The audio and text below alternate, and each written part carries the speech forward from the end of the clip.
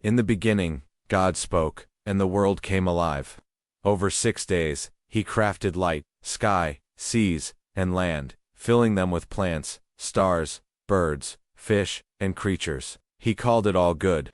Then, he shaped humans, male and female, in his image, giving them dominion over creation. On the 7th day, he rested, blessing the Sabbath. In Eden's lush garden, God formed Adam from dust and breathed life into him. From Adam's rib, he made Eve, his companion. They lived in harmony, tasked with tending the garden, but God warned them not to eat from the tree of knowledge. A cunning serpent tricked Eve, who ate the fruit and shared it with Adam. Their choice shattered paradise, bringing shame and sin. God judged the pain and toil followed, and they were banished from Eden. Yet he promised a future savior through Eve's line, a hope for redemption. In the ancient days, after Adam and Eve left the garden, they had children. Cain, the firstborn, became a farmer, and Abel, his brother, a shepherd. They both offered sacrifices to God, but God favored Abel's offering. Jealousy festered in Cain's heart, leading him to murder his brother. When God confronted him, Cain denied his deed and was cursed, becoming a wanderer on the earth. Adam and Eve had other children, and the line of Seth began, a line that called on the name of the Lord. Generations passed, and humanity grew in number. However, wickedness also increased greatly across the earth. Violence and corruption filled the world. God, grieved by the state of his creation, resolved to send a great flood to cleanse the earth. Yet, there was one righteous man named Noah, who found favor in God's eyes. God instructed Noah to build an ark to save his family and pairs of every living creature from the coming destruction.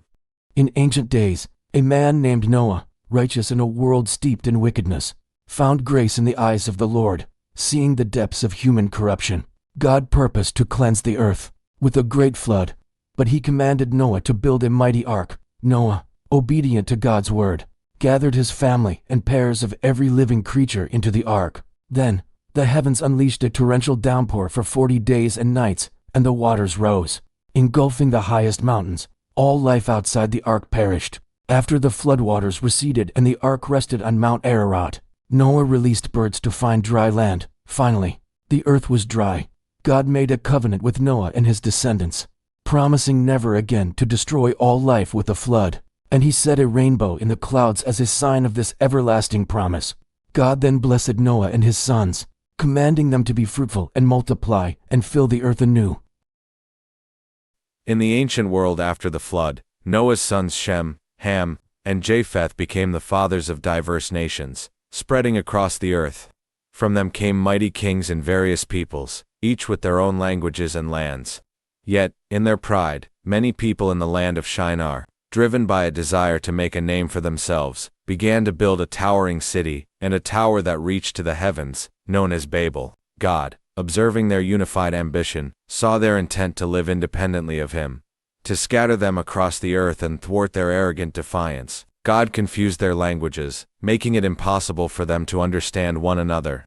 Thus, they ceased building and dispersed, fulfilling God's original command to fill the earth. Among these scattered families, God chose a man named Abram, a descendant of Shem, living in Ur of the Chaldeans. God called Abram to leave his homeland, his relatives, and his father's house, and go to a land that he would show him. God promised to make Abram into a great nation, to bless him, to make his name great, and through him, all the families of the earth would be blessed. Abram, in faith, obeyed God's call, embarking on a journey with his wife Sarai and his nephew Lot, settling in the land of Canaan. Abram's story continues to unfold. When Lot and his possessions are captured by a coalition of kings, Abram, with his trained men, bravely pursues and defeats the kings, rescuing Lot and recovering all the spoils. Upon his return, he is met by Melchizedek, king of Salem, and priest of God Most High, who blesses Abram, and to whom Abram gives 1/10 of everything. Later, God reaffirms his covenant with Abram, promising him countless descendants, like the stars in the sky. Abram believes God, and it is credited to him as righteousness. God also establishes a formal covenant ceremony, foreshadowing Israel's future. God then reveals that Sarai, despite her advanced age, will bear a son, Isaac, through whom the covenant promises will be fulfilled. As a sign of this everlasting covenant, God institutes circumcision for Abram and all his male descendants. God also changes Abram's name to Abraham, father of many nations, and Sarai's name to Sarah, princess. The Lord visited Abraham, revealing Sarah would bear a son despite her age, and that Sodom and Gomorrah faced destruction. Abraham bravely interceded, pleading for the cities to be spared for the sake of even 10 righteous people. 2 angels then arrived in Sodom, hosted by Lot. When the city's men besieged Lot's house, the angels blinded them and urged Lot's family to flee. Lot, his wife, and 2 daughters escaped, but his wife looked back and turned to salt as fire consumed the cities. Later, Lot's daughters conceived sons through him. Abraham, moving to Gerar, again feared for his life, and claimed Sarah was his sister. God, in a dream, warned King Abimelech, protecting Sarah, and ensuring her return to Abraham. At long last, Sarah conceived and bore Abraham a son in their old age, just as God promised. They named him Isaac, meaning he laughs, reflecting their joy and perhaps Sarah's earlier disbelief. On the day Isaac was weaned, Sarah saw Ishmael, Hagar's son, mocking Isaac, leading her to demand Hagar and Ishmael be cast out. God affirmed this difficult decision, promising to make a nation of Ishmael as well. Hagar and Ishmael wandered in the desert, but God heard Ishmael's cry, provided water, and promised to be with him. Later, Abraham and Abimelech made a covenant at Beersheba, confirming Abraham's right to a well he dug. The ultimate test of Abraham's faith arrived when God commanded him to sacrifice Isaac on Mount Moriah.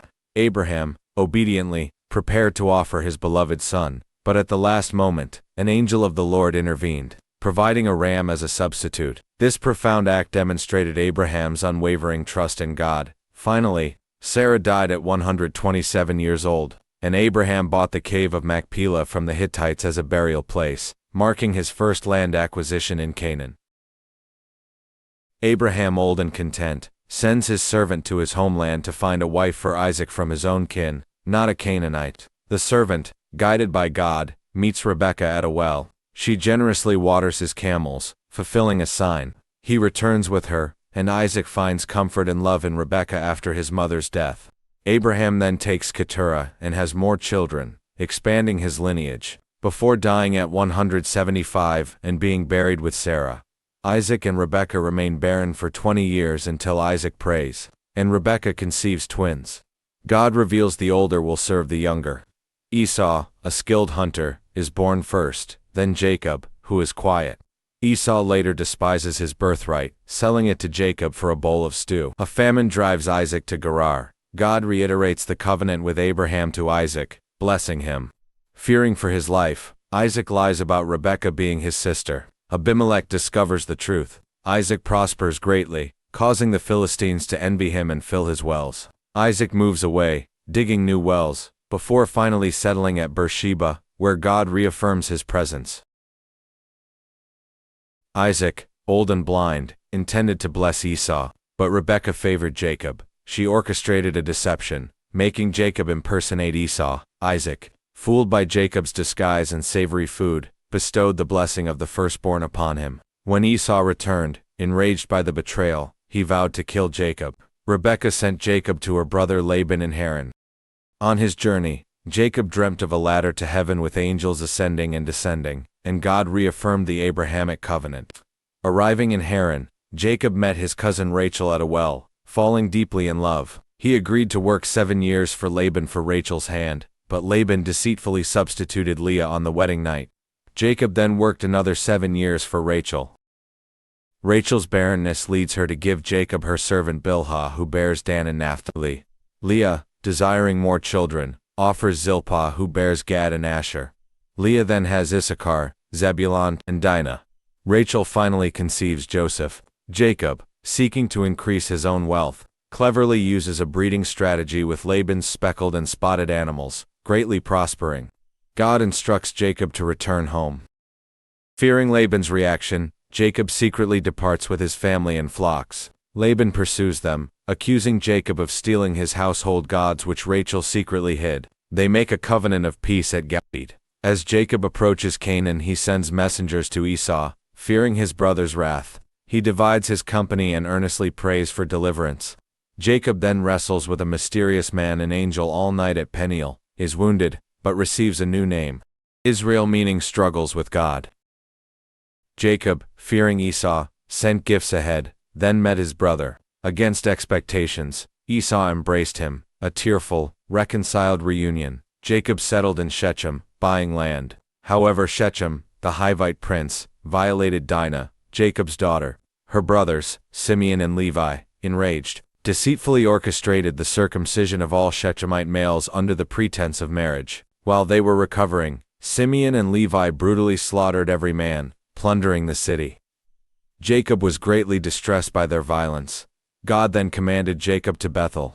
There, Jacob purified his household of foreign gods, built an altar, and God renewed his covenant with him, reaffirming his name, Israel. On the journey, Rachel tragically died giving birth to Benjamin, near Bethlehem. She was buried there. Finally, Isaac died at 180 in Hebron, and was buried by his now reunited sons, Jacob and Esau. Genesis 36 details Esau's descendants in the kings of Edom, establishing his distinct nation. This chapter, while seemingly a diversion, underscores God's blessings extending even to Jacob's estranged brother. Genesis 37 abruptly shifts to Jacob's family. Joseph, Jacob's favored son, incurs his brother's intense hatred due to his prophetic dreams and Jacob's favoritism, symbolized by his special tunic. The brothers conspire to kill him but ultimately sell him to Midianite traders for 20 shekels of silver, deceiving Jacob with a bloody coat. Joseph is taken to Egypt. Judah, who separates from his brothers. His first 2 sons die, and he withholds his third from Tamar, his daughter-in-law. Tamar, in desperation to secure her lineage, disguises herself as a prostitute and conceives by Judah. Upon discovering her pregnancy, Judah condemns her, but she exposes him, proving he is the father. She then gives birth to Perez and Zerah. Our story now takes us to Egypt, where young Joseph, betrayed and sold, found himself a servant in Potiphar's house. Yet, the Lord was with Joseph, and everything he did prospered. Potiphar, recognizing this, put Joseph in charge. But fate had more trials. Wrongfully accused by Potiphar's wife, he was cast into prison. Even behind bars, the Lord's favor remained. Joseph interpreted the dreams of Pharaoh's butler and baker, restoration for one, execution for the other. Joseph humbly requested the butler remember him, but he was forgotten for 2 long years. Then, Pharaoh himself was plagued by perplexing dreams. None could interpret them. The butler finally remembered Joseph. Brought forth, Joseph, attributing wisdom to God, revealed the dreams foretold 7 years of abundance followed by 7 years of devastating famine. Impressed, Pharaoh recognized God's hand, elevating Joseph to vizier, second only to himself, to prepare and save the nation. From betrayal to prison, Joseph's extraordinary journey was divinely orchestrated. With famine gripping Canaan, Jacob sent his 10 sons to Egypt to buy grain, unaware that Joseph, now a powerful Egyptian official, was the one they would face. Joseph recognized them but feigned ignorance, accusing them of being spies. To test their integrity, he demanded they bring their youngest brother, Benjamin, to Egypt. Simeon was held hostage until their return.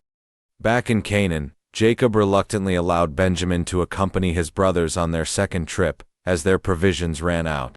Joseph orchestrated a plan, placing his silver cup in Benjamin's sack.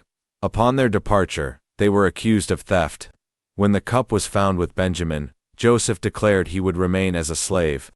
Judah, in a moving plea, offered to become a substitute slave, expressing the unbearable grief their father would endure if Benjamin didn't return.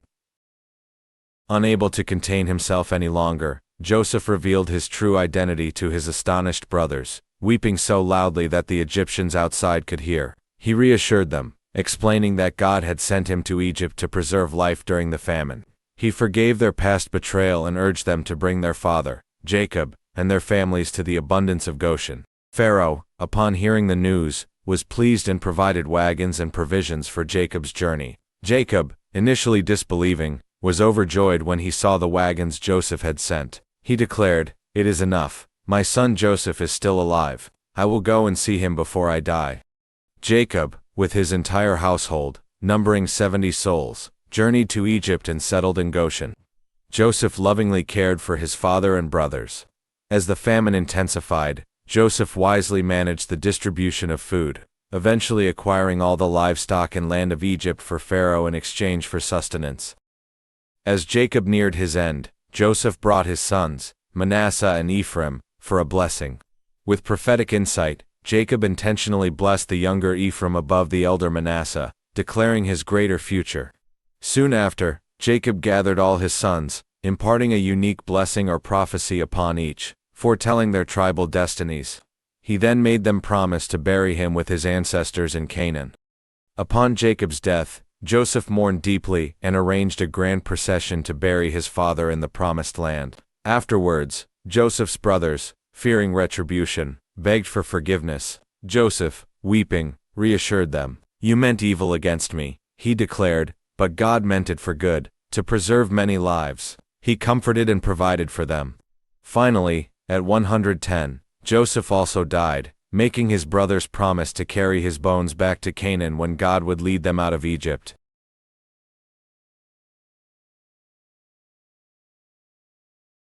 Oh, ouch.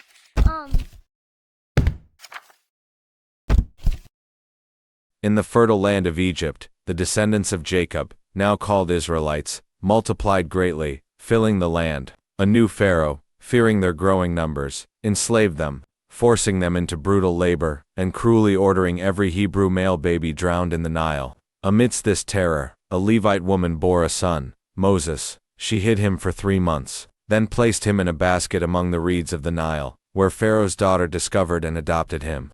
Moses grew up in the palace, yet his heart remained with his people. One day, seeing an Egyptian beating a Hebrew, he intervened, killing the Egyptian, and fled into the wilderness of Midian. Years later, while tending sheep, Moses encountered a miraculous sight, a bush burning but not consumed. From its flames, God's voice called him, revealing his holy name, and commissioning Moses to lead his people out of Egyptian bondage to a promised land. Returning to Egypt, Moses, now with Aaron, confronted Pharaoh, demanding Israel's release. Pharaoh, however, scoffed at their God, hardening his heart and cruelly intensifying the Israelites' forced labor, denying them straw for bricks. The people, crushed and demoralized, cried out against Moses and Aaron. Moses, disheartened, questioned God, asking why he had sent him only to bring more affliction. But God, ever faithful, reaffirmed his covenant, declaring, "I am the Lord. I will bring you out from under the burdens of the Egyptians, and I will redeem you with an outstretched arm, and with great judgments." He revealed his name, Yahweh, promising to lead them to the land he swore to Abraham, Isaac, and Jacob. Despite the initial setbacks, and the people's despair, God's mighty purpose remained steadfast. Defiant Pharaoh refused to let the Israelites go. As God commanded, Aaron's staff turned into a serpent, swallowing the magician's snakes, yet Pharaoh remained unmoved. Then the Nile turned to blood, its fish dying, and its water undrinkable for 7 days. But Pharaoh's heart stayed hard. Next, swarms of frogs covered the land, invading homes and beds. Pharaoh relented, promising release, but once the frogs died, he broke his word. Gnats then tormented humans and livestock, followed by relentless plagues of flies. Still, Pharaoh's stubbornness held firm. A devastating pestilence killed Egyptian livestock, but the Israelites' animals remained untouched. Boils erupted on people and animals, causing great suffering, yet Pharaoh's will would not bend. Pharaoh's stubborn heart brought more woes upon Egypt. First, swarms of locusts devoured every green thing, then a suffocating darkness blanketed the land for 3 days. Still, Pharaoh refused to release Israel. God, however, prepared his final, devastating blow, the death of every firstborn son and animal in Egypt. But for Israel, there was a way of escape. They were instructed to sacrifice a lamb, smear its blood on their doorposts, and eat unleavened bread, a special meal called Passover. When the angel of death swept through Egypt, it passed over the blood-marked Israelite homes. This horror finally broke Pharaoh's will, and he cried out for Moses and Israel to leave. God then led his people out, a pillar of cloud guiding them by day, and fire by night, reminding them always of their miraculous liberation. Pharaoh's chariots thundered in pursuit, trapping Israel against the vast Red Sea. Fear gripped them, but Moses, by God's command, stretched out his hand. The mighty waters miraculously parted, revealing a dry path. Israel walked through. As Egyptians followed, the sea crashed back, swallowing Pharaoh's army. Joy erupted in songs of praise. Their joy soon turned to murmuring in the wilderness. Thirsty, they found bitter water at Marah, which God made sweet. Then, hunger set in. But God, ever faithful, rained down manna from the sky each morning, and brought quail in the evenings, sustaining them daily. This divine provision taught them dependence, and demonstrated God's constant care. Thirsty again at Rephidim, the people grumbled. God instructed Moses to strike a rock, and water miraculously gushed forth, quenching their thirst. Soon after, the Amalekites attacked. Moses, holding the staff of God high on a hill, ensured Israel's victory as long as his hands remained raised, a visual testament to divine assistance sought through prayer.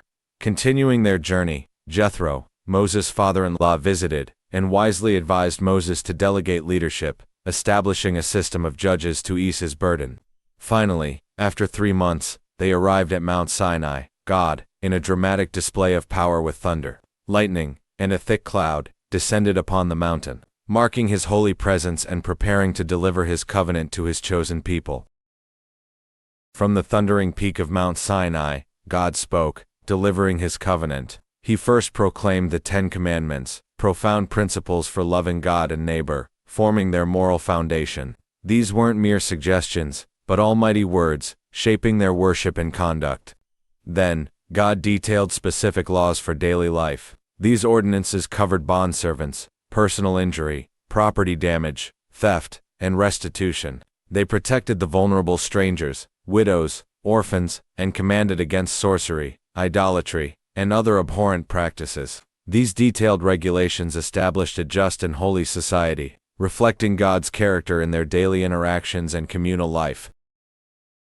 Continuing from Sinai, God provided further instructions, emphasizing justice, Sabbath observance, and the celebration of 3 annual feasts to remind them of his deliverance and provision. He promised an angel to lead them to the promised land, urging obedience and warning against the idolatrous practices of the nations they would encounter. Moses then ascended Sinai again, and God revealed detailed blueprints for the tabernacle, a portable sanctuary where his presence would dwell among them.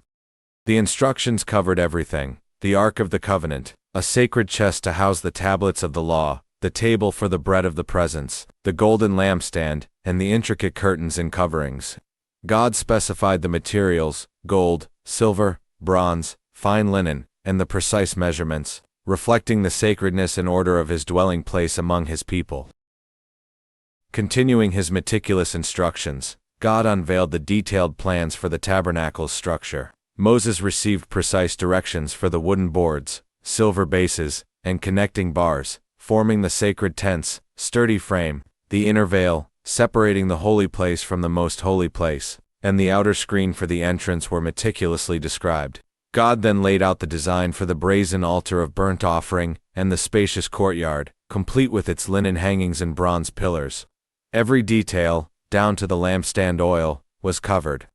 Finally, divine focus shifted to the priestly garments. Aaron was to wear sacred vestments, an ornate ephod with tribal onyx stones, a breastplate holding the Urim and Thummim, a robe, tunic, turban, and sash. These holy garments symbolized their consecrated role for ministering in God's presence.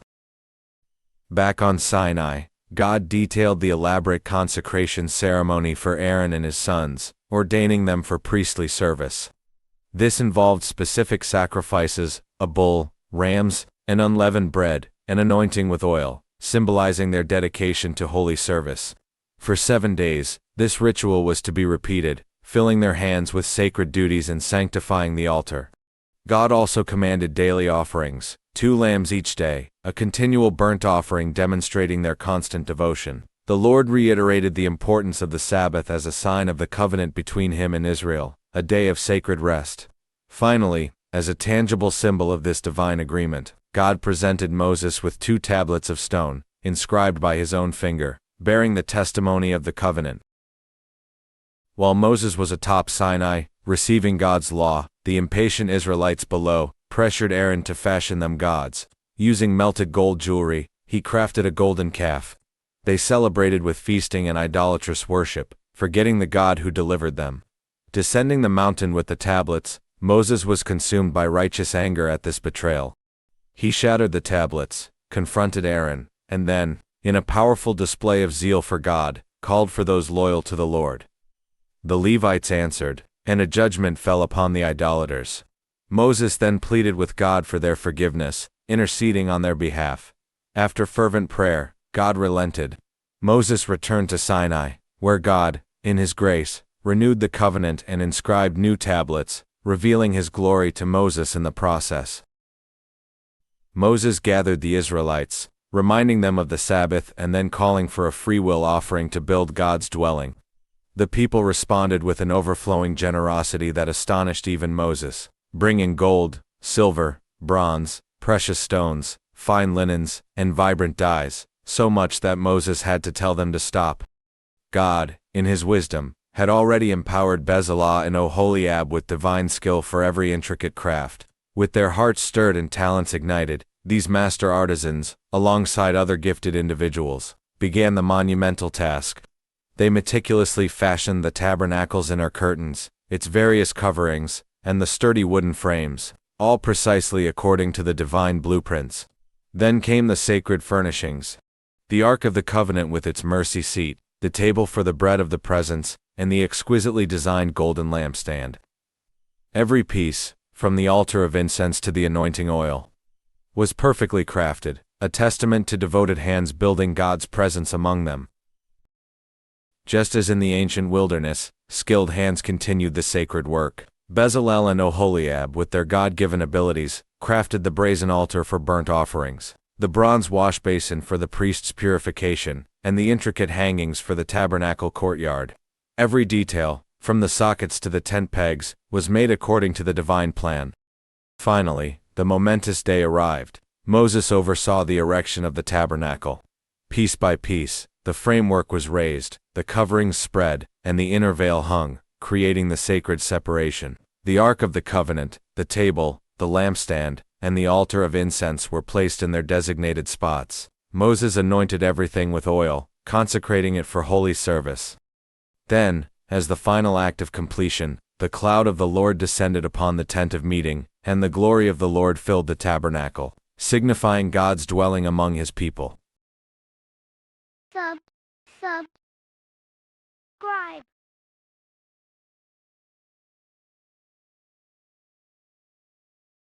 After the tabernacle's glory descended, God began revealing to Moses the meticulous laws for Israel's worship. First came the burnt offering, a voluntary act of devotion. A blameless male animal, cattle, sheep, or goat was brought, the offerer laying their hand upon its head, signifying complete dedication. The animal was sacrificed, its blood sprinkled, and then entirely consumed by fire on the altar, a sweet aroma ascending to the Lord. Next, the grain offering was detailed, fine flour mixed with oil and frankincense, symbolizing dedication of one's labor and provision. A portion was burned as a memorial, the remainder for the priests. Finally, the peace offering provided a joyful communion. A blameless animal, male or female, was brought after sacrifice, only the fat was burned, a special portion for the Lord, while the rest was shared in a communal feast between the offerer and priests, celebrating fellowship with God. After establishing foundational offerings, God revealed to Moses the vital sin offering for unintentional transgressions. The sacrifice varied based on the offender: a bull for a high priest or the whole congregation, a male goat for a leader, or a female lamb for a common person. Blood was meticulously handled, some sprinkled before the veil, some applied to the altar horns, the rest poured out. The fat was burned, but unlike the burnt offering, the carcass for the priest, congregation, or leader's sin was carried outside the camp and burned, symbolizing complete removal of defilement. For specific offenses, especially those requiring restitution, the guilt offering was instituted. This involved precise animals and an additional 20% if property damage was involved. God also detailed the priest's duties: maintaining the altar fire, wearing specific garments, and receiving their portions from various offerings. The prohibition against consuming fat and blood was powerfully reinforced, underscoring the sanctity of life and the seriousness of sin.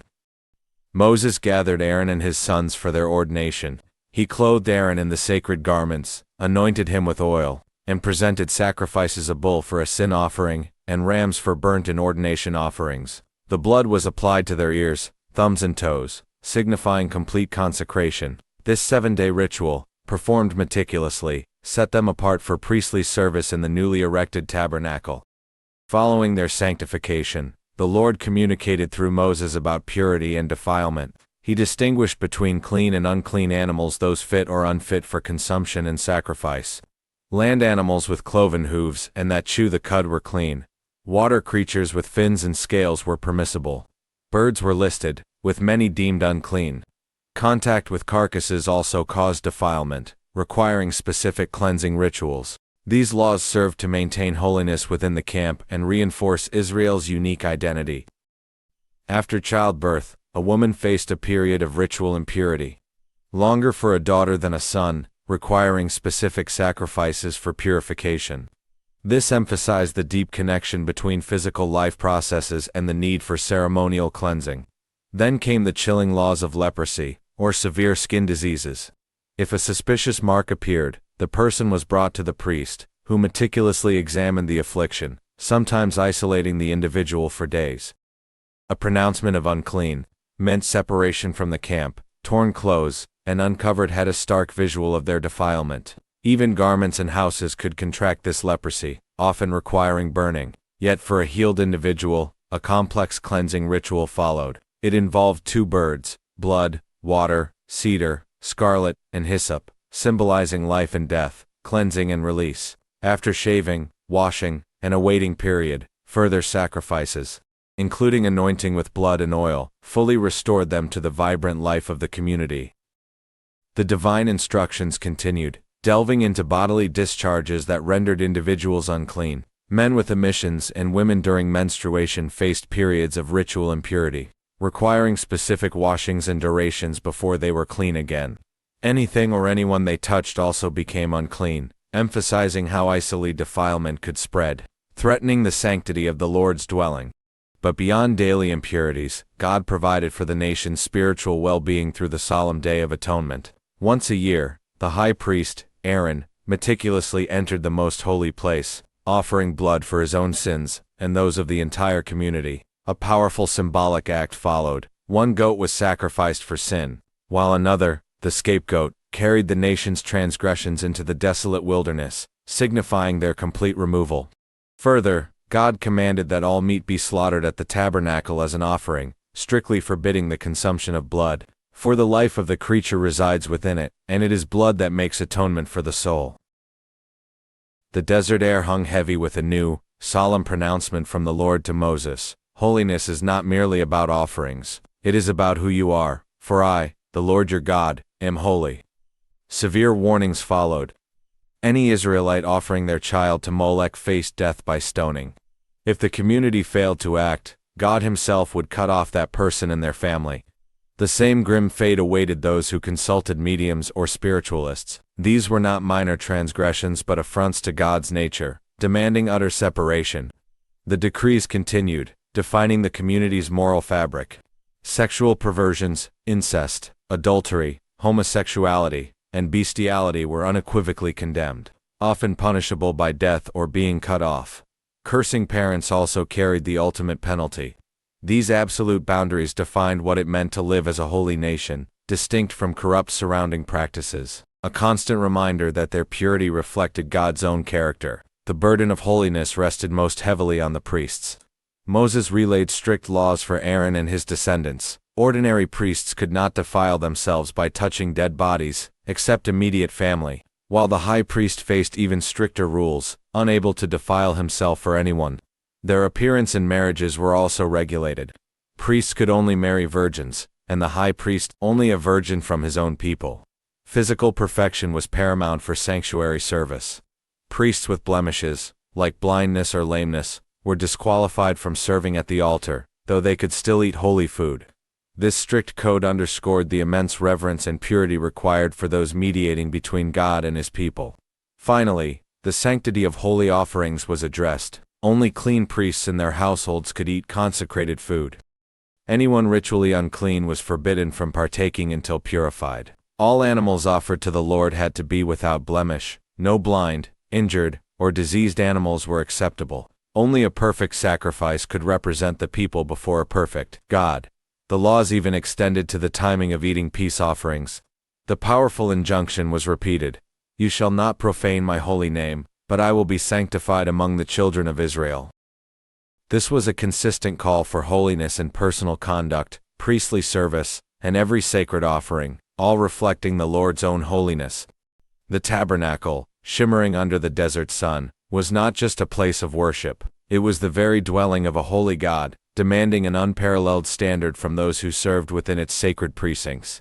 To Aaron and his sons, Moses delivered direct decrees from the Almighty. An ordinary priest could mourn close kin, touching their deceased bodies, but the high priest, uniquely consecrated, was forbidden even this common sorrow. His very being, his hair, his garments, his choice of wife, only a virgin, never one defiled, all spoke of an untarnished devotion. And if a priest bore a physical blemish, however slight, a blind eye, a limp, a hunchback, he was barred from the altar's sacred service. He could eat the holy food, but his imperfection meant he could not stand as mediator, a testament to the perfection God demanded. This meticulous purity extended to every holy thing. Only ritually clean priests and their households could partake of the consecrated offerings. A hired hand, a temporary guest, could not. The sacred must remain untainted, and the animals brought for sacrifice. No blemish, no deformity, no disease was acceptable. Blind, broken, or diseased, they were unfit. Only perfection could ascend to the perfect one. Even the handling of the offerings was precise. Peace offerings must be eaten within their prescribed time, not left to linger, and under no circumstances was the Lord's holy name to be profaned through careless worship. Then came the divine rhythm for the entire nation, the feasts of the Lord, sacred appointments marking their year. Weekly the Sabbath called for complete rest, a remembrance of creation. The spring brought Passover recalling their deliverance, followed by 7 days of unleavened bread, 50 days after the first grain harvest. First fruits led to the Feast of Weeks Pentecost, a celebration of new produce. The 7th month ushered in 3 profound observances. The trumpet blasts of the Feast of Trumpets, a call to remembrance, then the solemn Day of Atonement, when the nation collectively afflicted their souls, seeking full cleansing. And finally, the joyous 7-day Feast of Booths, Tabernacles, living in temporary shelters, remembering their wilderness journey, a joyous living testimony to God's enduring provision amidst their shared history. Each feast was a divine invitation, a holy pause, binding their lives to God's redemptive story. Within the shimmering tabernacle, the sacred routine unfolded under divine command. Pure olive oil steadily fed the lamps, ensuring a perpetual light before the Lord, and upon the pure gold table, 12 loaves of showbread were carefully arranged each Sabbath, fresh and ready for Aaron and his sons.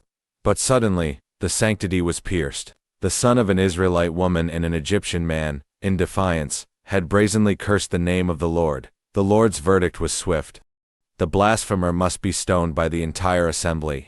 For any who cursed God's holy name, the same fate awaited.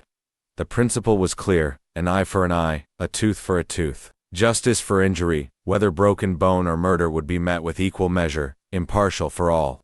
Beyond the daily rhythms, God unveiled grander cycles of time, woven into their national existence. When you enter the land, the Lord commanded, the land itself must observe a Sabbath to the Lord every 7th year. They were not to sow or prune, trusting God's promise of a 3-year yield in the 6th year. Even more profound was the year of Jubilee, proclaimed every 50th year. On the Day of Atonement, a trumpet would sound, a blast of liberty. All inherited land returned to its original family, and slaves were set free. Land could never truly be sold permanently. Its price depended on years until Jubilee. These laws were God's safeguard against permanent poverty, ensuring his people remembered the land truly belonged to him, and they were merely his tenants. Then came the stark choice, the covenant's heart. If they walked in God's statutes and kept his commandments, profound blessings awaited. Rain in its season, abundant crops, peace throughout the land, victory over their enemies, and immense fruitfulness. God himself would dwell among them, be their God, walking with them. But if they stiffened their necks, despising his decrees, the consequences would be severe. Terror, wasting diseases, crop failure, defeat by enemies, and desolation by wild beasts would plague them. Cities would be ruined, sanctuaries destroyed, and they would be scattered among the nations. The land would finally enjoy its Sabbaths as they suffered exile. Yet, even in the deepest despair, if they confessed their iniquity, God would remember his everlasting covenant. The path was clear. Obedience led to life and flourishing, while disobedience led to sorrow and exile, a tangible manifestation of God's holy character. In the twilight of their desert wanderings, Moses gathered the Israelites, revealing the final divine decrees concerning vows and dedications. Imagine a man, his heart overflowing with gratitude, vowing his son to the Lord's service. But since his son wasn't a Levite, he had to redeem him with silver, the value determined by age and gender, a vibrant young man worth more than an infant or an elder. If someone vowed an animal fit for sacrifice, it was holy and couldn't be exchanged. If a different animal was substituted, both became sacred. Even an unclean animal, if vowed, could be redeemed by the priest's valuation plus a 20% penalty. Houses and fields, too, could be dedicated, their redemption value fluctuating with their worth, and the years remaining until the Jubilee. Some things, however, like the firstborn of clean animals, or anything devoted irrevocably, could not be redeemed. They were utterly set apart for the Lord. And finally, the tithe of the land and livestock, already belonging to God, was holy and if redeemed, required an additional 20%. Today's takeaway is that all promises made to God, even voluntary ones, carry a tangible, divinely determined value and consequences for their fulfillment or redemption, emphasizing the serious nature of covenant with a holy God.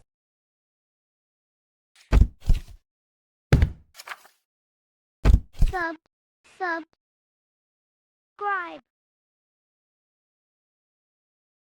Oh, ouch.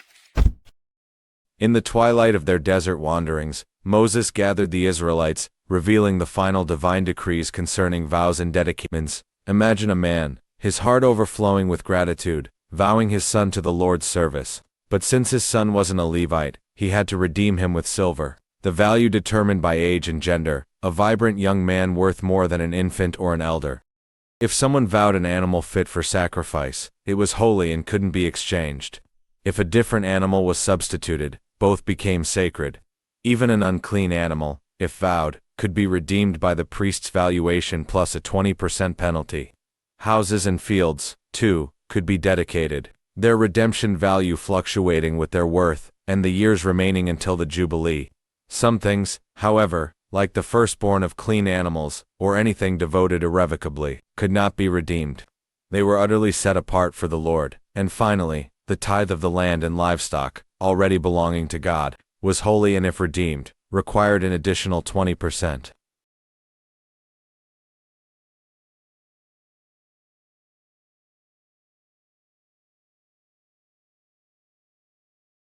The desert sun beat down, turning the very air into a shimmering mirage. Yet within the Israelite camp, a buzz of anticipation, mixed with a healthy dose of awe, filled the air. 40 years after escaping Egypt, Moses, now a weathered leader, stood before the tabernacle, God's very presence hovering within. Take a census, the Lord commanded, of all the men 20 years old or more, those able to serve in the army. Imagine the scene, scribes with papyrus and ink, meticulously counting each able-bodied man, tribe by tribe. Reuben, Simeon, Gad, each numbered, their mighty thousands recorded. Judah, the largest, boasted 74,600, a formidable sight. Issachar, Zebulun, Ephraim, Manasseh, Benjamin, Dan, Asher, Naphtali, the numbers climbed. A grand total of 603,550 fighting men. This wasn't just a head count. It was an organization, a preparation for the promised land. A testament to God's faithfulness in multiplying his people. Each tribe was assigned its place around the tabernacle, a divinely ordained encampment, ready to march at a moment's notice. The cloud by day and fire by night their unwavering guide. But amidst this grand enumeration, one tribe was notably absent from the military count. Levi did not count the tribe of Levi. The Lord had instructed Moses, nor take a census of them among the Israelites. Their purpose was different, holier. They were the guardians of the tabernacle, its vessels, its sacred duties. Imagine the Levites, instead of swords, carrying the poles of the ark, disassembling the holy dwelling with practiced reverence, transporting its sacred components, and reassembling it with meticulous care. They were divided into 3 families: Gershonites, Kohathites, and Merarites, each with specific responsibilities for the tabernacle's components, from curtains to boards. Their encampment was unique too, directly around the tabernacle, separating the holy from the profane. Any outsider who approached the sanctuary without authorization would face death. A stark reminder of God's holiness and the seriousness of their assigned duties. Even their own firstborn, traditionally consecrated to God, were now redeemed by the Levites, signifying a deeper, communal dedication. The Levites, numbering 22,000 from a month old and upward, effectively took the place of all the firstborn of Israel. A substitution demonstrating God's meticulous care for his sanctuary and his chosen people. The desert, once a place of aimless wandering, was now a disciplined camp, a mobile sanctuary, ready for God's next command. The desert sun beat down on the Israelite camp, a vast sea of tents, stretching as far as the eye could see. Moses, with Aaron and the elders, stood before the tabernacle, the very heart of their nomadic existence. It was time for order, for a precise understanding of who was to do what in this divine mobile sanctuary. First came the meticulous accounting of the Kohathites. These Levites, specifically the sons of Kohath, were given the most sacred and daunting task: moving the holiest articles of the tabernacle, the Ark of the Covenant, the table of the showbread, the menorah, the altars. But their work was fraught with danger. They were not to touch the holy objects directly, only carry them once the priests had carefully covered them.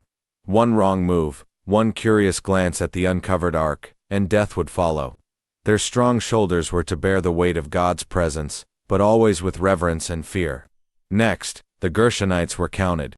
Their duty was less perilous but no less vital, transporting the curtains, the coverings, the screens, and the cords of the tabernacle. They were the textile specialists, ensuring the beautiful but weighty fabrics of the sacred dwelling were carefully packed and moved. Finally, the Merarites, the third clan of Levites, were assigned the heavy lifting of the framework, the planks, bars, pillars, and bases. Their task was the foundation, the bones of the tabernacle. Each family, each clan, had its specific, weighty responsibility, all contributing to the whole, all essential for the presence of God to travel with his people. As the days turned into weeks, the camp underwent further purification. God, ever holy, demanded a holy people. Laws were laid down for dealing with sin and uncleanness. If someone wronged another and then felt remorse, they were to confess and make full restitution, adding a fifth to the amount owed. This wasn't just about financial repayment. It was about repairing broken relationships and restoring integrity within the community. Then came the startling, almost unsettling, law of jealousy. If a man suspected his wife of infidelity, and there was no witness, a specific ritual was prescribed. The woman would be brought before the priest. A bitter water prepared with dust from the tabernacle floor would be given to her to drink, and curses invoked. It was a stark, divinely sanctioned test. A harrowing ordeal designed to either confirm innocence or reveal guilt, aimed at maintaining purity and trust within the foundational unit of society, the family. Finally, the unique and profound vow of the Nazirite was introduced. This was a voluntary commitment, a personal consecration to God for a set period.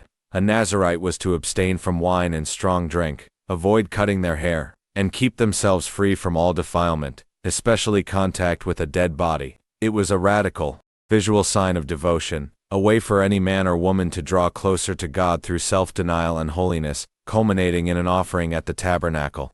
It was a personal pilgrimage of piety within the communal journey. The air in the camp, though often dusty, felt charged with divine order and expectation. From the meticulous moving of the tabernacle to the personal vows of holiness, every aspect of Israelite life was being shaped by the presence of a holy God who demanded order, purity, and devotion from his chosen people. The air in the desert camp thrummed with excitement, for the tabernacle, God's dwelling place, was finally consecrated. The princes of Israel, one from each tribe, approached with their offerings 6 covered carts and 12 oxen, a generous gift for the Levite service. For 12 glorious days, a parade of devotion unfolded. Each day, a different tribal leader stepped forward, bringing a silver plate and basin, filled with fine flour mixed with oil for a grain offering, a gold pan laden with incense, and a rich array of animals for burnt, sin, and peace offerings. Nashon, Netano, Eliab, the names echoed. each prince's sacrifice equally valued and accepted by God, culminating in a grand total of precious metals and countless animals. Then came the lamps, 7 golden lights placed in the tent of meeting, casting their glow just as the Lord had instructed Aaron. And finally, the Passover, observed in the desert, a poignant reminder of their deliverance from Egypt. For those impure or on a journey, a second chance was given a month later, demonstrating God's mercy. As the people moved, so did the divine presence, a cloud by day, a fire by night, guiding their every step, settling when they were to rest, lifting when they were to journey. In the vast wilderness, the Israelites, encamped at Sinai, heard the piercing call of silver trumpets, signaling their departure as God's cloud lifted. Moses, ever reliant on divine guidance, persuaded his father-in-law Hobab to join, promising God's favor. The tribes, meticulously organized, followed the Ark of the Covenant, moving in harmony under God's direction. But in chapter 11, discontent festered. The people, tiring of manna, craved meat, provoking God's wrath. Fire erupted, consuming some, until Moses' fervent prayer quelled it. Still, their complaints continued, and God sent quail in abundance, but with it, a plague struck the greedy, a stark lesson in gratitude. In chapter 12, at Hazeroth, jealousy stirred as Miriam and Aaron questioned Moses' unique authority, resenting his Cushite wife. God swiftly intervened, declaring Moses' unparalleled closeness to him. Miriam, struck with leprosy, faced divine judgment.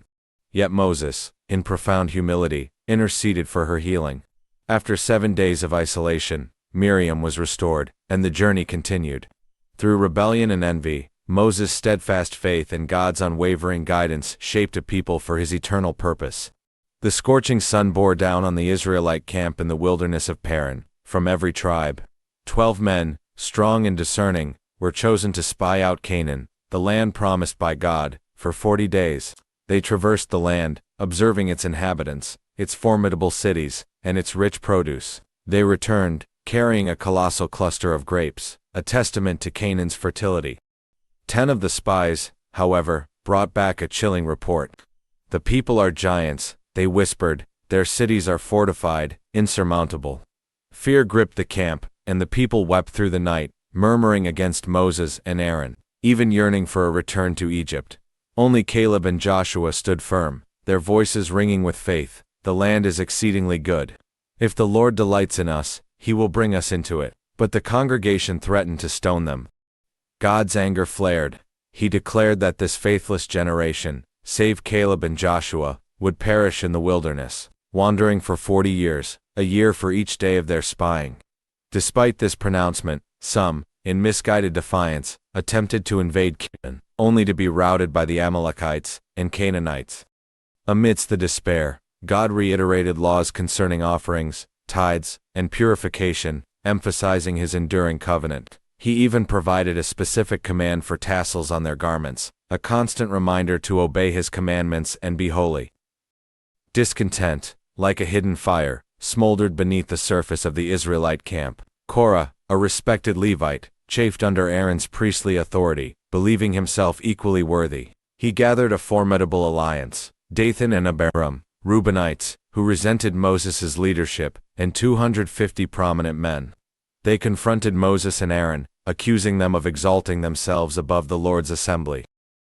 Moses, heartbroken by their rebellion, challenged them to a divine test, each man to present his censer with incense before the Lord. The next morning, as the earth groaned and split open, Dathan and Abiram, and their households, with all their possessions, plunged into the chasm, swallowed whole. Fire then blazed forth from the Lord, consuming Korah and his 250 co-conspirators who stood with their censers.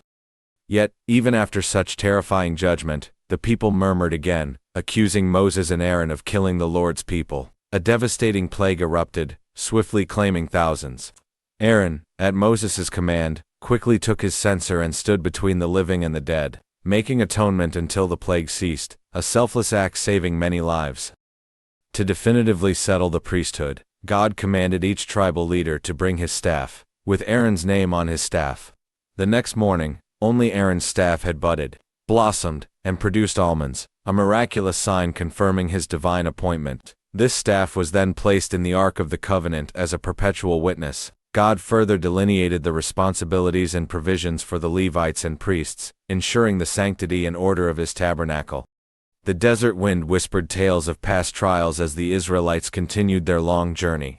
To cleanse those defiled by death, God provided a unique ritual, the ashes of a flawless red heifer, mixed with water, for purification. Soon after, sadness descended upon the camp as Miriam, Moses' sister, died and was buried in Kadesh. Thirsty and desperate, the people again grumbled against Moses and Aaron. God commanded Moses to speak to a rock for water, but in a moment of frustration, Moses struck it twice with his staff. Water gushed forth, but for his disobedience, God declared Moses would not lead them into the promised land. As they sought passage through Edom, their request was harshly refused, forcing a long, arduous detour. On Mount Hor, Aaron, stripped of his priestly garments, which were placed on his son Eleazar, died, a poignant end to a devoted servant. The journey then led them around Edom, and the people, once more, grew impatient and spoke against God and Moses. In response, fiery serpents plagued the camp, biting and killing many. Moses interceded, and God commanded him to make a bronze serpent and set it on a pole. Anyone bitten who looked at the bronze serpent would live, a symbol of salvation through obedience. Finally, as they continued, they faced and defeated the Amorites and the king of Bashan, securing new territory on the way to Moab. As the Israelites neared Moab, King Balak grew fearful. He summoned Balaam, a renowned prophet, to curse them. Balaam, however, was warned by God through his speaking donkey, not to curse Israel. 3 times Balak took Balaam to different vantage points, urging him to utter a curse. Yet, each time, under divine inspiration, Balaam blessed Israel instead, prophesying their greatness and prosperity. His final prophecy even foretold of a star rising from Jacob, a ruler who would crush Moab. Frustrated and enraged, Balak sent Balaam away. Despite Balak's persistent efforts to manipulate the divine will, God's steadfast protection and blessing upon Israel prevailed, turning intended curses into powerful declarations of favor.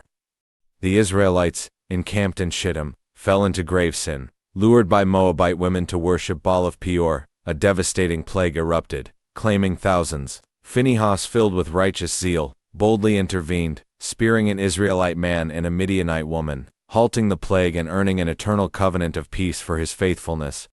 Following this tragedy, a new census was conducted, numbering all men 20 years and older, preparing for the division of the promised land among the tribes.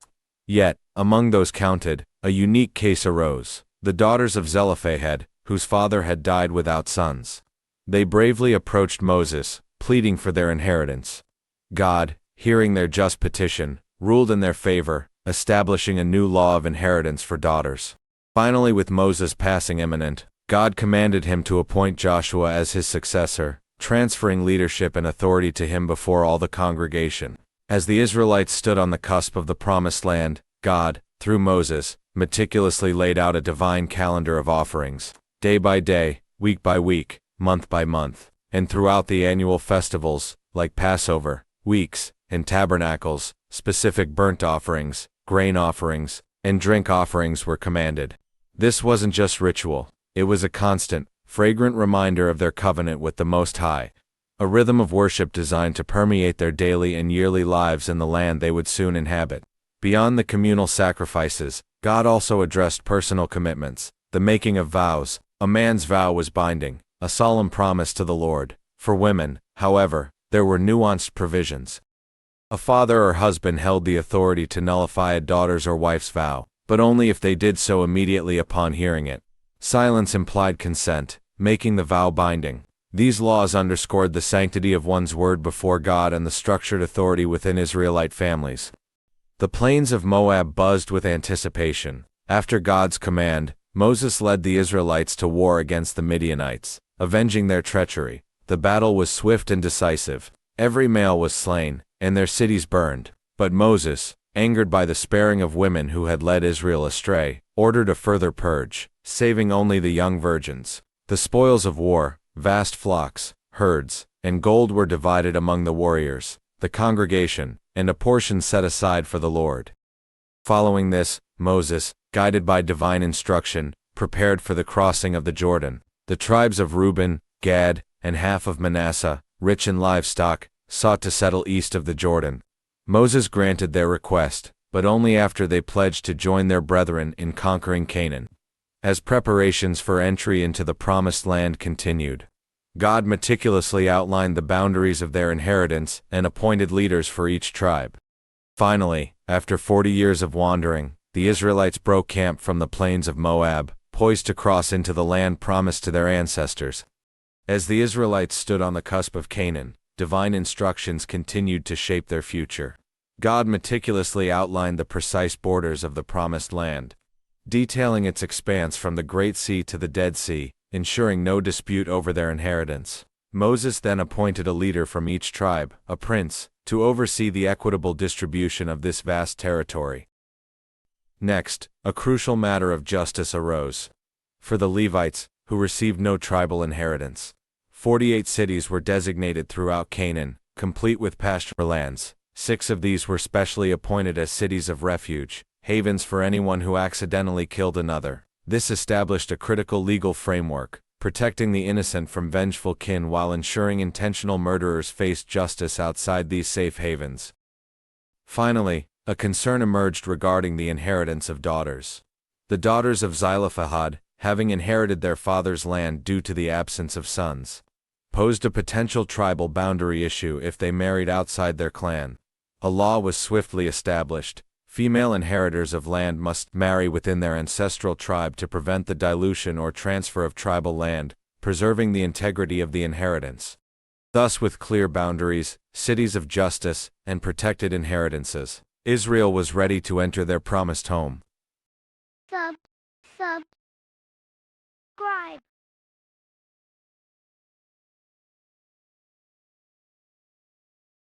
On the plains of Moab, as a new generation prepared to enter Canaan, old Moses stood, his voice echoing with history. He began, recounting their arduous journey from Horeb. He reminded them of Kadesh Barnea, where their fear and disobedience had sealed their fate. 40 years wandering the wilderness, a consequence of distrusting God's promise. The rebellious generation had perished. Then, Moses spoke of God's meticulous guidance, how they bypassed Edom, Moab, and Ammon, respecting the boundaries God had set for others.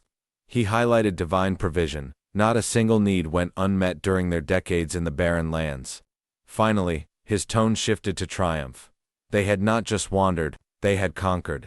God had delivered King Sihon of Heshbon and King Og of Bashan into their hands, their mighty armies crushed, and their lands east of the Jordan distributed to Reuben, Gad, and half of Manasseh. Moses reiterated that the Lord himself fought for Israel. He concluded with a poignant memory, his own denied plea to enter the Promised Land, and God's command to commission Joshua as their new leader. Still at the plains of Moab, Moses continued his fervent plea. He implored Israel to heed God's decrees given at Horeb, reminding them that obedience meant life and possession of the Promised Land. He issued a solemn warning, never to add or subtract from these commands, and above all, to shun idolatry, remembering the awesome, fiery presence of their unique God, who rescued them from Egypt. Disobedience, he cautioned, would lead to scattering, but repentance would bring restoration. Moses then powerfully represented the 10 Commandments, not as ancient history, but as a living covenant God made directly with them. His words built to the crescendo of the Shema: Hear, O Israel, the Lord our God, the Lord is one. Love the Lord your God with all your heart, with all your soul, and with all your strength. This foundational truth, he commanded, was not merely for personal devotion but for diligent, continuous teaching to their children, to be woven into every fabric of their daily lives, a constant reminder in their homes and on their persons. Forgetfulness and prosperity, he warned, would be their downfall. From the plains, Moses' voice grew stern.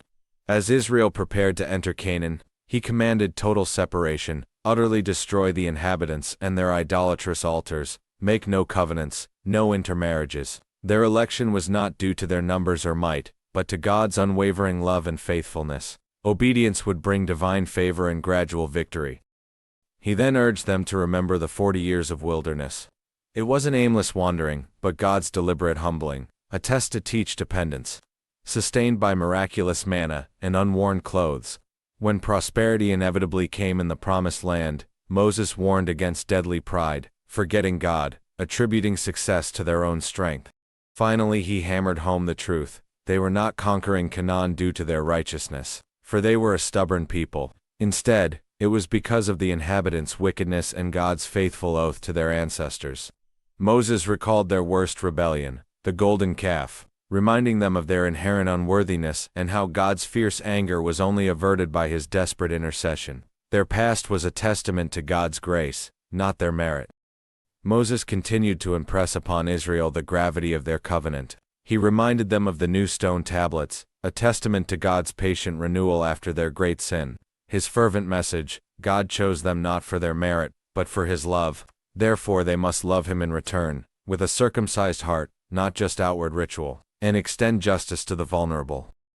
He vividly recounted God's mighty acts, the plagues, the Red Sea, the earth swallowing the rebellious, illustrating the powerful choice before them: obedience bringing abundant blessings, disobedience, swift curses. Lay these words in your heart, he urged, and teach them diligently to your children, lest you forget. As they prepared for Canaan, a profound shift was commanded. Once across the Jordan, all pagan altars and symbols were to be utterly demolished. No longer would they worship just anywhere. All sacrifices, tithes, and vows must be brought to one single place God would choose for his name to dwell, a central sanctuary. This unified worship was paramount, a stark contrast to the idolatrous practices they were to eradicate, ensuring their devotion remained undivided and pure. In his final address, Moses delivered some of Israel's most challenging laws. Beginning with a stark warning against spiritual betrayal. He commanded them to show no mercy to any who would lead them to idolatry, be it a prophet, a family member, or an entire city. Such grave sin warranted utter destruction, a radical act to preserve the nation's spiritual purity. He then shifted to practical life, outlining laws that defined a holy people. Israel was forbidden from pagan mourning rites and given specific dietary instructions, marking them as distinct from the nations around them. The law of tithing was re-emphasized, with 1/10 of their harvest and flocks to be set aside for the Lord.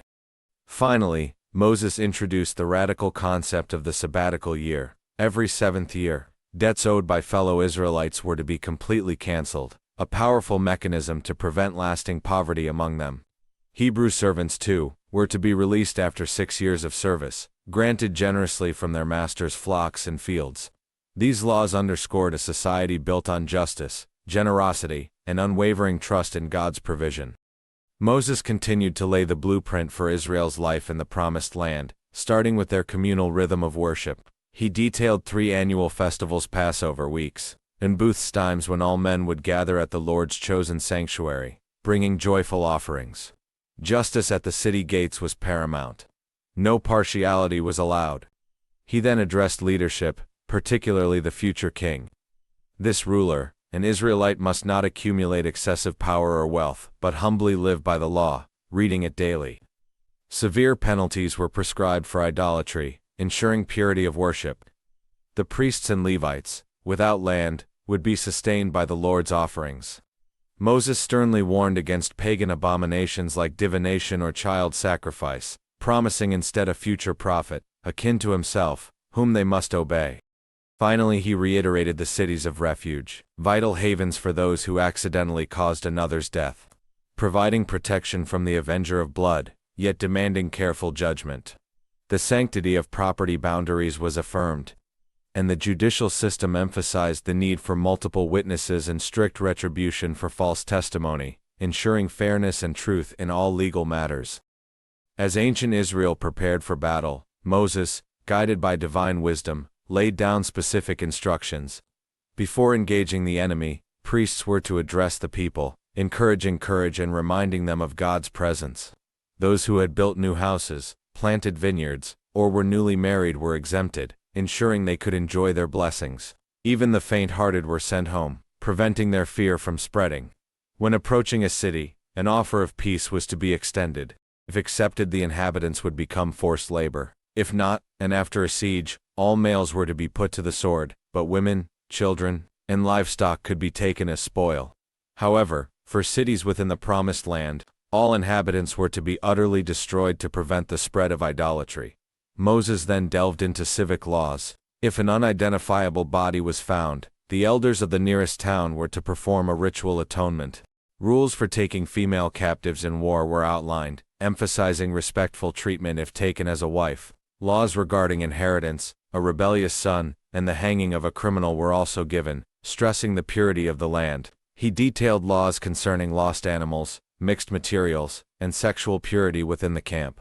Finally, regulations for those excluded from the assembly of the Lord, like Ammonites and Moabites, and for maintaining sanitary conditions, were established, emphasizing holiness in every aspect of life. Moses continued to impart God's laws, now focusing on the fabric of Israelite society. He spoke of divorce, emphasizing fairness, and preventing a woman from being remarried to her former husband if she had married another. Kidnapping was strictly forbidden, punishable by death, underscoring the value of human life. Laws concerning skin diseases were reiterated, stressing the importance of priestly examination and quarantine to maintain the camp's purity. When lending, collateral was not to be taken, if it was essential for survival. Like a millstone or a widow's cloak, showing compassion for the poor. Employers were commanded to pay daily laborers at the end of each day, preventing hardship. Justice was to be administered fairly, with parents not being punished for their children's sins, nor children for their parents. Strangers, orphans, and widows were to be treated with respect and provided for, with gleanings from fields and olive groves left for them. This showcased God's heart for the vulnerable. He then outlined laws for bodily discipline, limiting beatings to prevent excessive humiliation. Finally, Moses instructed the Israelites on offering their first fruits. Upon entering the promised land, they were to bring the first of their harvest to the priest, declaring God's faithfulness in bringing them out of Egypt and into a land of abundance. They were also to give a tithe every 3 years for the Levites, strangers, orphans, and widows. This act of giving was to be accompanied by a prayer, affirming their obedience to God's commands. These laws culminated in a call to covenant faithfulness, reminding them that by obeying, they would be a holy people to the Lord. As the Israelites stood poised to enter the promised land, Moses, with the elders, commanded a momentous ceremony upon crossing the Jordan. On Mount Ebal, large stones were to be set up, plastered, and inscribed with all the words of the law. An altar of unhewn stones was to be built there, for sacrifices of peace and fellowship, signifying their covenant with God. Across the valley, on Mount Gerizim, 6 tribes would stand to pronounce blessings upon those who obeyed God's commands.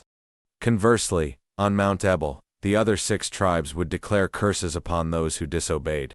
12 specific curses were recited, covering various transgressions from idolatry to injustice, with the people responding amen to each, solemnly affirming their commitment to the covenant. Moses then passionately reiterated the blessings of obedience, prosperity in every endeavor, abundant harvests, fruitful livestock, victory over enemies, and being established as a holy people. However, he also delivered a severe warning. The curses of disobedience would be catastrophic. These would include disease, famine, defeat in battle, exile, oppression, and ultimately, utter destruction. The land itself would turn barren, and they would become a byword among nations. Their suffering would be so profound that they would even resort to cannibalism in desperation. Finally, Moses called them to remember the covenant made with them at Horeb, and now renewed in Moab, urging them to choose life by obeying God's voice, that they might live and multiply in the land they were about to inherit. Deuteronomy 30 opens with a profound message of hope and restoration, even after impending exile. Moses declared that if, in their dispersion, they returned to the Lord with all their heart, God would gather them from the ends of the earth and bring them back to the land. He would circumcise their hearts, enabling them to truly love Him and live. This inner transformation was a promise distinct from the outward obedience previously emphasized. Moses then presented the ultimate choice: life and prosperity by loving and obeying God, or death and destruction by turning away. He called heaven and earth to witness this choice, urging them to choose life. Moses commissioned Joshua publicly as his successor, with God's direct instruction and assurance of presence. He then commanded that the entire law be written down and placed beside the Ark of the Covenant, to serve as a perpetual witness against Israel's potential rebellion. Every 7 years, during the Feast of Booths, the entire law was to be read aloud to all the people, men, women, children, and foreigners, ensuring continuous remembrance. In a deeply personal moment, God told Moses he would not enter the promised land due to his past disobedience at Meribah. Instead, he was to ascend Mount Nebo to view the land from afar. Before his death, Moses delivered a final blessing upon each of the tribes of Israel, a poetic and prophetic testament to their future. Finally, Moses, the servant of the Lord, died in the land of Moab at the age of 120, his eyes undimmed and his vigor unabated. God himself buried him in an unknown place. Joshua, filled with the spirit of wisdom, then led the people, and Israel obeyed him. Just as the Lord had commanded Moses, there has never arisen a prophet in Israel like Moses, whom the Lord knew face to face. After Moses' death, the Lord commissioned Joshua, urging him to be strong and courageous, promising his unwavering presence and success if he diligently obeyed the law. Joshua immediately prepared the Israelites to cross the Jordan. First he dispatched 2 spies to Jericho. There a woman named Rahab, confessing faith in the God of Israel, bravely hid them from the city's king. In return for her protection, the spies promised safety for her family, instructing her to hang a scarlet cord from her window as a sign. 3 days later, the people moved to the banks of the Jordan. God then instructed Joshua that the priests carrying the Ark of the Covenant would lead the way. As their feet touched the water's edge, a miraculous event unfolded. The waters upstream piled up, and the riverbed downstream dried up, allowing the entire multitude of Israelites to cross on dry ground. This awe-inspiring display of divine power confirmed Joshua's leadership and God's faithfulness to his promises, setting the stage for their conquest of the promised land. After the miraculous Jordan crossing, Joshua commanded that 12 stones from the riverbed be erected at Gilgal as a perpetual memorial of God's power. At Gilgal, a vital spiritual renewal occurred. All Israelite males born in the wilderness were circumcised, fulfilling their covenant sign. Following this they celebrated the Passover, and the daily provision of manna ceased as they began to eat the produce of the promised land near Jericho. Joshua encountered a divine figure, the commander of the Lord's army, who revealed the sacredness of the ground and gave explicit instructions for the city's conquest. For 6 days, the Israelites, led by priests carrying the ark and blowing ram's horns, silently marched once around Jericho's formidable walls. On the 7th day, they circled the city 7 times. At Joshua's command, after a long blast from the trumpets, the people let out a mighty shout, and miraculously, Jericho's massive walls collapsed flat. Only Rahab and her family, who had hidden the spies, were spared from the city's complete destruction, and a solemn curse was pronounced upon anyone who dared to rebuild it. After the triumph at Jericho, Israel faced a shocking defeat at Ai. Distraught, Joshua sought God, who revealed the painful truth. Achan had secretly taken forbidden plunder from Jericho. Achan confessed, and he and his family faced dire consequences, cleansing the camp and restoring God's favor. With the sin purged, God gave Joshua a new strategy, leading to Ai's swift capture and destruction. Following this victory, Joshua solemnly fulfilled Moses' command, building an altar on Mount Ebal and reading the entire law, including its blessings and curses, to all Israel. Meanwhile, news of Israel's conquests reached the cunning Gibeonites. They devised a plan, approaching Joshua disguised with worn-out clothes and moldy provisions, pretending to be from a distant land, seeking a treaty. Without consulting the Lord, the Israelite leaders made a peace covenant with them. 3 days later, the deception was uncovered. Though bound by their oath, Israel could not destroy them, so the Gibeonites were made perpetual servants, hewers of wood and drawers of water for the congregation. A coalition of 5 Amorite kings attacked Gibeon. After they made peace with Israel, Gibeon appealed to Joshua, who responded swiftly. God fought for Israel, sending devastating hailstones and miraculously commanding the sun and moon to stand still, granting Israel a full day to decimate their enemies. Joshua captured and executed the 5 kings, then systematically conquered numerous cities in the southern hills and plains, establishing Israel's dominance. Soon, a formidable northern alliance, led by Jabin of Hazor, gathered for war. Again, God assured Joshua of victory. Israel met them at the waters of Merom, routing their forces and capturing all their chariots and horses. Joshua burned Hazor and destroyed its inhabitants, but preserved other cities for Israel to inhabit. Thus, Joshua conquered the entire land, from the southern plains to the northern valleys, leaving no king unconquered. The land finally had rest from war. Chapter 12 summarizes the impressive list of 31 kings Joshua defeated, completing the conquest begun by Moses east of the Jordan. Though much land remained unconquered, the Lord commanded Joshua to begin distributing the promised land. The territories east of the Jordan had already been allotted by Moses, and it was affirmed that the Levites would receive no tribal land, for the Lord God himself was their inheritance. Then, at 85 years old, Caleb approached Joshua. With unwavering faith, he recalled Moses' 45-year-old promise. He would receive the very ground his feet had trod. Caleb boldly requested Hebron, a mountainous region inhabited by the formidable Anakim, declaring he was still strong enough to drive them out. Joshua, honoring this deep faith, blessed him and granted him Hebron as his inheritance.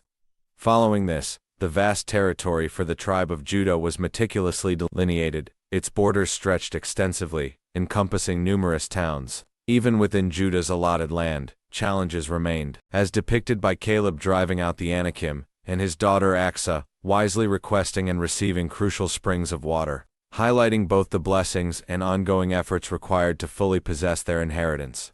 The land distribution continued with the descendants of Joseph, Ephraim, and the half-tribe of Manasseh west of the Jordan, receiving their vast territories. However, they failed to completely drive out the Canaanites in places like Gezer, who remained among them, albeit as forced laborers. Notably, the courageous daughters of Zelophehad once again stepped forward, securing their rightful inheritance among their male relatives, ensuring their family line continued to possess land. With 7 tribes still without their inheritance, Joshua confronted their delay. He dispatched 3 men from each unallotted tribe to survey the remaining land, divide it into 7 portions, and present their findings. This pivotal moment also saw the tabernacle, the sacred tent of meeting, moved from Gilgal to Shiloh, establishing a more permanent spiritual center. Finally, before the Lord in Shiloh, Joshua cast lots, fairly distributing the remaining territories to the 7 tribes, bringing the primary land division to a close and setting the stage for each tribe to fully claim its appointed inheritance. As the conquest efforts progressed, the distribution of the promised land continued. The remaining 7 tribes, Simeon, Zebulun, Issachar, Asher, Naphtali, and Dan, each received their inherited territories by lot, with their boundaries meticulously detailed. As a personal reward for his faithful leadership, Joshua himself was granted his chosen city, Timnath-Serah, within the territory of Ephraim. A crucial next step was the establishment of cities of refuge. As commanded by God, 6 cities across Israel were set aside, providing sanctuary for anyone who accidentally killed another, ensuring they could flee from blood avengers and receive a fair trial.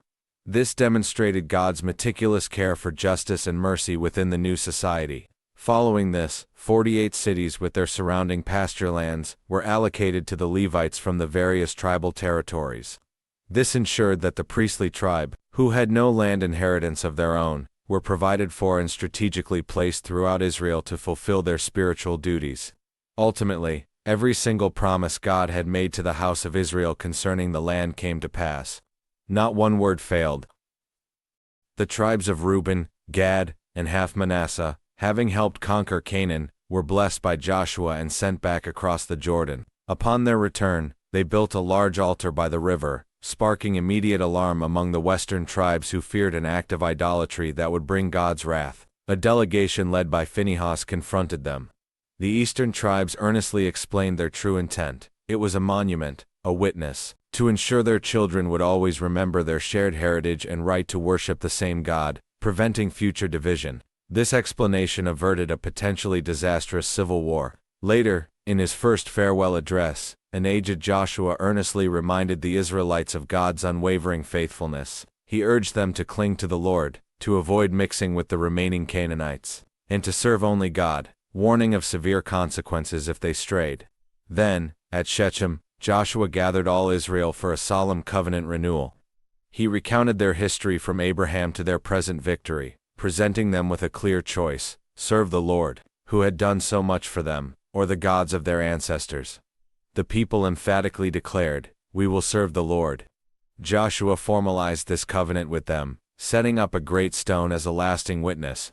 Soon after, Joshua, the faithful servant, died, and then Eleazar, the priest, marking the end of an era of miraculous conquest and the beginning of a new chapter for Israel. After Joshua's death, the Israelites sought the Lord's guidance, and Judah, with the help of Simeon, led the charge against the remaining Canaanites, achieving initial victories. They captured Jerusalem and even pursued Adonibezek, conquering him.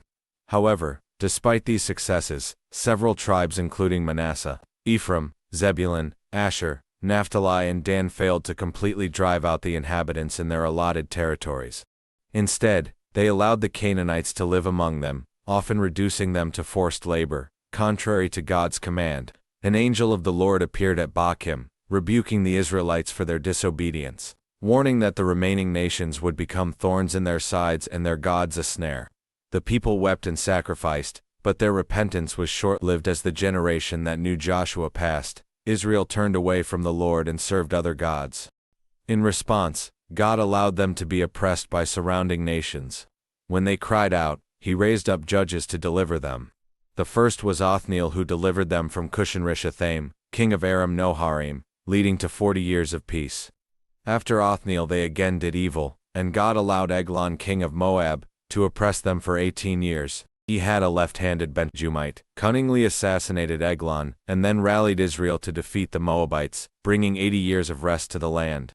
Israel again abandoned God, leading to 20 years of harsh oppression by Jabin, king of Canaan, and his formidable commander, Sisera, with his 900 iron chariots. When Israel cried out, God raised up Deborah, a wise prophetess and judge.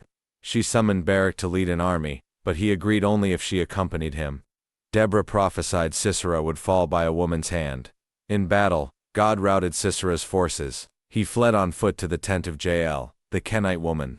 Offering him refuge, Jael then decisively ended the oppression by driving a tent peg through his temple, while he slept. Years later, Israel again did evil, suffering 7 years under devastating Midianite raids that destroyed their crops and livestock.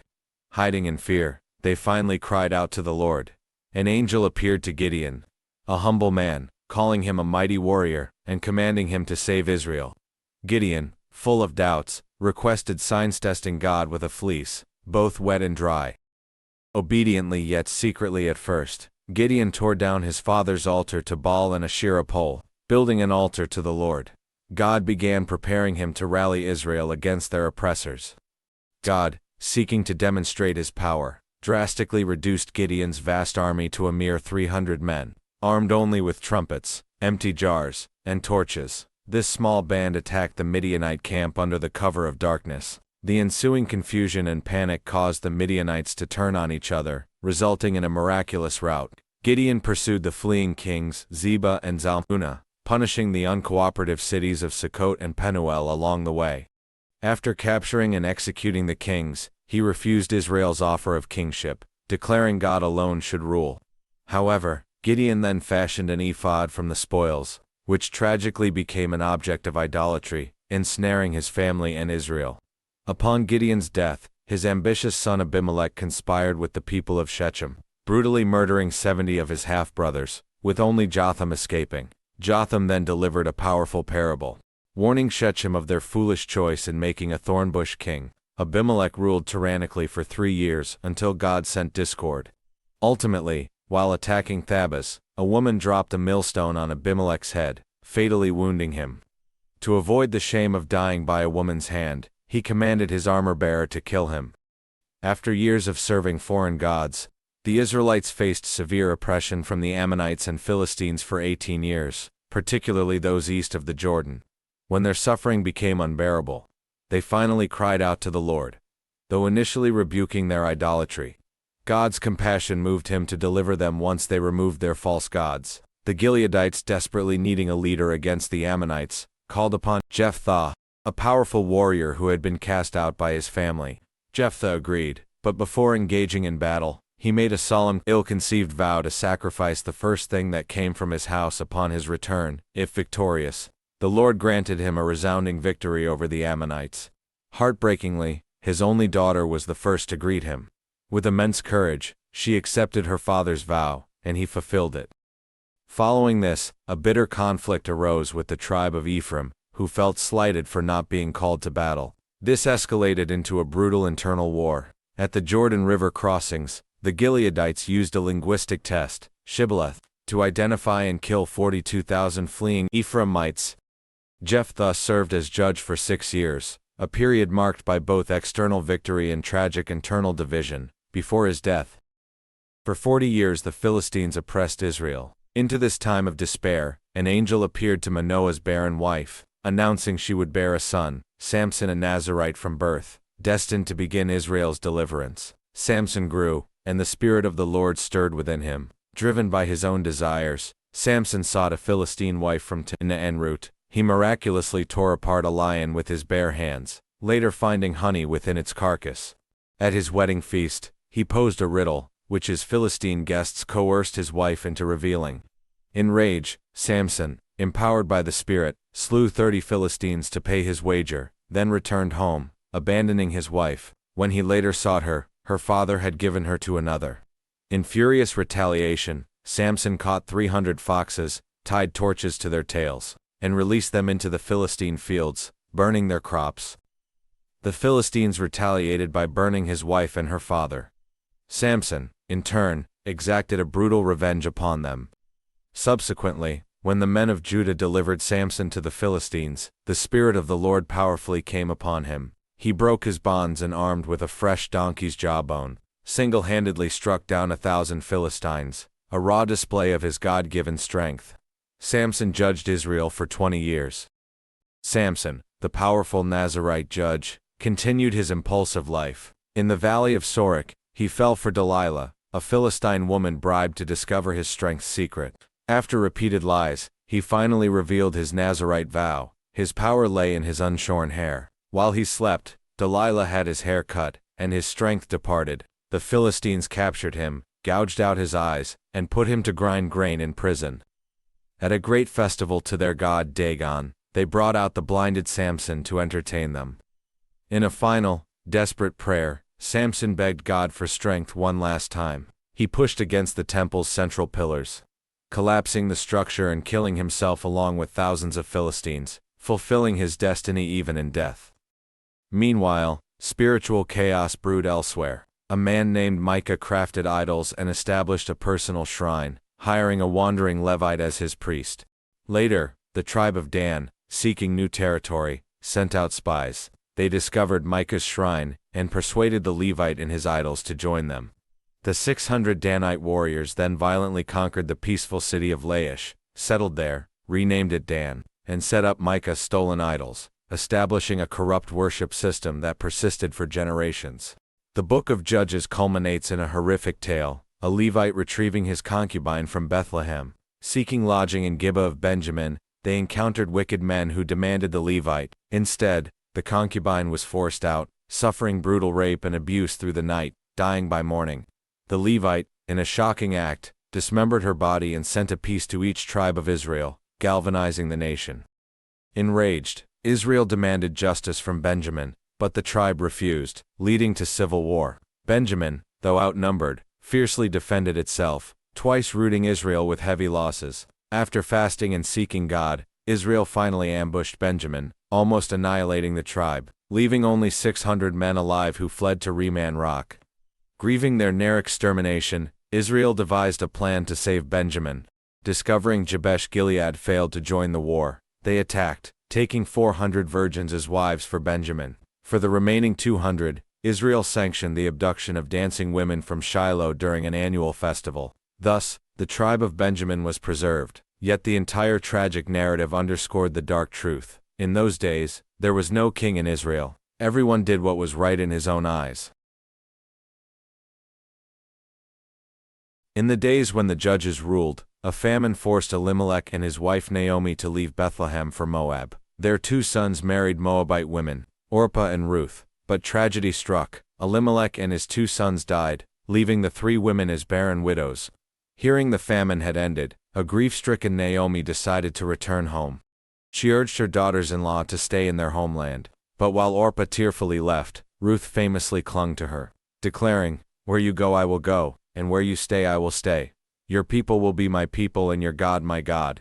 They arrived in Bethlehem as the barley harvest began, the town stirred by Naomi's return and her declaration of bitterness.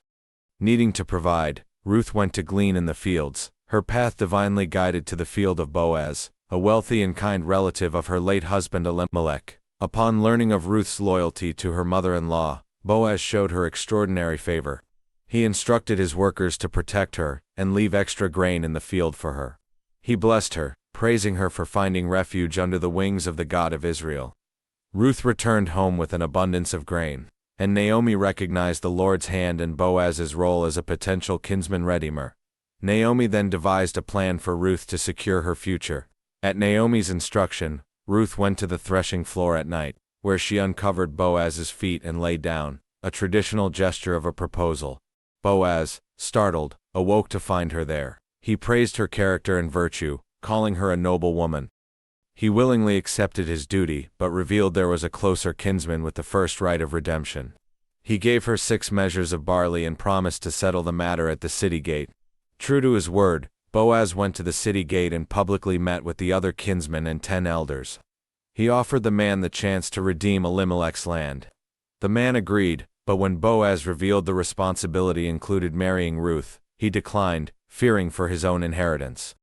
Sealing the transfer by removing his sandal, he forfeited his right. Boaz then declared his intent to redeem the land and marry Ruth, vowing to raise up the name of the dead upon his inheritance. They married, and Ruth gave birth to a son Obed, who became the father of Jesse, the father of King David, securing a lineage that would one day lead to the Messiah. Today's takeaway: the story of Ruth illustrates that unwavering loyalty, humble faith, and radical kindness can transform a journey of bitter loss into a lineage of divine purpose, ultimately weaving a displaced Moabite widow into the family line of the Messiah.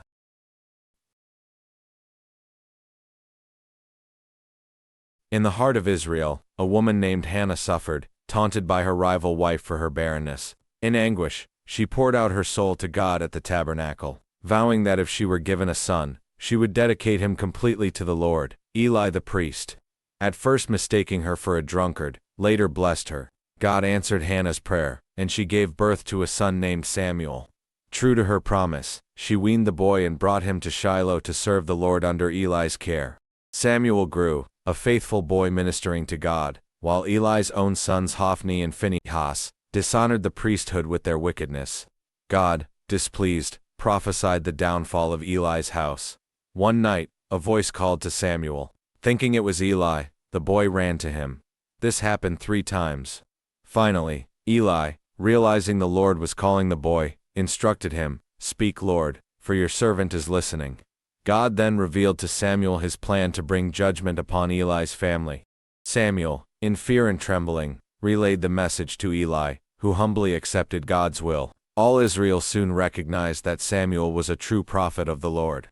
In a devastating battle, Israel was routed by the Philistines. Desperate, the people retrieved the Ark of the Covenant from Shiloh, believing its presence would secure victory. But their plan failed spectacularly. The Philistines, rallying in fear, defeated Israel with immense slaughter, and captured the Ark. The news reached Eli, the aged priest. Upon hearing that the Ark was taken, he fell and died. His daughter-in-law, giving birth prematurely, named her son Ichabod, declaring the glory has departed from Israel. The Philistines brought the Ark to the temple of their god, Dagon. The next 2 mornings, they found Dagon's idol, fallen face down, broken. God also afflicted the Philistine cities with tumors. Terrified, the Philistines decided to return the Ark. They placed it on a new cart, pulled by 2 cows that had just calved, leaving their young behind. The cows, against all nature, miraculously headed straight for the Israelite city of Bethshemesh. The Israelites rejoiced, recognizing that though God's people had misused his presence, his power and sovereignty could not be contained. After years of Philistine oppression, Samuel rallied Israel to repent and serve the Lord alone. At Mizpah, as the Philistines attacked, God thundered from heaven, throwing their enemies into confusion. A great victory was won, and Samuel set up a stone of remembrance, calling it Ebenezer, the stone of help. Samuel judged Israel faithfully, but in his old age, his sons proved corrupt. The elders of Israel, observing this, approached Samuel and demanded a king, so they could be like all the nations. Samuel was deeply displeased, but the Lord told him to grant their request. warning them of the burdens a king would place upon them. Despite the warning, the people insisted. Meanwhile, a handsome and impressive young man named Saul, the son of Kish from the tribe of Benjamin, was searching for his father's lost donkeys. After a fruitless search, his servant suggested they consult a man of God in a nearby town. Unbeknownst to Saul, the Lord had revealed to this very man, the prophet Samuel, that the next day he would send him the one who would rule over his people. Saul was about to stumble into his destiny, not knowing his ordinary errand would lead to the throne. The prophet Samuel secretly anointed a tall and impressive young man named Saul as Israel's first king. After confirming God's choice with 3 signs, Samuel gathered all of Israel at Mizpah to cast lots. Saul was chosen, but he was found hiding among the baggage, overcome with humility. The people rejoiced and acclaimed him king. Soon Nahash the Ammonite besieged Jabesh Gilead, threatening to gouge out the right eye of every man. The news reached Saul, and filled with the Spirit of God, he rallied a massive army. He launched a surprise attack, utterly defeating the Ammonites and proving his leadership. The people then formally renewed his kingship at Gilgal. As the kingdom was established, the aged prophet Samuel delivered a farewell address. He challenged the people to declare his integrity, and they testified to his blamelessness. He then warned them of the sin they committed in demanding a king, praying for a thunderstorm during the dry wheat harvest to show God's power. The people were terrified and begged Samuel to pray for them. He assured them that if they and their new king would obey the Lord, they would be blessed.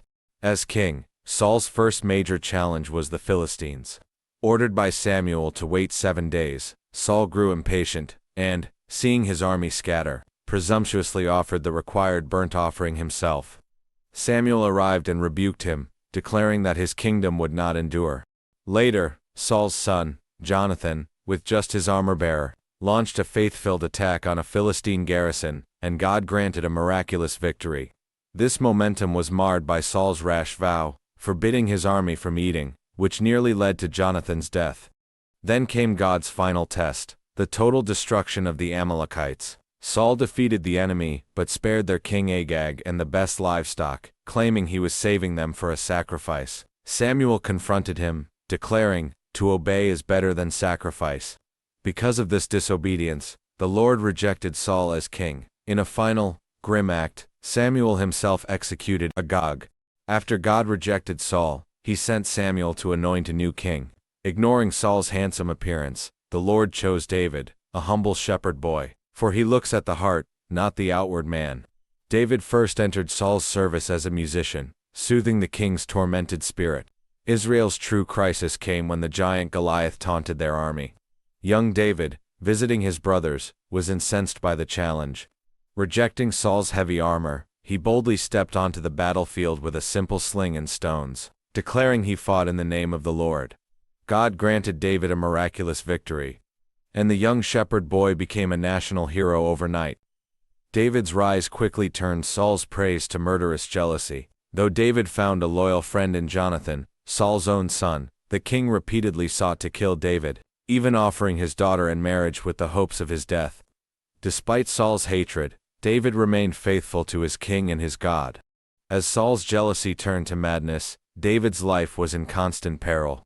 After Michal, his wife, helped him escape through a window, David fled to Samuel. When Saul pursued, God's Spirit repeatedly intervened, causing Saul and his messengers to prophesy. In a final act of devotion, Jonathan confirmed Saul's murderous intent toward his best friend. In a heartbreaking farewell, Jonathan gave the prearranged signal, and they parted ways, forever bound by their covenant. Now a hunted man, David fled to Nob, where the priest, Ahimelech, unaware of the situation, gave him consecrated bread and Goliath's sword. Desperate, David then sought refuge with the Philistines in Gath, but recognized he was in danger and feigned madness to escape. The once celebrated hero was now a fugitive, completely dependent on God for survival. As David became a fugitive, he found refuge in the cave of Adullam, where a band of the distressed and discontented gathered around him. Meanwhile, Saul, in a jealous rage, massacred the priests of Nob for aiding David, with only one priest, Abiathar, escaping to join him. Seeking God's guidance through Abiathar, David rescued the town of Keilah from the Philistines. But when he learned the townsfolk would betray him to Saul, he and his men fled. Jonathan, in a moment of great loyalty, found David in the wilderness to strengthen his resolve. The ultimate test came when Saul, relentlessly pursuing David, entered a cave to relieve himself, the very cave where David and his men were hiding. Urged to kill Saul, David refused, cutting off only a corner of his robe. He later revealed the cloth, proving he had spared Saul's life, demonstrating his profound respect for God's anointed. After Samuel's death, David and his men, now a large company, were in the wilderness. When a wealthy man named Nabal foolishly insulted them, David prepared to slaughter his household. However, Nabal's wise wife, Abigail, intervened with gifts and humble words, dissuading David from seeking revenge. David, moved by her plea, relented and later married her after the Lord struck Nabal dead. Saul continued his relentless pursuit. In the wilderness of Ziph, David and Abishai found Saul and his men asleep. For a second time, David had a clear opportunity to kill the king, but he refused to harm the Lord's anointed, instead taking Saul's spear and water jug. He then called out to Saul from a distance, proving his faithfulness. Despite this act, David grew weary of running and losing faith in Saul's promises, sought refuge with the Philistines in Gath. He then deceived the Philistine king to gain favor. With the Philistine armies gathered to fight Israel, a desperate Saul sought guidance from the Lord, but received no answer. In his fear, he consulted a medium at Endor, asking her to bring up the spirit of the deceased Samuel. The apparition of Samuel rebuked Saul, reiterating God's judgment and foretelling his and his son's deaths in the coming battle. Saul was filled with terror and despair. The next day, the battle commenced on Mount Gilboa. The Philistines routed the Israelite army, and Saul's sons, including the loyal Jonathan, were killed. Saul himself was wounded by archers. To avoid capture and torture by the uncircumcised Philistines, Saul fell upon his own sword, ending his tragic reign. His armor-bearer, seeing Saul's death, also took his own life. The Philistines then displayed Saul's body and armor in their temple, and hung his and his sons' bodies on the wall of Beth-shan, marking a devastating end for Israel and its first king.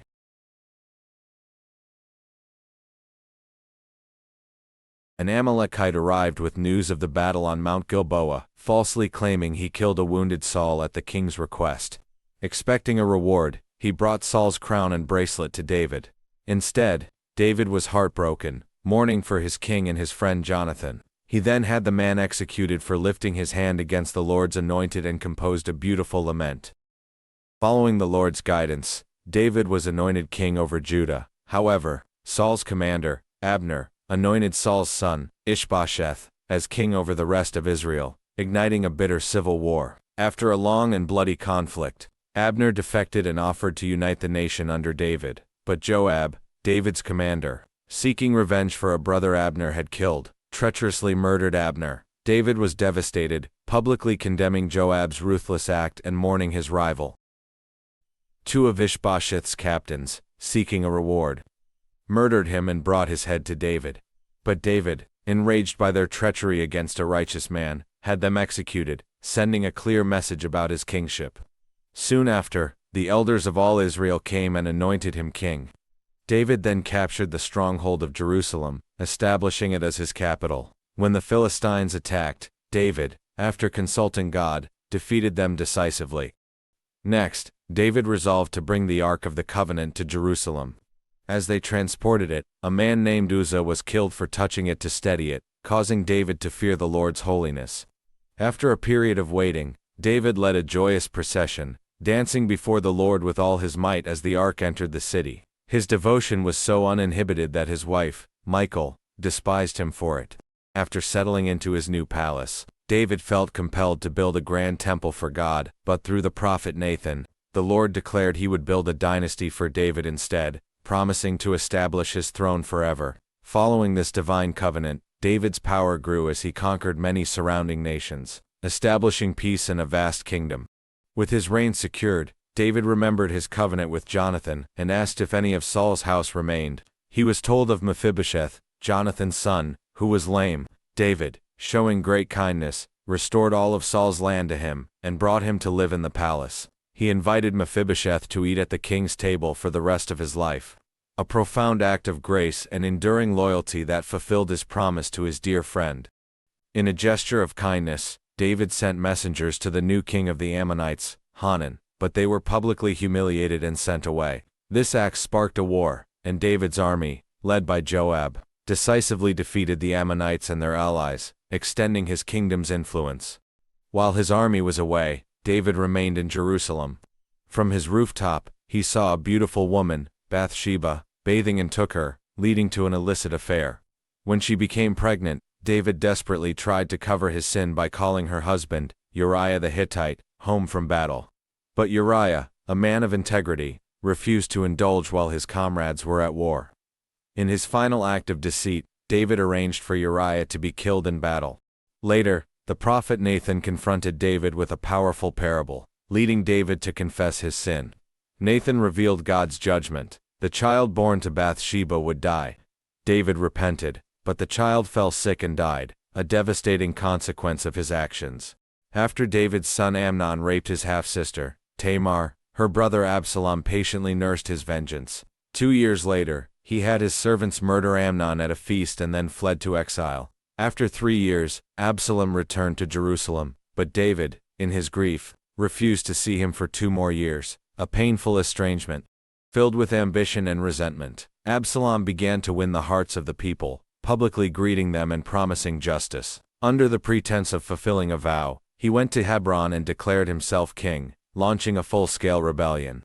The conspiracy swelled, and David, faced with this devastating betrayal, was forced to flee Jerusalem with his loyal followers, leaving the city to his own rebellious son. As David fled Jerusalem from Absalom's rebellion, he encountered a string of betrayals and insults. Ziba slandered Mephibosheth, and Shimei cursed the king, yet David bore it with humility. Meanwhile, in Jerusalem, Absalom publicly disgraced his father and sought to kill him swiftly, but David's loyal spy Hushai outwitted the counsel of Ahithophel, delaying the attack. Ahithophel, his advice rejected, took his own life. When the armies finally met, David commanded his men to deal gently with Absalom, but in the midst of the battle Absalom's long hair became entangled in the branches of a tree, leaving him helpless. Joab, seeing his opportunity, ruthlessly killed him. When the news reached David, he was overcome with devastating grief, weeping, "O my son Absalom, my son." Despite his victory, David was consumed by grief for Absalom, frustrating his loyal army. Joab rebuked him, urging him to acknowledge their triumph. As David returned to Jerusalem, he faced both loyalty and lingering resentment. Shimei, who had cursed him, begged for forgiveness, and was spared. David showed kindness to Mephibosheth, despite Ziba's lies. The men of Israel argued over who had the greater honor in bringing the king back. A new rebellion arose, led by Sheba, causing further unrest until Joab pursued and killed him. Later a famine struck Israel for 3 years, attributed to Saul's sin against the Gibeonites. To atone, David delivered 7 of Saul's descendants to the Gibeonites who put them to death.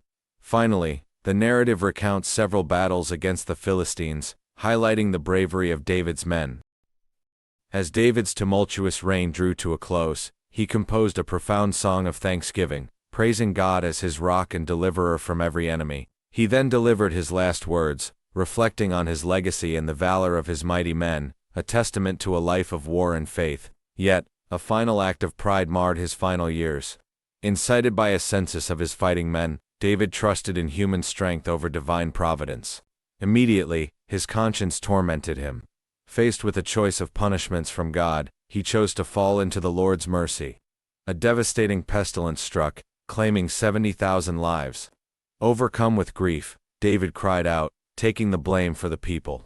He was commanded to build an altar on the threshing floor of Araunah the Jebusite. Refusing to accept the land and animals for free, David insisted on paying a high price, declaring he would not offer a sacrifice that cost him nothing.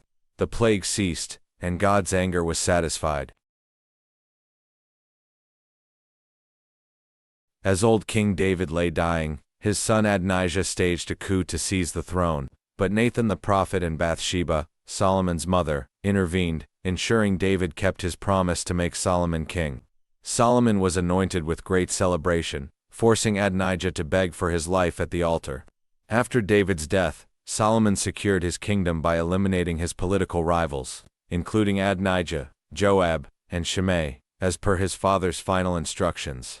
With his reign secured, Solomon sought a treaty with Egypt, marrying the pharaoh's daughter. He went to Gibeon to sacrifice, and the Lord appeared to him in a dream, offering him anything he desired. Rather than asking for wealth or long life, Solomon requested a discerning heart to judge God's people. Pleased with his request, God granted him not only wisdom but also unparalleled riches and honor. Solomon's wisdom was soon proven in his famous judgment over a child claimed by two women. With his kingdom secure, Solomon's legendary wisdom became known throughout the world, leading to a golden age of prosperity. His court was vast, and his fame grew through thousands of proverbs and songs he composed. Yet, his greatest desire was to fulfill his father David's dream, to build a permanent house for the Lord. Solomon began preparations, forging a partnership with King Hiram of Tyre, who supplied the necessary cedar and cypress logs and skilled craftsmen. In return, Solomon provided vast quantities of grain and oil. Solomon then conscripted a massive labor force from Israel, sending them to the mountains to quarry stone and fell trees. The construction of the temple began 480 years after the Israelites left Egypt. The great stones were meticulously cut and prepared at the quarry, so that when they arrived at the building site, no sound of a hammer, chisel, or any iron tool was heard. This magnificent silence was a testament to the reverence and precise planning that went into creating a home for the presence of God. After building the Lord's temple, Solomon dedicated 13 years to constructing his own magnificent palace and a grand hall for his throne. He also commissioned the master craftsman Hiram of Tyre to create the temple's stunning bronze furnishings, including 2 massive pillars, the Great Sea, and intricate stands. With the buildings complete, the Ark of the Covenant was brought into the temple. As the priests exited, a cloud of the Lord's glory filled the sanctuary, so profound they could not stand to minister. Solomon then led his people in a great prayer of dedication, asking God to always hear their prayers. A celebratory feast followed for all of Israel. The Lord appeared to Solomon a second time, reaffirming his covenant. He promised to bless Solomon's house and the temple, but with a stern warning: if he and his people turned away, the temple would be destroyed and Israel would become an example of ruin to all nations. Solomon continued his building projects, but the shadow of this warning now hung over his great achievements. At the peak of his glory, King Solomon's legendary wisdom drew the Queen of Sheba to his court. She was so astonished by his knowledge and the grandeur of his kingdom that she confessed his fame had not been half told. Yet, Solomon's heart was slowly led astray. He married hundreds of foreign women who turned him toward other gods, provoking the Lord's anger. God declared he would tear the kingdom from Solomon's son, leaving only one tribe for David's sake. When Solomon died, his son Rehoboam was to be crowned. The people begged him to lighten the heavy burden of labor Solomon had placed on them. Ignoring the wise counsel of the elders, Rehoboam chose to listen to his young advisors, arrogantly promising to be even harsher. His response: "My father scourged you with whips. I will scourge you with scorpions," sealed his fate. The people of Israel rebelled and crowned Jeroboam their king, dividing the once glorious kingdom forever. A man of God from Judah arrived in Bethel to prophesy against King Jeroboam's new altar. As a sign, the altar split apart and Jeroboam's hand shriveled when he tried to seize the prophet. The man of God healed the king, but was tragically killed by a lion on his journey home for disobeying God's direct command not to eat. This act of disobedience foreshadowed the fate of Jeroboam's own lineage. As prophesied, Jeroboam's son died, and his dynasty was later wiped out by Baasha, a new king who continued Israel's idolatry. Meanwhile, in Judah, Rehoboam and his son Abijam followed in Solomon's footsteps, leading the people into wickedness, which resulted in the plundering of Jerusalem by the Egyptians. It was not until King Asa that a righteous king emerged, cleansing the land of idols. Yet even Asa's faith was incomplete. He failed to remove all the high places and relied on a worldly alliance to defeat his enemy, rather than on God.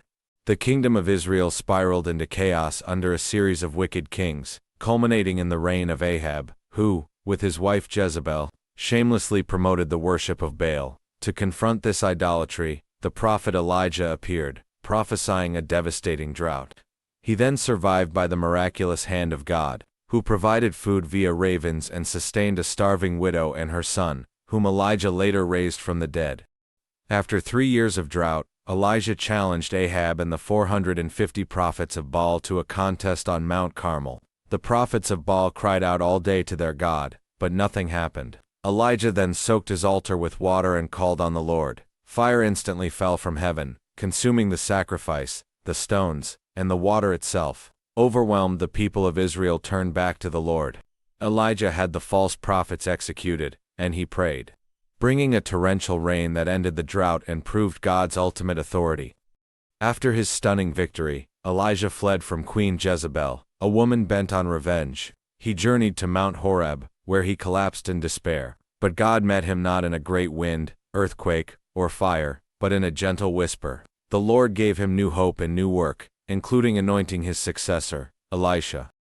Meanwhile, King Ahab foolishly spared the life of the captured Syrian king Ben-Hadad, an act of mercy God condemned. But Ahab's true downfall was fueled by a craving for a vineyard belonging to a man named Naboth. When Naboth refused to sell, Queen Jezebel conspired to have him murdered, and Ahab seized the property. A furious Elijah confronted the king, prophesying that dogs would lick his blood, and the house of Ahab would be destroyed. Ahab humbled himself, and God postponed the judgment until his son's reign. However, Ahab's pride led to his final act of rebellion. Allied with King Jehoshaphat, he consulted 400 false prophets who promised victory in a coming battle. The lone true prophet Micaiah warned him of death. Ignoring the warning, Ahab disguised himself, but a random arrow struck him, and he bled out in his chariot, just as Elijah had foretold.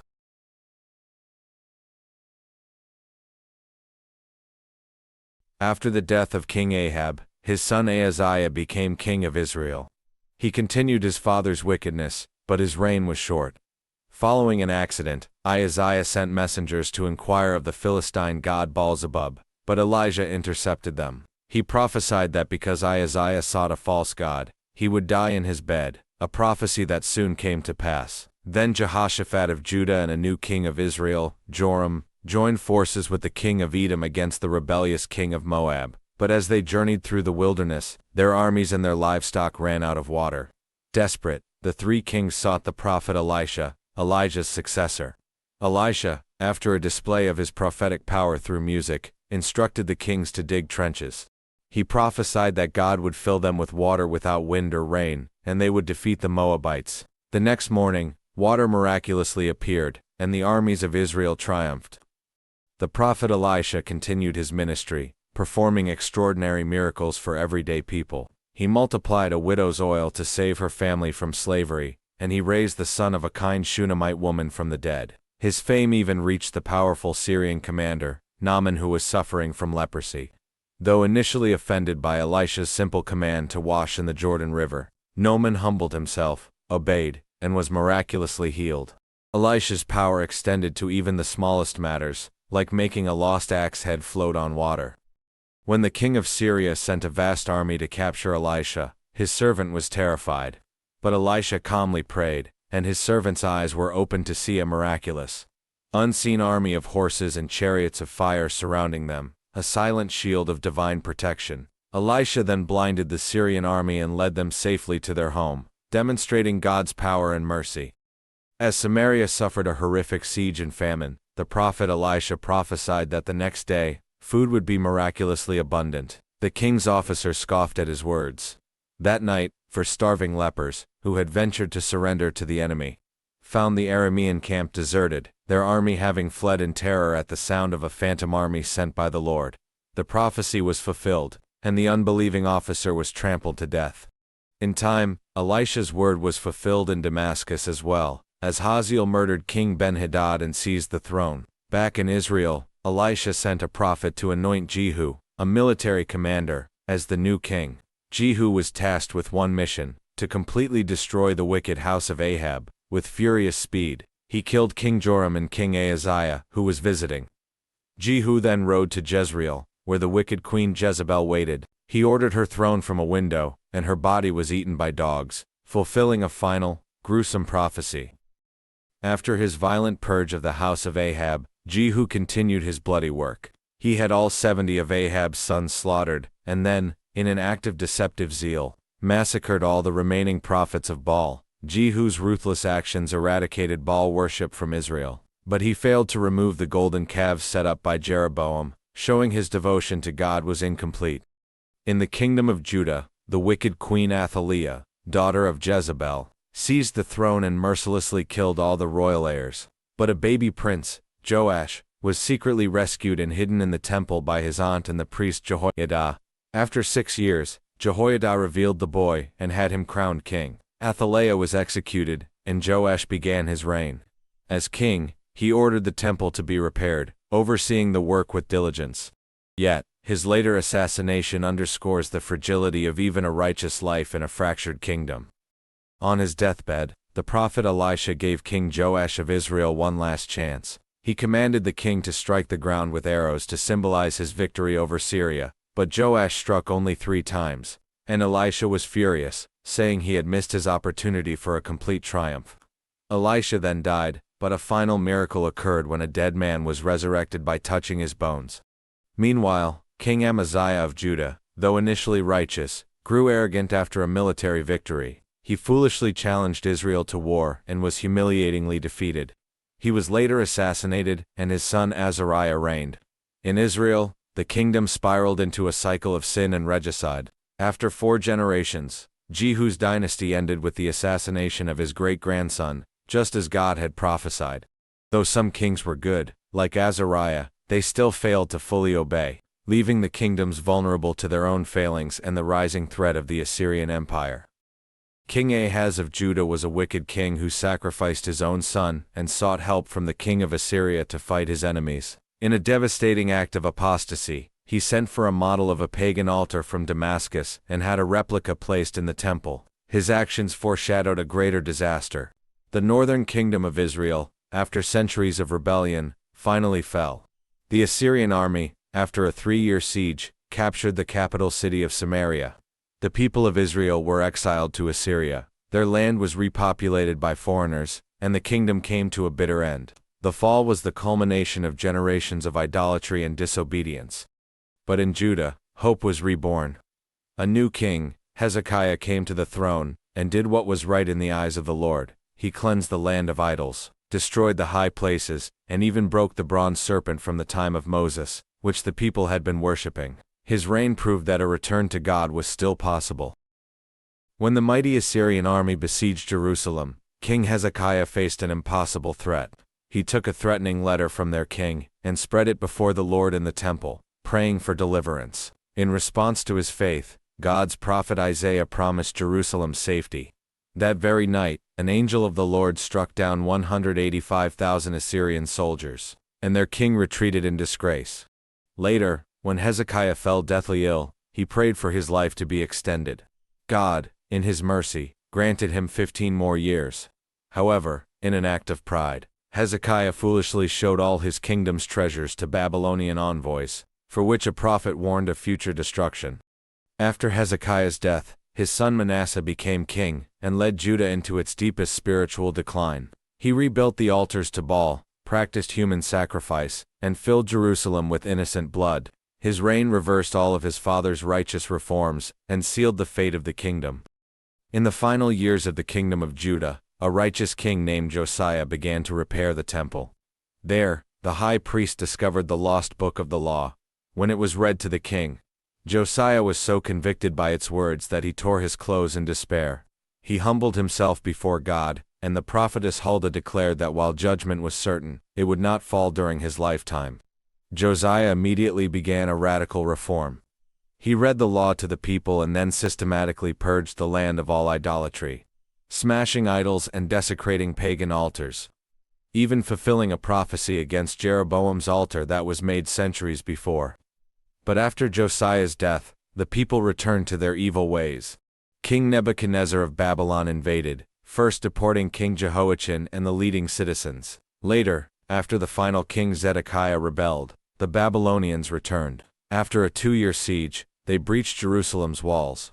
They killed Zedekiah's sons before his eyes, and then blinded him. They burned the temple, the palace, and the city, deporting the remaining people. Subscribe.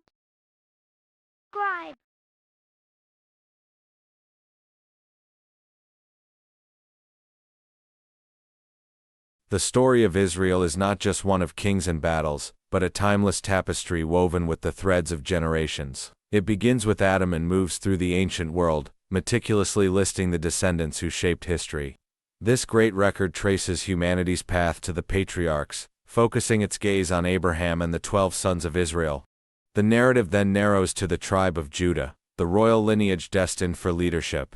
It diligently lists the family lines that established the foundation of the kingdom, a chronicle culminating in the rise of a shepherd king, David. Chapter 3 is a chronicle of David's royal house. It lists all his sons and then follows the unbroken line of kings who sat on the throne in Jerusalem, from Solomon to the last ruler before the exile. In a final act of hope, the record continues to trace this lineage even beyond the exile, a testament to God's enduring promise despite the fall of the kingdom.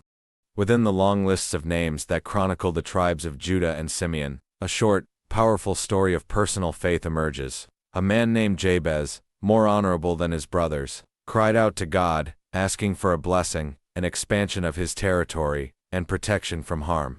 The record simply states, God granted his request.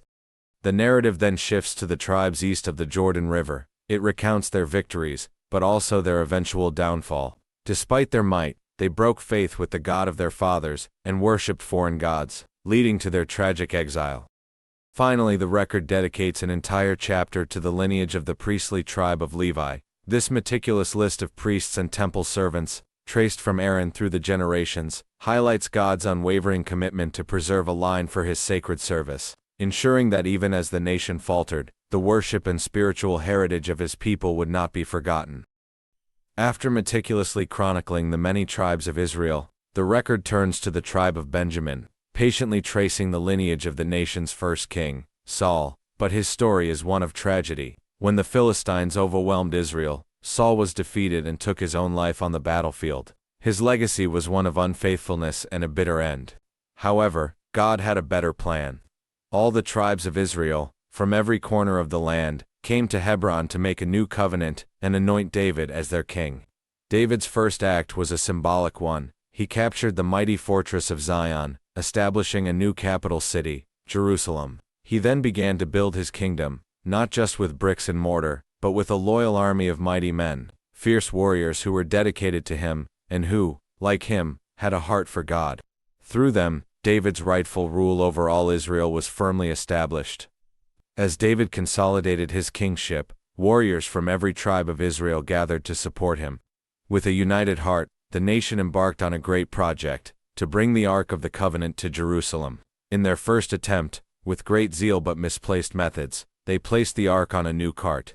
When the oxen stumbled, a man named Uzzah reached out to steady it and was instantly struck down. In fear, David halted the procession, realizing that good intentions were not enough. After a period of reflection, David learned the correct, divine way to move the sacred ark. He instructed the Levites to sanctify themselves and carry the ark on their shoulders, as the law commanded. This time, with joyful music and dancing, the ark was brought triumphantly into Jerusalem, and placed in a tent prepared by David. He offered sacrifices, blessed the people, then, in a moment of profound worship, gave a magnificent psalm of praise, reminding all of God's majesty and faithfulness. After God had granted him rest from all his enemies, David, now settled in his palace of cedar, felt a great unease. He told the prophet Nathan, "Here I am, living in a palace, while the ark of God remains in a tent." Nathan initially approved, but God came to him that night with a different plan. God told Nathan to tell David that he would not build the temple. Instead, God would build a house for David, a lasting dynasty through his son. David was humbled and overflowed with gratitude, praying a beautiful prayer of thanksgiving and praise for God's incredible covenant and eternal promise. Following this divine promise, David's reign was marked by extraordinary military success. He defeated the Philistines, the Moabites, and the Syrians, extending the borders of his kingdom and bringing immense wealth to Jerusalem. When David heard about the kindness shown by the new king of Ammon, Hanan, he sent messengers to express his condolences for the death of Hanan's father. However, Hanan humiliated David's envoys, sparking a war that resulted in David's forces, led by Joab, decisively defeating both the Ammonites and their Syrian allies. David's final years were a mixture of triumphs and trials. His army achieved great victories, defeating the Ammonites and slaying the Philistine giants who remained.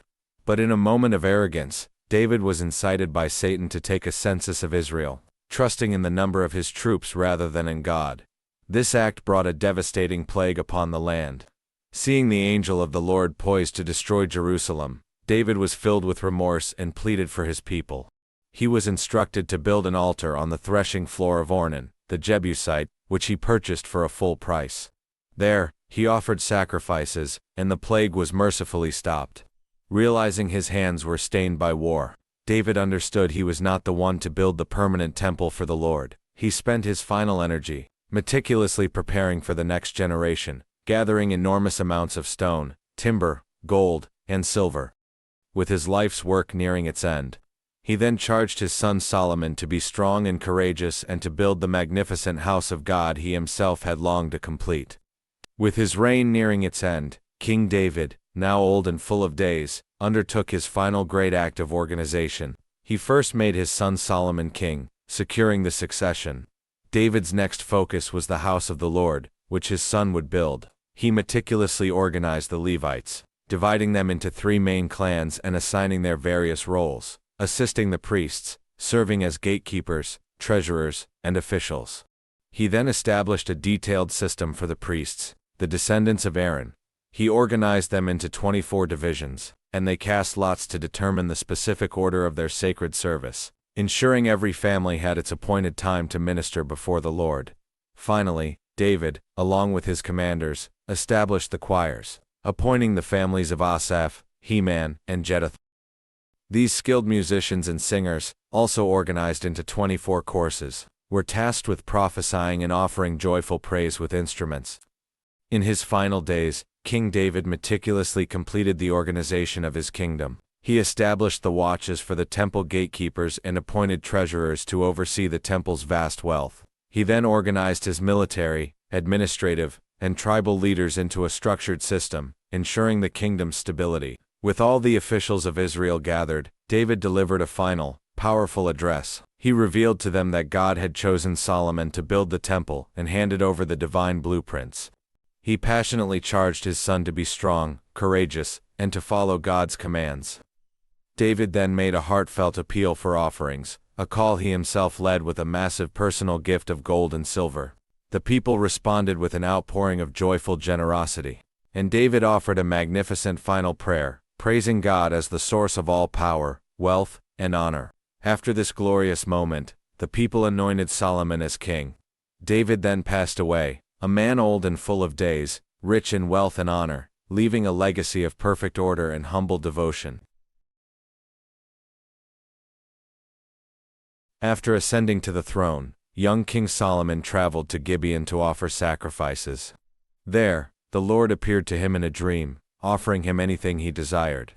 Solomon, setting aside personal power, or wealth, humbly asked for wisdom to govern God's people. Pleased with his selfless request, God not only granted him profound wisdom but also promised him immense wealth, honor, and success. Returning to Jerusalem, Solomon reigned with unmatched splendor. His next great act was to build the temple. He wrote to King Hiram of Tyre, a friend of his father David, requesting master craftsmen and materials to build a house for the Lord of such magnificent splendor that it would reflect his glory. Hiram joyfully agreed, sending a skilled artisan and all the requested supplies. Solomon then marshaled an enormous workforce of laborers, and on Mount Moriah, the very spot where David had built his altar, they began construction. The temple was built on a grand scale, its dimensions and materials a testament to the immense glory of the God who would dwell within its walls. With every sacred furnishing meticulously crafted from the massive bronze altar to the gleaming golden lampstands, Solomon's temple stood ready for its divine purpose.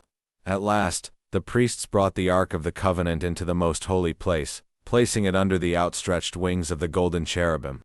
As they emerged, the Levites began to play a resounding song of praise with cymbals, harps, and trumpets. In that moment, an immense and brilliant cloud, the glory of the Lord, filled the entire temple, so overwhelming that the priests were unable to perform their duties. Solomon then stood before all of Israel and offered a profound prayer of dedication. He acknowledged that this house could not contain the God of heaven and earth, yet he pleaded with the Lord to hear the prayers of his people from this place. He prayed for forgiveness and help in times of trouble, asking God to make this magnificent building a sacred space for all who would seek his name. After Solomon's prayer of dedication, fire descended from heaven, consuming the sacrifices, and the glory of the Lord filled the temple. The people fell on their faces in awe, praising God. That night the Lord appeared to Solomon, affirming his presence in the temple but giving a clear warning. If the people remained faithful, he would bless them, but if they turned away, he would abandon the temple and make them a ruin. Solomon's reign then entered a period of unprecedented prosperity and order. He built and fortified cities, established a massive workforce, and meticulously organized the temple's daily operations. His fame reached the ends of the earth, and the Queen of Sheba traveled to test his legendary wisdom. She was utterly astonished by his profound understanding, the magnificent splendor of his palace, and the perfect order of his kingdom. Overwhelmed, she confessed that his greatness exceeded all she had heard and blessed the Lord who had placed such a wise king over Israel. Solomon's 40-year reign was a time of unparalleled wealth, a testament to God's blessing. Rehoboam became king, and all Israel came to Shechem to make him their ruler. The people, burdened by Solomon's heavy taxes and labor, asked him for relief. Instead of listening to the wise counsel of his father's elders, Rehoboam chose to follow the advice of his young friends. "My little finger is thicker than my father's loins," he declared, promising to make their yoke even heavier. This harsh reply caused a devastating split. The northern 10 tribes, led by Jeroboam, rebelled, leaving only Judah and Benjamin loyal to Rehoboam. Rehoboam tried to fight against the northern kingdom, but God, through the prophet Shemaiah, commanded him not to, and the army dispersed. Just 5 years into his reign, the people of Judah forsook the Lord's law, and God sent King Shishak of Egypt to punish them. Shishak's army invaded and captured the fortified cities, eventually reaching Jerusalem and plundering the temple's treasures, including Solomon's golden shields. The people in Rehoboam humbled themselves before the Lord, and God spared them from complete destruction, though they were made servants to the Egyptians. King Obijah of Judah went to war against Jeroboam of Israel. Outnumbered and surrounded by the enemy, the men of Judah cried out to the Lord, and the priests sounded their trumpets. In a miraculous turn, God struck down Jeroboam's army, granting Obijah a great victory. This triumph was a powerful lesson in relying on God. After Obijah his son Asa became king, he led a great spiritual revival, commanding the people to seek the Lord and tearing down all foreign altars. When a 1,000,000-man army led by Zerah the Cushite invaded, Asa cried out to God, "Help us, O Lord our God, for we rely on you." God answered his prayer, granting Judah a decisive victory and immense spoil. Inspired, the prophet Azariah told Asa, "The Lord is with you while you are with him." Encouraged, Asa continued his reforms, removing even more idols and leading all the people in a renewed covenant to seek the Lord with their whole heart. As a result of their faithfulness, the Lord gave them a long period of peace. King Asa, who once relied on God for great victories, faltered in his old age. When threatened by the king of Israel, he used the temple treasury to hire the king of Aram. Failing to trust the Lord, the prophet Hanani rebuked him, but Asa, in his pride, had him imprisoned. Asa died having relied on doctors rather than God in his final illness. His son Jehoshaphat began his reign with a different spirit. He sought the Lord and sent priests and Levites throughout the land to teach God's law. As a result, God blessed him with immense prosperity and military strength. However, he made a terrible alliance with the wicked king Ahab of Israel. When Ahab proposed a war against Aram, Jehoshaphat, though he still wanted to inquire of the Lord, ignored the prophet Micaiah's warning of disaster. In the ensuing battle, God saved Jehoshaphat from certain death.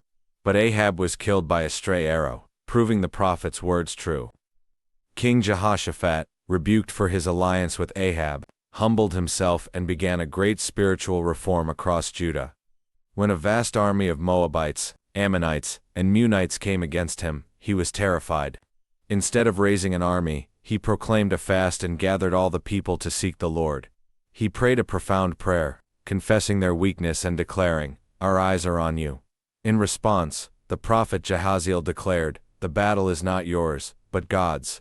The next day, as the army marched out with a choir singing praises, God caused the enemy forces to turn on and annihilate each other. Judah then gathered immense plunder without lifting a sword. However, his son Joram began a wicked reign. He murdered all his brothers, led the people into idolatry, and ignored a warning from the prophet Elijah. Consequently, God sent a plague upon him and his family, and he died of a terrible unlamented illness, his reign ending in disaster. After King Ahaziah died, his wicked mother, Athaliah, seized power. In her fury, she murdered all the royal heirs of Judah, but an infant, Joash, was secretly rescued and hidden in the temple by the priest Jehoiada. For 6 years, the rightful king lived in hiding while the wicked queen ruled. In the 7th year, Jehoiada revealed the young prince and, with the support of the Levites and military commanders, crowned him king. The people of Judah rejoiced, and Athaliah was captured and executed.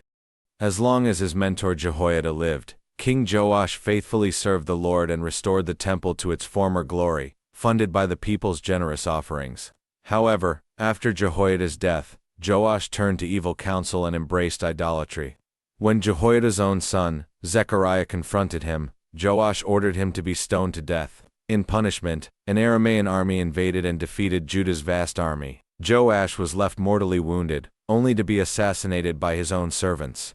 King Amaziah began his reign doing what was right in the sight of the Lord, though not with a whole heart. After heeding a prophet's warning and winning a miraculous victory over Edom, he made a tragic turn. He brought back the Edomite idols and began to worship them. This led to his pride and a foolish war against Israel, which he lost terribly. His life ended in a conspiracy to kill him. His son Uzziah found great success and fame early in his reign by seeking God's guidance. God blessed him with military might and prosperity. However, his strength led to pride, and he audaciously entered the temple to burn incense, a sacred duty reserved for priests. When the priests confronted him, he was immediately struck with leprosy. He lived the rest of his days in isolation, a powerful lesson in the dangers of pride. After him came his son, Jotham, a good king who strengthened Judah, because he ordered his ways before the Lord. But Jotham's son Ahaz was the opposite. He was a wicked king who sacrificed his own children to idols and closed the temple doors, leading to great suffering and defeat. King Hezekiah began his reign with a mission to restore the spiritual heart of his nation. In his very first month, he reopened the temple his wicked father had shut down. He cleansed the sanctuary and reinstituted the worship of the Lord, with priests and Levites joyfully offering sacrifices and praise. He then sent a decree across all Israel and Judah, inviting everyone to Jerusalem for a great Passover. Though many were ritually unclean, they came and celebrated with immense joy. Hezekiah prayed for their forgiveness, and the Lord heard him, granting the people grace. After this revival, a great test came. King Sennacherib of Assyria invaded Judah, mocking their trust in God. Hezekiah, at a moment of great faith, prayed to the Lord with the prophet Isaiah. That very night, an angel of the Lord struck down 185,000 Assyrian soldiers, and Sennacherib retreated in disgrace. God also answered Hezekiah's prayer for healing, adding 15 years to his life. The wicked reign of Manasseh filled Judah with deep idolatry, but when captured by the Assyrians, he humbled himself and prayed. God heard him, restored his throne, and Manasseh worked to undo his evil. After his wicked son Amon was murdered, Josiah became king. He found the book of the law in the temple and, shattered by his people's sin, led the greatest revival in Judah's history, destroying all idols and celebrating a grand Passover. Tragically, Josiah was killed in a foolish battle against Pharaoh Necho, and the people mourned deeply. Following Josiah, a rapid succession of weak and wicked kings refused to heed the prophets. The people's wickedness grew too great, and the Lord finally sent Nebuchadnezzar of Babylon. Jerusalem was conquered, the beautiful temple was destroyed, and the survivors were carried into exile. The land was left desolate for 70 years to enjoy its Sabbaths. The book ends on a note of hope, the decree of King Cyrus, allowing the exiles to return and rebuild the house of the Lord.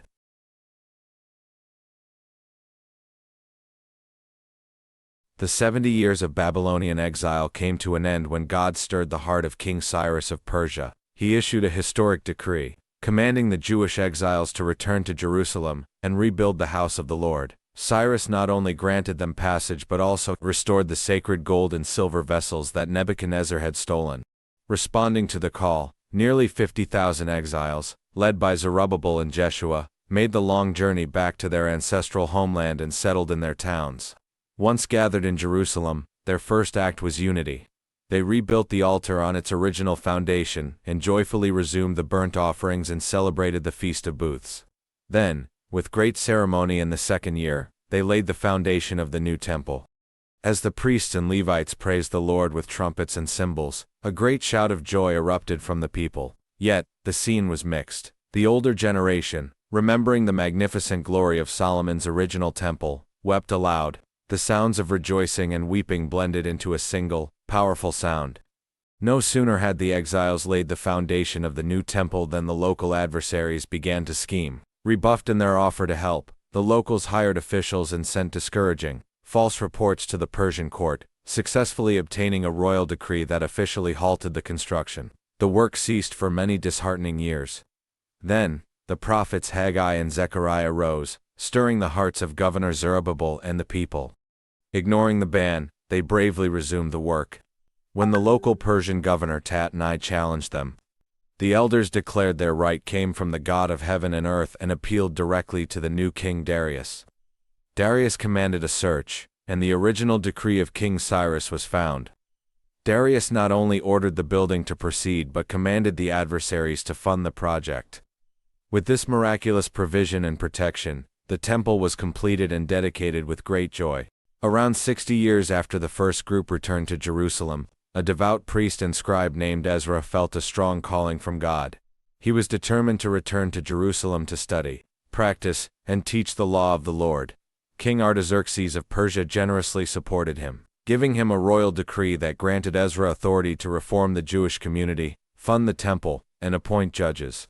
Ezra gathered about 1,500 more exiles, and after a solemn fast to seek God's protection for their journey, they set out, miraculously completing the journey safely, without a military escort. Upon arrival, Ezra was devastated to discover that many of the Jewish returnees, including priests and Levites, had married foreign wives, violating God's covenant. In anguish, Ezra tore his garments and confessed the people's great sin before God. The people were moved to repentance by his sincere grief. They publicly covenanted to separate from their foreign wives and children, and Ezra meticulously organized an investigation to cleanse the community, completing the painful but necessary separation over 3 months.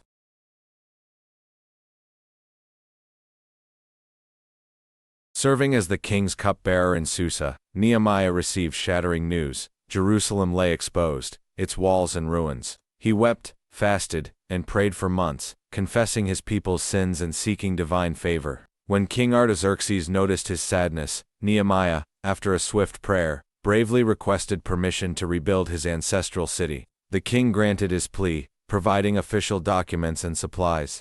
Upon arriving in Jerusalem, Nehemiah secretly inspected the crumbled defenses by moonlight. He then gathered the dispirited leaders and delivered a powerful faith-filled rallying cry, "Let us rise up and build." The people responded with resolve, organizing the city by families and guilds. Priests, merchants, and craftsmen. Nehemiah assigned each a specific section of the wall. Despite the immediate mocking and scorn of adversaries like Sanballat, the work began with disciplined unity, for the people had a mind to work. As the wall of Jerusalem began to rise, the opposition grew furious. Sanballat and Tobiah mocked the work, claiming a fox could break down their stone structure. When mockery failed, they plotted a surprise armed attack. Nehemiah, trusting in God, implemented a brilliant strategy. He stationed guards, armed the builders, and decreed that everyone should work with a tool in one hand and a weapon in the other. Even the common people, suffering from usury and famine, were protected when Nehemiah confronted the wealthy leaders, forcing them to restore their unjustly gained property. The enemies then resorted to treachery, trying to lure Nehemiah outside the city for a fabricated meeting. He repeatedly refused, famously stating, "I am doing a great work, and I cannot come down." When they tried to frighten him into hiding in the temple, Nehemiah refused, declaring, "Should such a man as I flee?" Despite relentless opposition and spies, the wall was miraculously completed in just 52 days. After the walls were finished and the people settled, Nehemiah secured the city and established order. Then, the people desired a spiritual foundation. They gathered and called upon the priest scribe Ezra to read the book of the law. As Ezra read publicly for hours, the truth of the word struck the people, causing them to weep over their many sins. Nehemiah quickly intervened, declaring, "Do not mourn or weep, for the joy of the Lord is your strength." They turned their conviction into celebration. observing the Feast of Booths with immense joy. Soon after, the people dedicated an entire day to deep repentance. Separating themselves from all foreigners, they confessed their own sins and those of their ancestors. The Levites led them in a profound prayer that recounted God's unending faithfulness throughout history, contrasting it with Israel's chronic rebellion. They concluded the solemn assembly by formally entering into a binding covenant to walk in God's law. Following their grand corporate confession, the leaders of Judean priests, Levites, and officials affixed their seals to a binding covenant, promising to keep the Sabbath, avoid intermarriage, and faithfully support the temple with tithes. After successfully repopulating Jerusalem by casting lots to bring 1 in 10 people inside the new walls, the great day of dedication arrived. Nehemiah organized the people into 2 massive choirs who marched in opposing directions atop the completed walls, meeting at the temple with sacrifices and deafening joy. However, years later, Nehemiah returned from a trip to discover the covenant broken. The high priest had allowed the wicked adversary, Tobiah, to live in a temple storage chamber. Nehemiah furiously cleansed the temple and evicted Tobiah. He then found the people neglecting tithes and desecrating the Sabbath by trading. Nehemiah enforced the law, locking the city gates on the Sabbath. His final forceful act was to confront and drive out those who had once again intermarried with foreigners, purifying the community and restoring order. At a magnificent feast, King Ahasuerus' Queen Vashti publicly refused his summons, an act that led to her immediate deposition by royal decree. A search commenced for a new queen, bringing the beautiful Jewish orphan Hadassah to the palace. Guided by her cousin, Mordecai, she concealed her heritage, was renamed Esther, and soon won the king's love, becoming the new queen of Persia. Mordecai meanwhile foiled an assassination plot against Ahasuerus, a heroic deed recorded in the royal chronicles. However, the peace was shattered when the arrogant official, Haman, was promoted. Mordecai, refusing to bow to Haman out of religious principle, incurred the official's wrath. Haman's pride was so wounded that he sought not just Mordecai's death, but the total annihilation of the entire Jewish people. He secured a royal decree from the unknowing king, setting the stage for genocide across the vast Persian Empire. When the decree to annihilate the Jews was issued, Mordecai sent a desperate plea to Queen Esther. She feared approaching the king unsummoned, but Mordecai's challenge, "Who knows whether you have not come to the kingdom for such a time as this?" steeled her resolve. After a 3-day fast by the entire Jewish community, Esther bravely entered the king's presence. He spared her life and accepted her invitation to a private banquet, along with Haman. Haman left the first banquet full of pride, but seeing Mordecai at the gate ruined his joy. He rushed home and built a 75-foot gallows for Mordecai. That same night, however, the king suffered sleeplessness and had the royal chronicles read, discovering Mordecai's unrewarded loyalty. The king then asked the arriving Haman how best to honor a man. Thinking he was the one, Haman suggested a grand public parade. The king immediately commanded Haman to personally lead Mordecai through Susa, proclaiming his honor.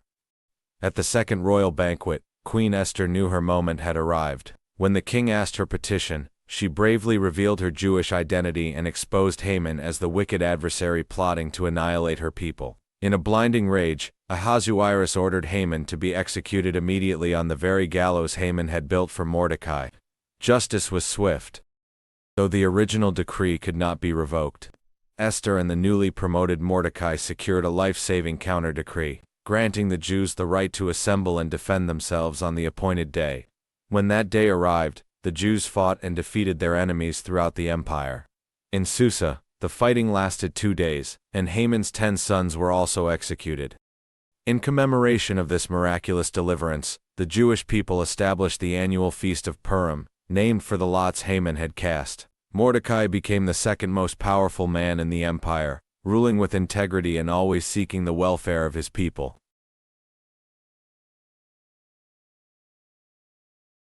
Job was a blameless man, unmatched in piety and prosperity. His world was secure until a heavenly challenge occurred. Satan claimed Job only served God for the blessings. God permitted Satan to test Job.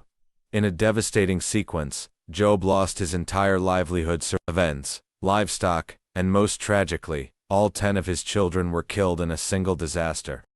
Despite the horror, Job tore his robes, but worshipped, declaring, The Lord gave, and the Lord has taken away. Blessed be the name of the Lord. Satan persisted, afflicting Job with terrible, painful boils from head to toe. His wife urged him to curse God and die, but Job rebuked her, refusing to sin with his lips.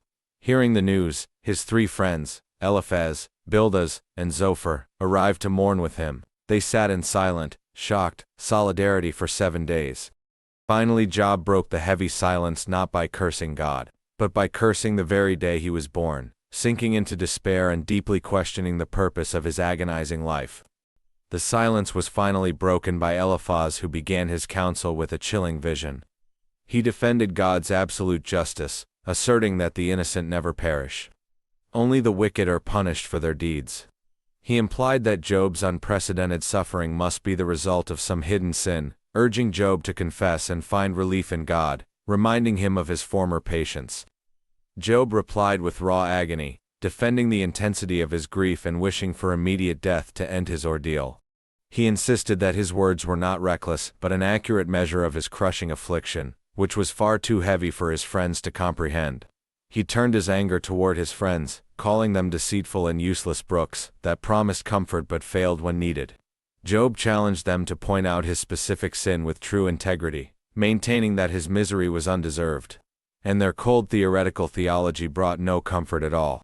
Job turned his lament from his friends to God, questioning the purpose of his agonizing, worthless life. Finding no rest, he begged God to leave him alone, feeling like a target, strictly watched and afflicted by his Creator. Bildad, the next friend, spoke bluntly, arguing that Job's children must have perished because of their great sin, and assuring Job that if he were pure, God would instantly restore him. Job agreed with his friends on one point: God's power is absolute and cannot be challenged. He realized that no human could stand before such an omnipotent being and be declared righteous. This insight brought a fresh terror, even if he were innocent. God could crush him randomly and capriciously, and there was no umpire to judge between them. In desperation, Job pleaded for God to ease the affliction, asking why he had gone to the trouble of giving him life, forming him with care, only to pursue and destroy him. He begged God to show him his specific transgressions so he could find peace before death. The final friend, Zophar, delivered the harshest judgment, accusing Job of being a boastful liar who deserved far greater punishment than he was enduring. He commanded Job to immediately confess his hidden wickedness, assuring him that only then would God restore his comfort and security. Job responded with scathing sarcasm, declaring his friends to be worthless physicians, whose cold counsel only worsened his misery. He insisted that God's wisdom, which controls all of creation, was far beyond their narrow theology. Dismissing their lies, Job vowed to take his case directly to his terrifying accuser, God himself. He declared his audacious faith, stating, "Though he slay me, yet will I trust him." Turning his plea to God, Job mourned the profound agony of human existence, comparing frail man to a fading flower that finds no rest. He contrasted man's fate with a tree's hope of renewal, desperately yearning for a short reprieve, or a secure refuge in the grave until God's crushing hand was lifted. The second cycle of speeches began with Eliphaz, who angrily accused Job of pouring out blasphemy and rejecting God's authority. He maintained that Job's suffering proved his hidden guilt, describing in detail how the wicked are inevitably consumed by terror and punishment, a clear indictment of Job. Job retorted with deep bitterness, calling his friends miserable comforters whose words were worthless and cruel. He lamented that God had torn him apart like an enemy, making him a spectacle for all to mock. Yet, amid his abandonment, Job made a powerful, hopeful appeal to heaven, recognizing God as his only ultimate witness and vindicator. Bildad delivered the harshest blow yet, accusing Job of arrogance and detailing the horrifying destruction that befalls the wicked. Their light is extinguished, their memory erased, and their entire lineage destroyed. He explicitly condemned Job to this terrifying fate, utterly denying him any hope of earthly restoration, or even basic human compassion. Job lamented the relentless cruelty of his friends and the feeling of utter abandonment by God, who seemed to have surrounded him like an enemy. Yet, in this deepest pit of despair, Job experienced a monumental breakthrough of faith. He declared his immortal hope, "I know that my Redeemer lives, and that in the end he will stand upon the earth. And after my skin has been destroyed, yet in my flesh I will see God." He believed that despite his current suffering and death, a living Redeemer would vindicate him. Zophar renewed his attack, describing the short-lived triumph of the wicked. He assured Job that the wicked man's joy is fleeting, and that God's wrath would surely overtake him. Eliphaz then returned, accusing Job directly of specific, severe sins: extortion, refusing water to the thirsty, and withholding bread from the hungry. He argued that Job's current wealth could not save him, and commanded him to humble himself, confess, and return to God so that his prosperity would be restored.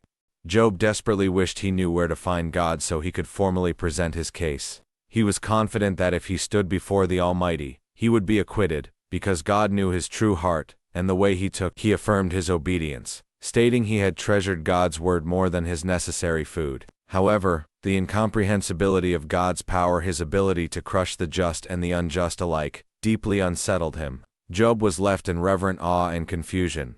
Bildad delivered a final, brief, and cold speech, simply reiterating God's immense power, purity, and sovereignty. He rhetorically asked how mortal man could ever be righteous before such a magnificent God. Job's response was a majestic affirmation of God's unmatched cosmic power, far surpassing the friend's meager description.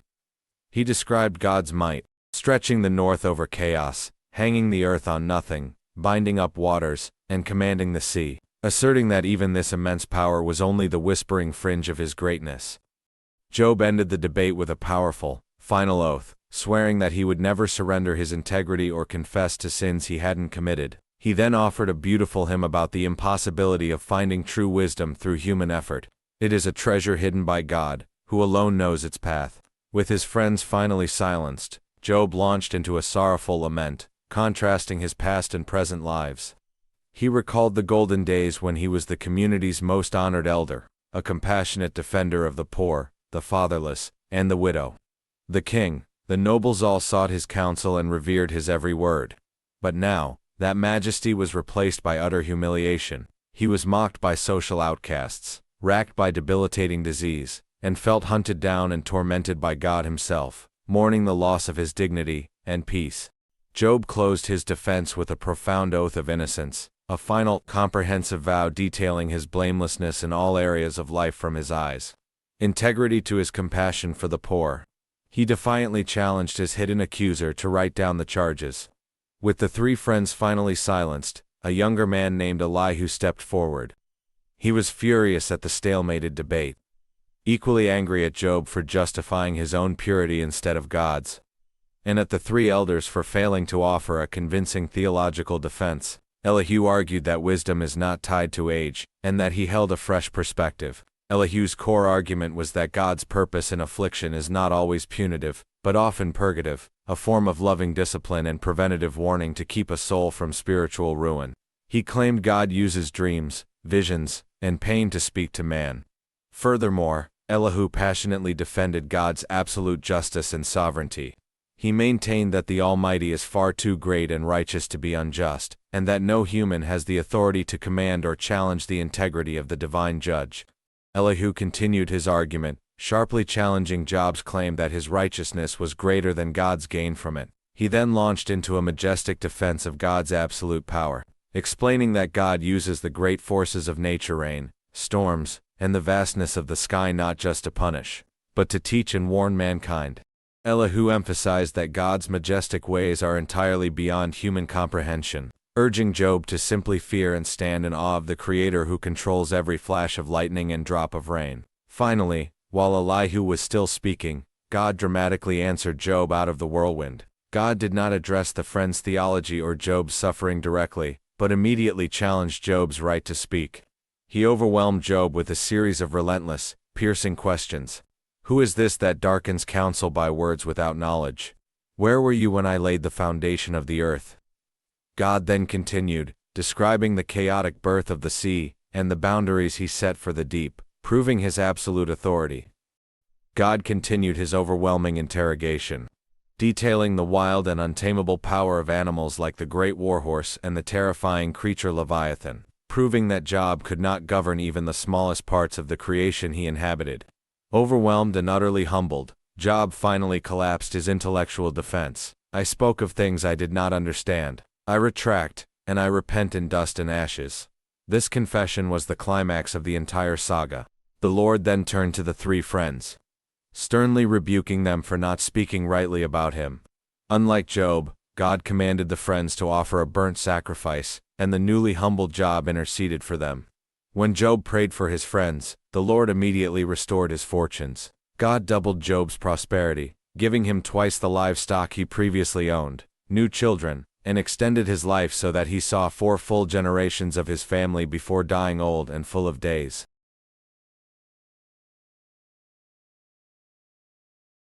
The book of Psalms opens by contrasting 2 paths of life. The truly blessed person refuses to walk in the counsel of the wicked, standing instead with those who delight in the law of the Lord, meditating on it constantly. This righteous person is likened to a sturdy tree planted by flowing water, yielding fruit and knowing prosperity, while the wicked are like worthless chaff blown away by the wind. The scene then shifts to the political realm, where the kings and rulers of the earth are seen raging and plotting in vain rebellion against the Lord and his anointed one. The Lord in heaven merely laughs at their feeble plans. He declares his eternal decree. His king is already established on Mount Zion. The psalm ends with a solemn warning to the rebellious rulers to submit and kiss the Son, lest they perish under his sudden, righteous anger, affirming that all who trust him are blessed. The third psalm opens with David surrounded by countless enemies who claim God will not save him. David, however, confidently calls out to the Lord, affirming him as his shield and his glory. Knowing that salvation belongs to the Lord, he lays down in safety and sleeps peacefully. In a series of intimate appeals, David speaks directly to his compassionate God, establishing a pattern of evening prayer and reliance. In Psalm 4, despite the distress and the opposition of those who slander him, David knows the Lord has set him apart for himself. He commands his adversaries to tremble, stop sinning, and offer honest sacrifices, concluding that he can lie down in peace, because the Lord alone makes him dwell in safety. Psalm 5 portrays David rising early for a disciplined morning ritual, asking God to lead him in righteousness because of his enemies. He describes the utter wickedness and deceit of those who oppose him, affirming that God has no pleasure in evil. Yet, he concludes with the joyous confidence that God will ultimately surround the righteous with his favor as with a massive shield. The mood darkens dramatically in Psalm 6, where David is overwhelmed, crying out under the heavy discipline of the Lord. He begs God to turn and deliver his soul, lamenting his exhaustion and the flooding of his bed with tears. He then abruptly shifts tone, commanding his evil foes to depart, knowing that the Lord has heard his weeping and will turn back his enemies in sudden shame. In Psalm 7, David pleads for rescue from a relentless pursuer, calling upon God to judge him if he is guilty of any wrongdoing. He asks the Lord, the righteous judge, to rise up in fury against his adversaries, ultimately trusting that the wicked will fall into the very pit they dig for others. Psalm 8 pivots from personal distress to cosmic worship, marveling at God's glorious name displayed throughout the earth. David is overwhelmed by the contrast between God's majesty and man's fragility, asking, "What is man that you are mindful of him?" He answers by celebrating God's decision to crown humanity with glory and honor, setting us over all creation, from sheep to the creatures of the sea. Psalm 9 then offers a powerful song of thanksgiving for deliverance and justice. David commits to telling of all God's marvelous deeds, rejoicing that the Lord sits enthroned to judge the world with righteousness. He celebrates that God is a secure refuge for the oppressed and that he will not forget the cry of the afflicted. David asks God to punish the nations, reminding them they are mere mortals. The faithful man begins with a desperate question: why does the Lord seem so distant? He observes the arrogant wicked man flourishing, full of violence and pride, believing he is untouchable, and that God has forgotten the poor he relentlessly oppresses. In the face of this chaos, faint-hearted friends advise the believer to abandon hope and flee, but the true believer rejects this counsel, declaring unwavering trust. He affirms that though the Lord is seated in his holy temple, he is actively watching and testing the righteous, while preparing a fiery judgment for the violent, godless ones who trust in their own schemes. The focus then shifts to the danger of the spoken word. The faithful cry out that honest people are vanishing, leaving a world full of flattery, lies, and boastful, deceptive tongues. The wicked brag about their power, but the Lord rises up, promising to secure the needy from the pollution of these lying lips, affirming that his own words are pure and flawless, like silver refined 7 times. The believer begins with a heartfelt lament, questioning God's apparent forgetfulness. How long, O Lord, will you forget me forever? He struggles with sorrow and the triumph of his enemies, but quickly forces his soul to remember God's loyal love. He closes by declaring his trust in God's mercy and resolves to sing for joy. The scene shifts to expose universal human depravity. The fool, the morally senseless person, declares in his heart, "There is no God," leading to corruption and vile deeds. The Lord looks down from heaven and finds that none are truly good. The wicked oppress the poor and mock their hope in God, but the faithful are affirmed as the generation the Lord favors. Finally, the focus narrows to the question of acceptable worship. The believer asks, "Who may dwell in your holy hill?" The answer is the person of flawless integrity, one who speaks the truth, avoids slander, honors those who fear the Lord, and keeps his oaths even when it hurts. The psalm concludes with the assurance that this morally upright person will never be moved.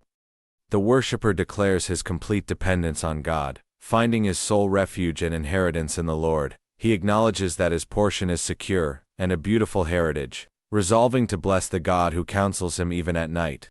He firmly rejects the path of idolatry and celebrates the hope of seeing God's presence, satisfied upon waking in his likeness. The prayer then becomes a plea for justice.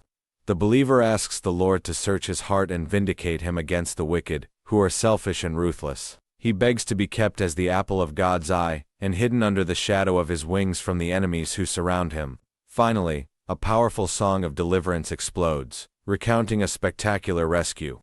David declares, "The Lord is my rock, my fortress, and my deliverer."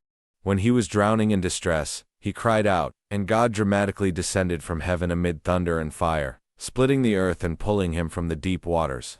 He celebrates God's perfect ways, his strength, and his ultimate victory over all his enemies. King David, a man after God's own heart, begins with a meditation on God's revelation. He declares that the heavens themselves are eloquent preachers, proclaiming God's glory and power day and night. The sun, in its majestic circuit, reveals a perfect, universal truth. Yet, a more powerful, flawless revelation is found in God's law. It revives the soul, and brings joy. David prays for deliverance from hidden sins and willful offenses, seeking to live with integrity. The tone shifts to a prayer for the king before a battle. The people implore God to answer David in his time of trouble, remember his offerings, and grant him victory. Their strength is not in chariots or horses, but in the name of the Lord their God. They trust that the Lord will save his anointed king. The story culminates in a hymn of thanksgiving for the victory granted. David is overwhelmed with joy because God answered his prayer, granting him not only victory but long life and blessing. God crowned him with precious stones and a lasting splendor.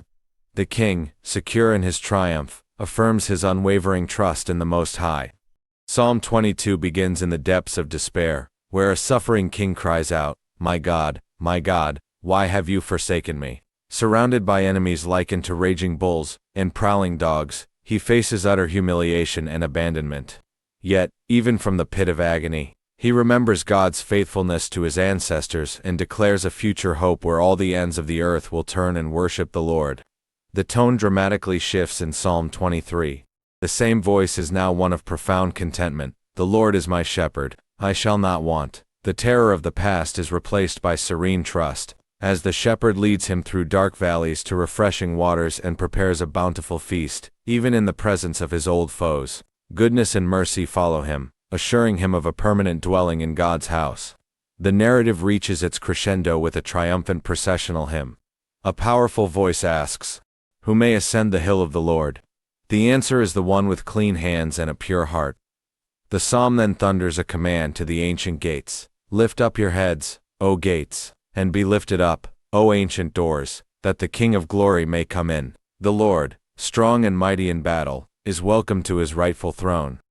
Psalm 25 begins with the voice of a man surrounded by enemies, a soul pouring out his needs in humble prayer. He lifts his heart to the Lord, pleading for guidance and remembering his youth, asking God to lead him in truth and deliver him from shame. He trusts God's steadfast goodness, choosing integrity even as distress mounts around him. In Psalm 26, the man stands firm, declaring his blameless walk.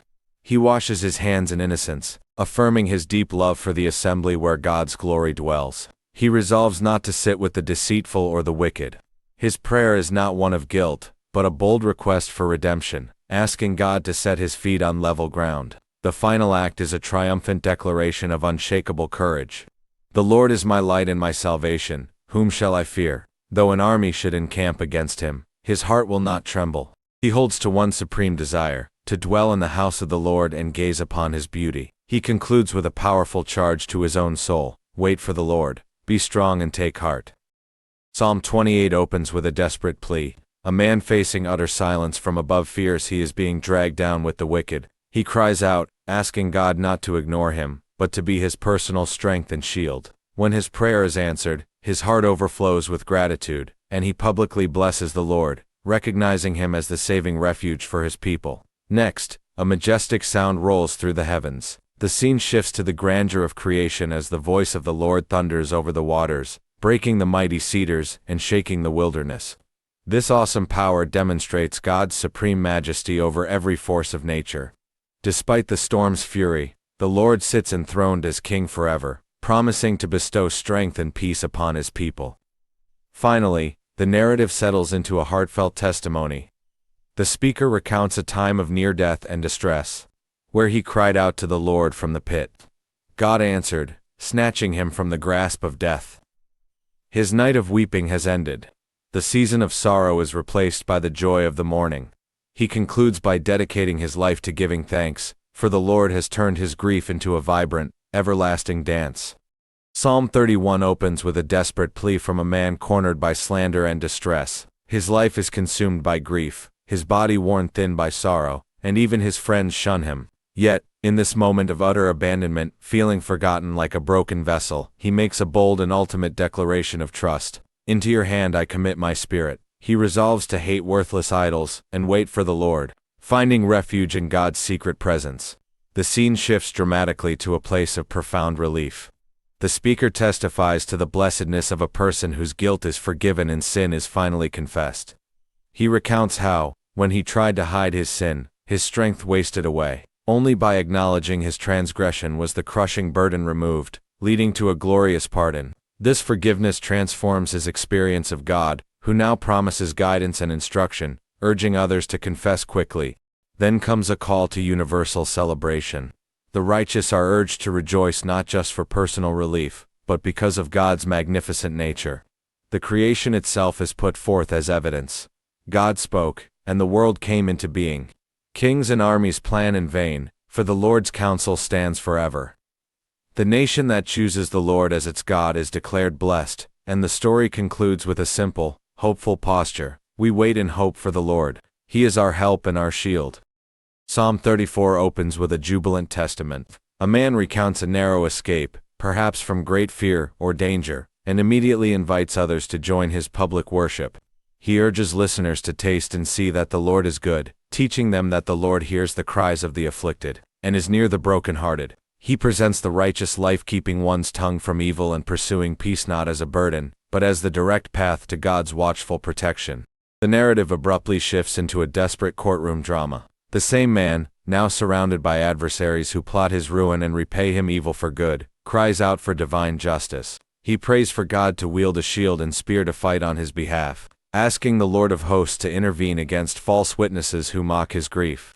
Yet, even in his plea for vengeance, he maintains a core commitment to praise the Lord's unparalleled work of salvation. Psalm 36 contrasts the source of all evil with the immensity of divine goodness. The speaker first reflects on the wicked, whose inner wickedness blinds them, allowing no fear of God. He then pivots to a spectacular vision of God's character. His love is majestic, reaching the heavens, his faithfulness, the clouds. The climax is a statement of security. With you is the fountain of life. In your light do we see light? He asks to remain under the shadow of God's wings, protected from the schemes of the arrogant. The Psalm 37 saga begins with a veteran's calm wisdom, offering advice to a frustrated soul. Do not fret because of evildoers. The speaker, having seen many seasons, reassures the young that the wicked flourish only briefly, like grass that quickly withers. He urges a slow, deliberate life of faith. Trust in the Lord, delight in Him, and wait patiently. This counsel is the quiet encouragement of a gardener who knows that deep roots lead to enduring inheritance, while the shallow display of the wicked is doomed to be cut off. The scene then plunges into a deep valley, shifting abruptly to a confession of overwhelming pain. The speaker is afflicted by wounds, isolated by friends, and targeted by enemies. Recognizing this distress as a heavy burden of his own sin before God, he offers no self-pity, only a desperate prayer for mercy, and a cry for God not to forsake him in his extreme weakness. He is the patient, worn down by his sickness, whose only strength is the raw honesty of his plea. In Psalm 39, the narrative settles into quiet introspection.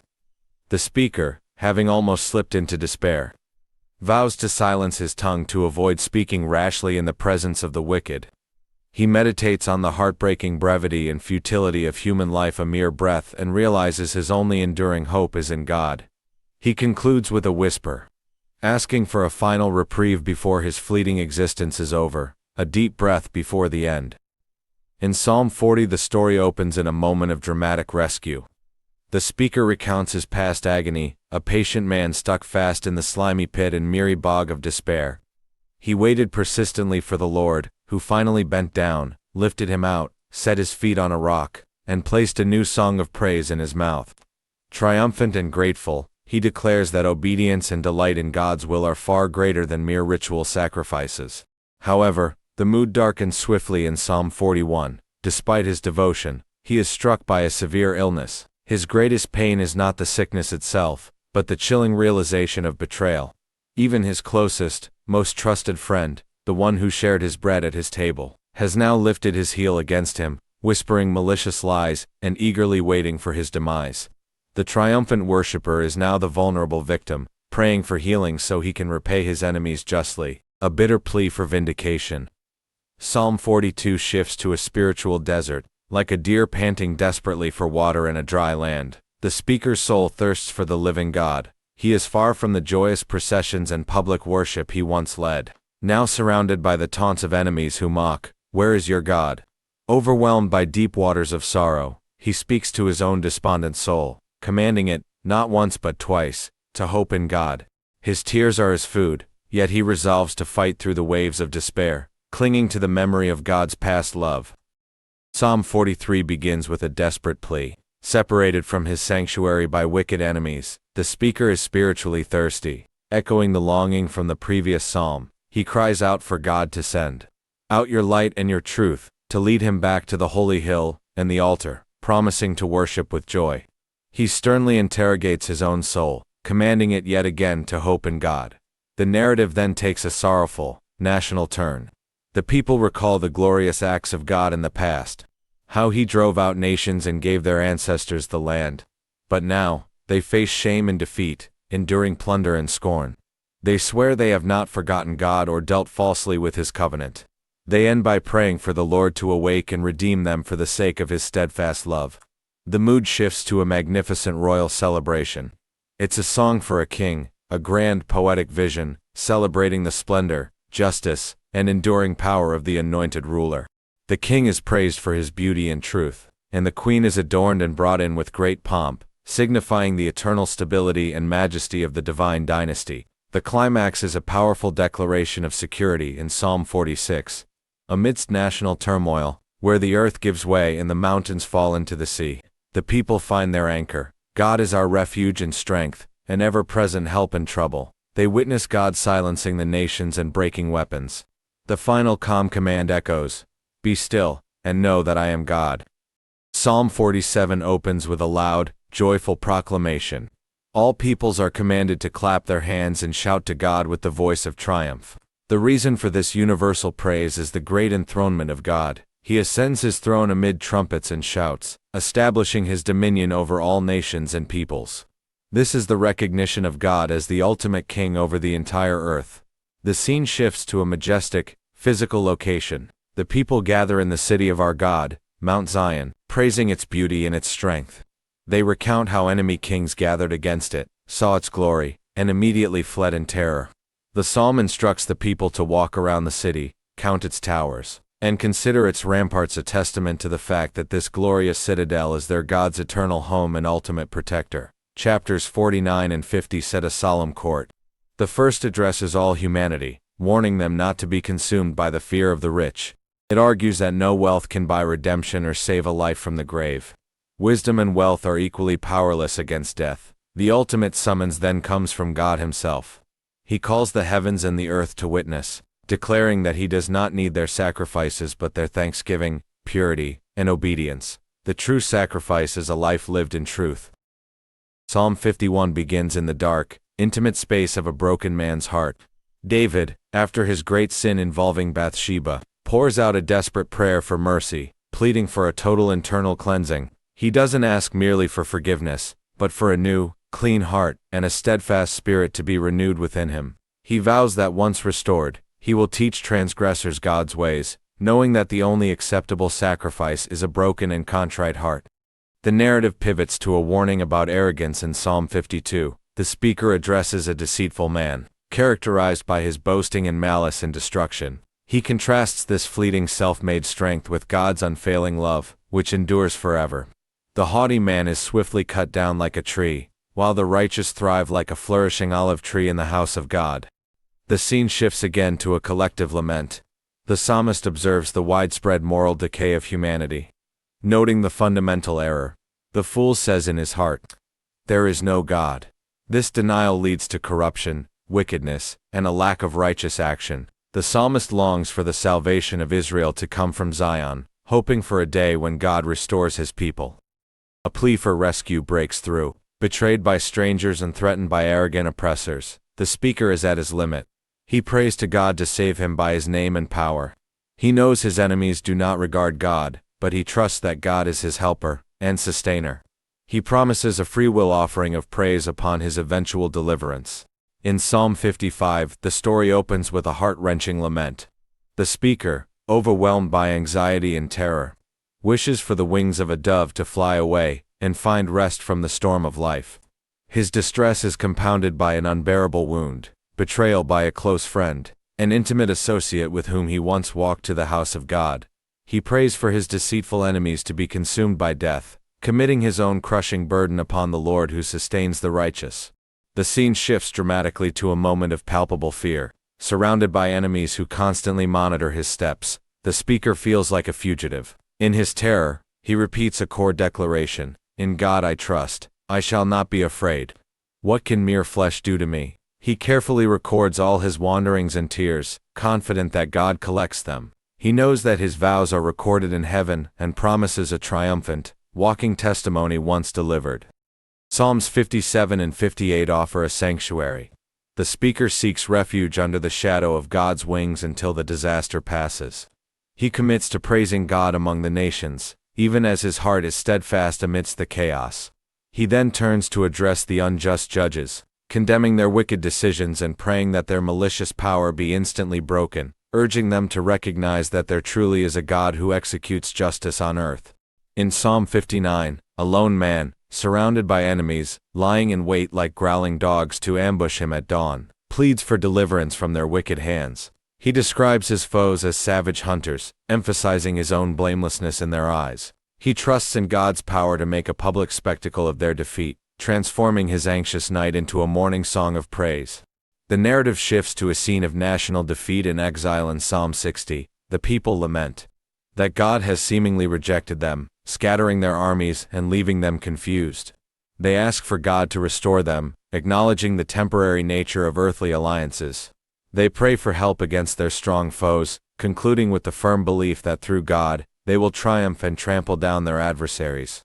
Psalms 61 and 62 offer a personal and profound anchor. The speaker, feeling distant and overwhelmed, prays from the ends of the earth, asking to be led to the protective, high rock of safety. This rock is a metaphor for God himself.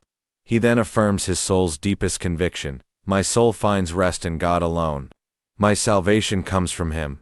He warns against trusting human power or fleeting wealth, urging himself and others to pour out their hearts to God at all times, who is their only true refuge and salvation. In Psalm 63, a fugitive king, likely David in exile, feels a spiritual thirst far deeper than his physical need for water. His soul yearns for God, and he remembers past sanctuary visits. Even in the wilderness, he vows to praise God, whose steadfast love is better than life itself. He rests in the shadow of God's wings, confident that those who seek his ruin will be silenced. The scene shifts to a tense moment of danger in Psalm 64. The speaker is surrounded by enemies who whisper malicious plans and set unseen, sudden traps. They sharpen their tongues like swords and shoot bitter words like arrows. The righteous man prays for God to strike them with their own weapons, making their swift downfall a public spectacle. He resolves that the upright will rejoice and declare God's just work. Psalms 65 and 66 offer a magnificent, collective panorama. The narrative first celebrates God's universal reign over creation. Praise awaits him in Zion, as he silences the nations, stills the roaring of the seas, and crowns the year with abundance, making the valleys shout for joy. The final piece is an invitation for all the earth to come and see God's awesome works. The psalmist recounts how God tested his people with fire and water but brought them out to a place of bounty. He concludes with a personal vow to fulfill his sacrifice promises, urging all to hear his testimony of how God heard his prayer. Psalm 67 opens with a plea for divine favor. God is asked to bless his people so richly that all the ends of the earth might see his saving power and join in united praise. This global vision is anchored in the epic saga of the warrior king, who marched in thunderous triumph from the wilderness, scattering all his enemies like smoke. This mighty God now reigns from his sanctuary in Zion, establishing justice for the oppressed, leading a glorious procession, and demonstrating his sovereignty over all kingdoms. Yet despite this universal triumph, one faithful servant finds himself in acute personal peril in Psalm 69. He is sinking into deep, muddy waters, overwhelmed by floods of scorn and hatred, tormented because of his burning zeal for God's house. He endures public mockery and betrayal. His pain culminates in an immediate, desperate cry, "Hasten, O God, to save me. O Lord, make haste to help me." The plea begs the victorious king to translate his universal power into swift, personal deliverance. In Psalm 71-74, an aged servant, trusting in the rock of his youth, refuses to be silenced by foes who claim God has cast him off. He prays for strength to declare God's power until his last breath. His testimony is immediately followed by a vision of the ideal king, a ruler dedicated to justice, defending the poor, and enjoying global, eternal dominion.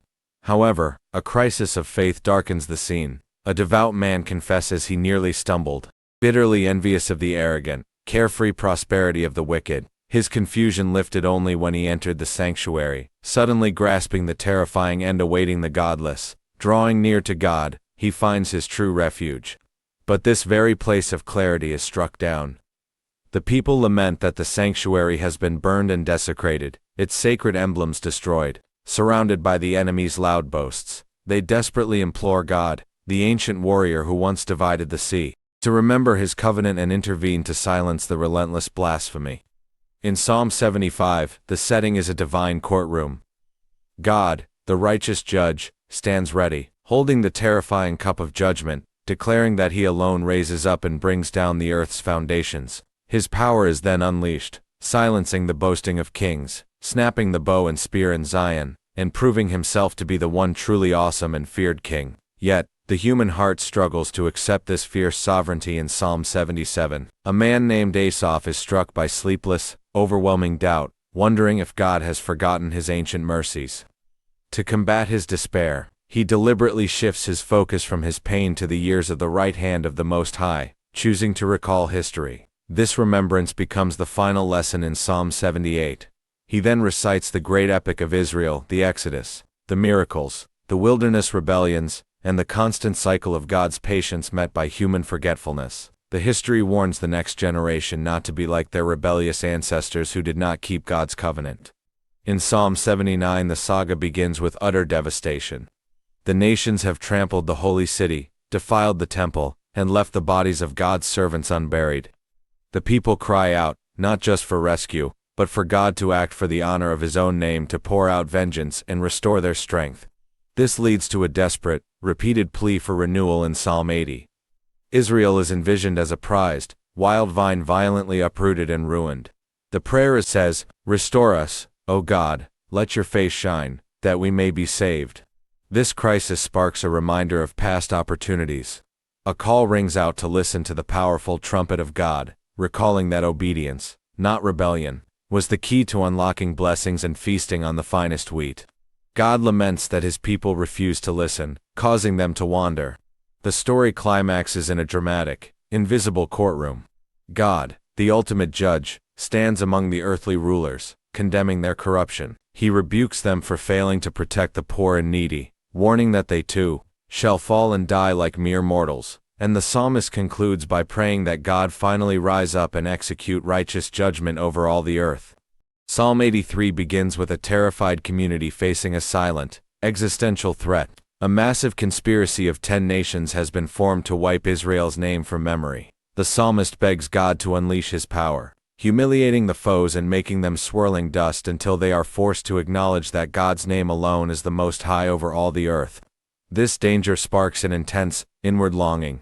The faithful, though pilgrims far from the sanctuary, find their souls yearning for the courts of the Lord. They value one day in God's presence above 1,000 days elsewhere, knowing that God, their sun and shield, empowers them to transform the valley of weeping into a valley of springs. With their hope fixed on the temple, the people plead for revival. They recall God's past forgiveness, asking him to turn his anger away once more. Their prayer envisions a future where steadfast love and faithfulness meet, and righteousness and peace perfectly kiss the land. This conviction leads to a humble, personal supplication, where a man, poor and needy, begs God to teach him his way, and unite his heart to fear his name.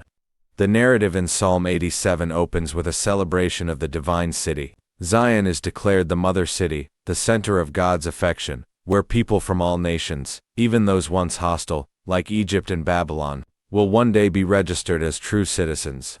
It is a triumphant, prophetic vision of universal inclusion in God's eternal foundation. The story then plummets into the deepest possible darkness. This psalm is unique, a raw, sustained cry of a man near death, isolated, and overwhelmed by affliction.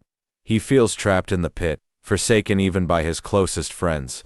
There is no shift to praise, only the chilling conclusion that his only companion is the darkness itself. A bright contrast erupts in Psalm 89, celebrating the eternal covenant God made with David. The psalmist praises God's faithfulness, which is as strong as the heavens. He recounts the promise of an everlasting throne for David's line, yet a painful crisis remains. God has apparently cast off his anointed king, allowing him to be humiliated. The song demands to know why the faithful promises have been neglected. The saga concludes with a meditation on time, a prayer of Moses. He contrasts humanity's fleeting life, a mere dream, a watch in the night with God, who has been mankind's dwelling place throughout all generations. He acknowledges that human life, though brief and full of trouble, can find meaning if God teaches us to number our days. The final plea is for God to establish the work of our hands. In Psalms 91 to 94, we see a glorious promise of absolute security. The speaker reveals a secret. Whoever dwells in the shelter of the Most High will find ultimate refuge. God is portrayed as the ultimate protector, shielding the faithful from every terror of the night, every disease, and every hidden trap. Angels are commanded to guard their steps, making them impervious to harm. The core guarantee is that because the righteous man loves God, he will rescue, honor, and grant him long life. The scene shifts to a morning of praise. The righteous man celebrates the goodness of the Lord, recognizing that this unshakable security is earned through diligent faithfulness.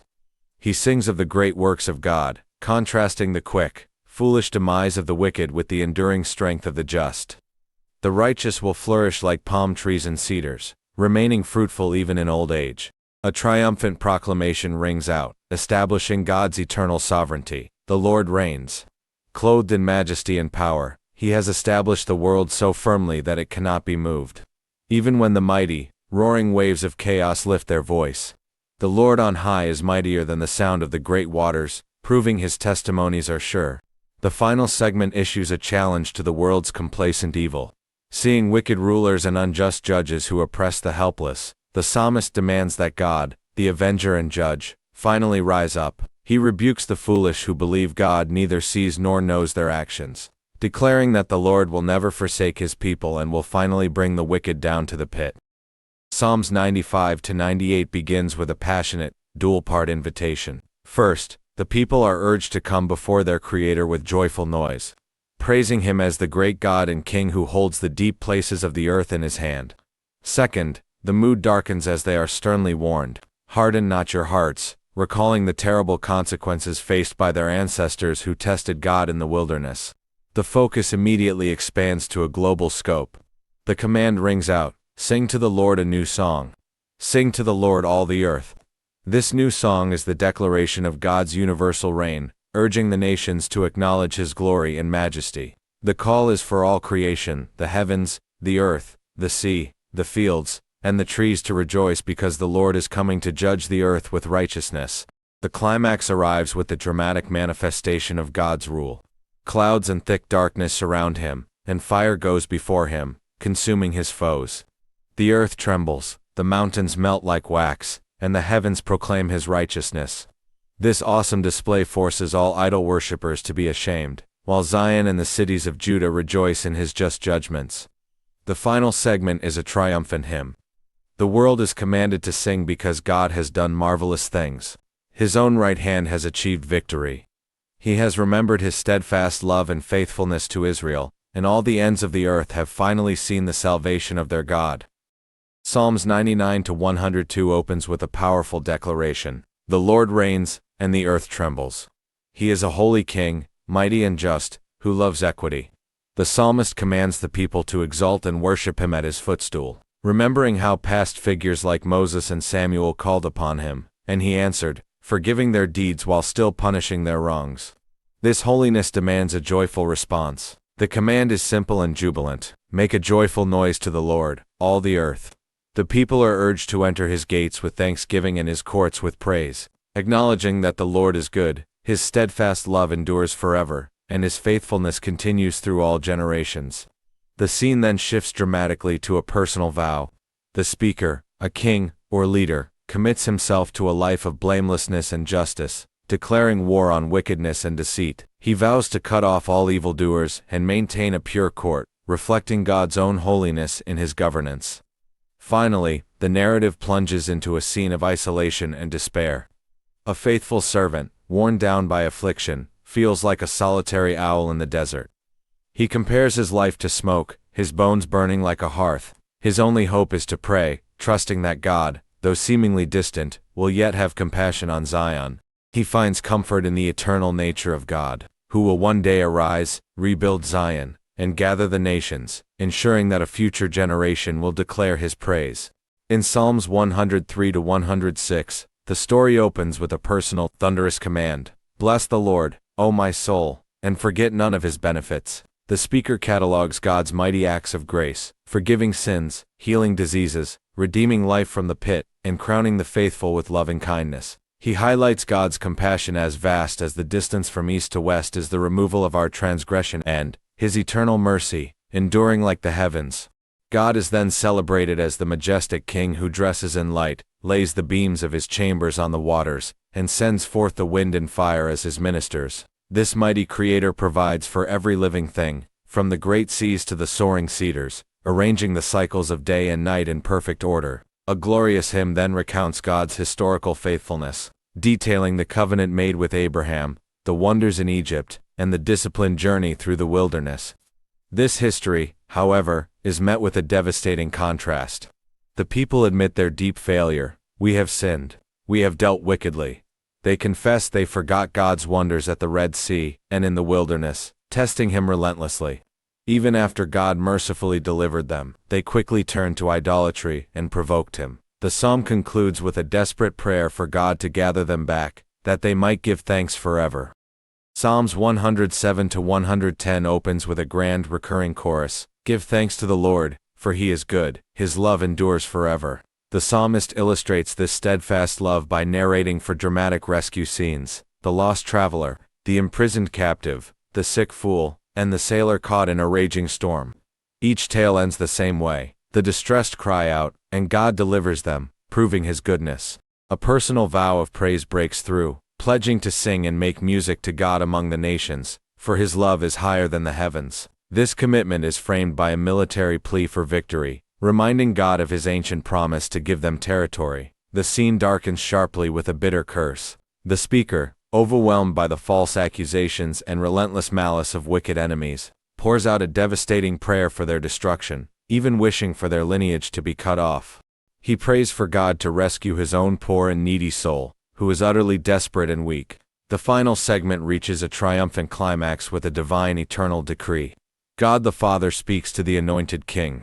Messiah, sit at my right hand until I make your enemies a footstool for your feet. This eternal, powerful king is given a scepter of strength, and is also declared to be a priest forever in the order of Melchizedek. His victory will be absolute, crushing rulers in his divine wrath. Psalms 111 to 114 is a declaration of purpose. The speaker vows to praise God with his whole heart in the assembly of the upright. He celebrates God's great works from creation to the provision of food, declaring them magnificent and trustworthy. The core theme is that the fear of the Lord is the beginning of wisdom, and his praise endures forever. This wisdom leads to prosperity. The blessed man is one who delights in God's commands. His life is marked by light, generosity, and justice. His house will enjoy wealth and righteousness. While the wicked see this and gnash their teeth, the righteous man's name will be remembered forever, while the desires of the wicked perish. The praise shifts to a universal, glorious call. From the rising of the sun to its setting, the name of the Lord must be praised.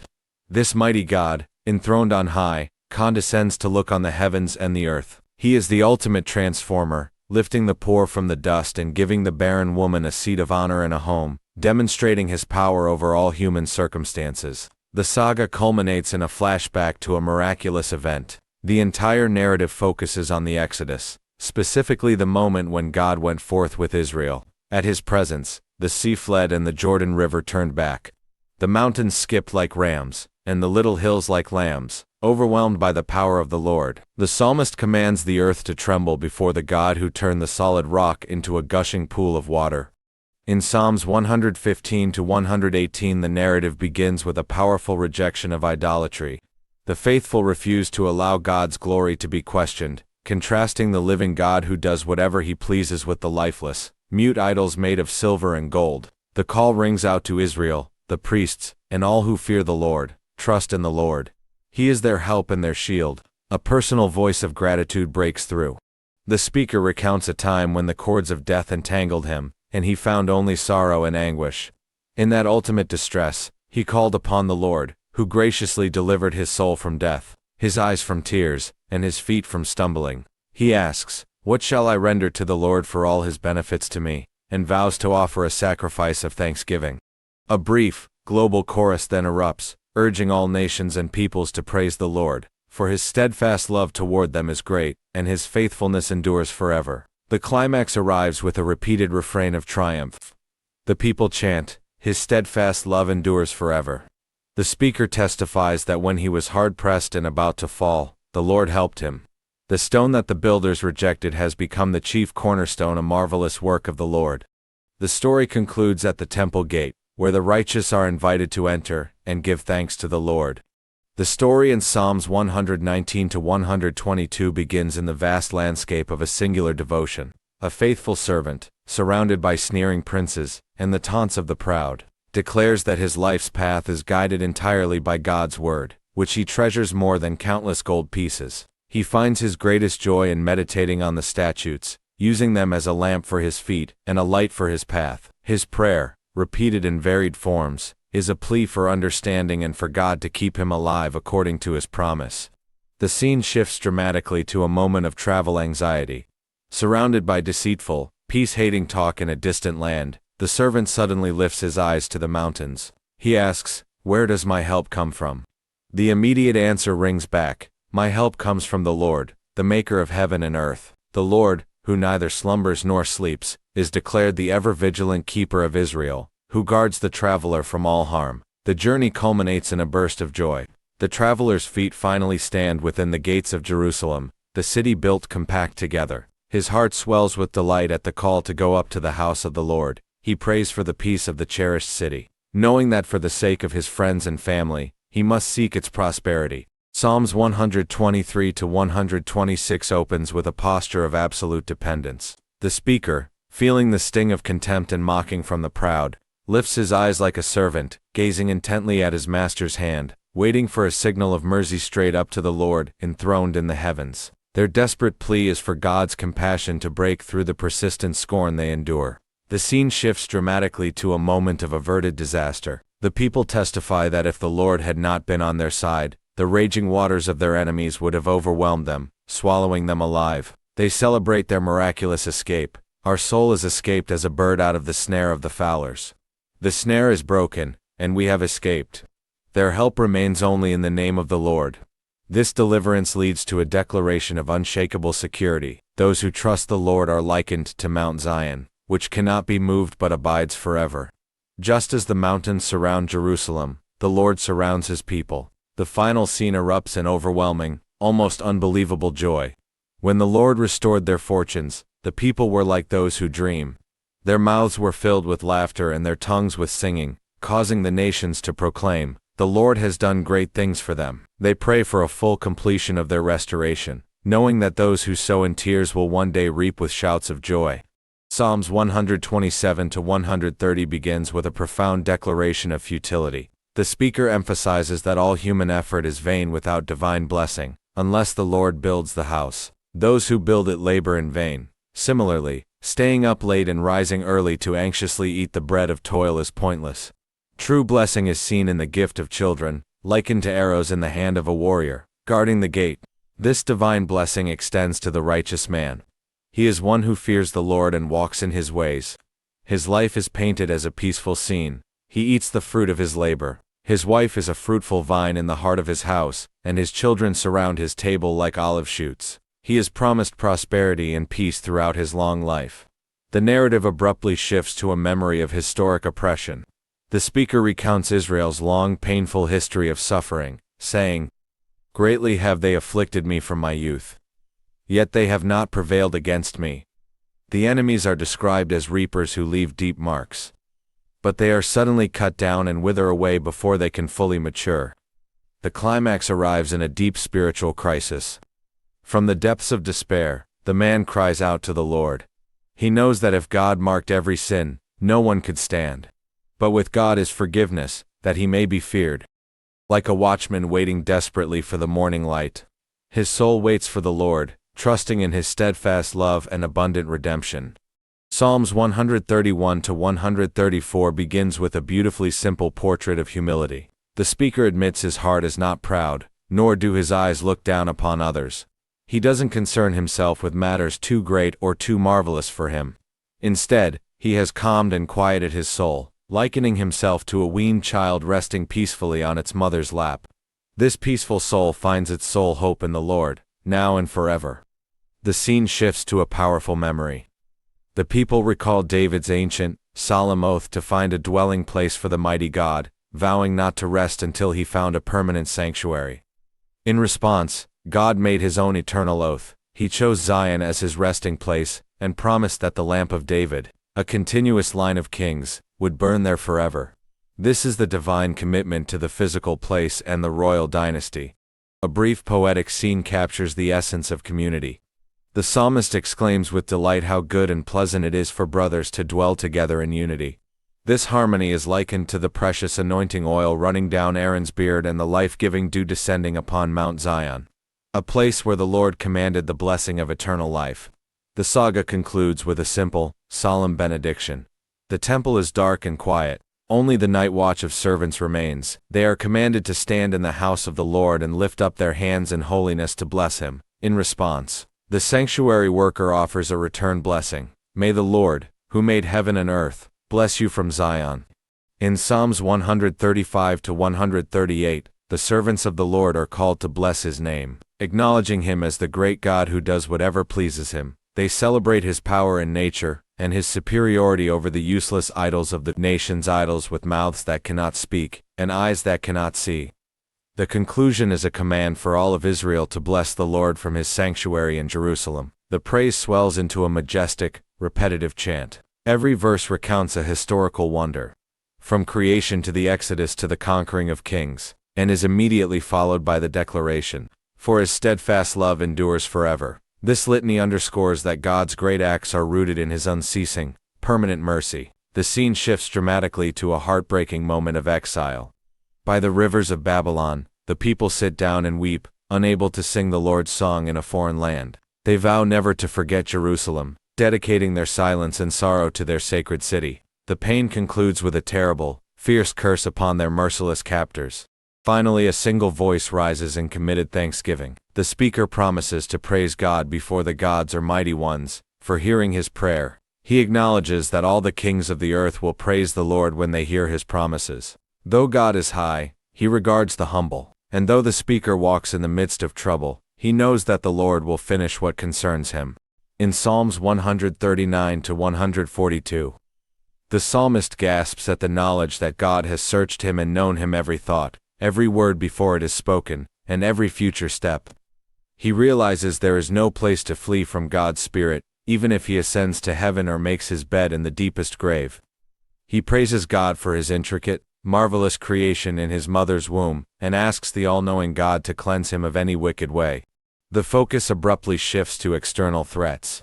The speaker prays desperately for rescue from the evil men who plot to trip him up like hunters setting snares and cords along the path. He asks God to turn their destructive schemes back on their own heads.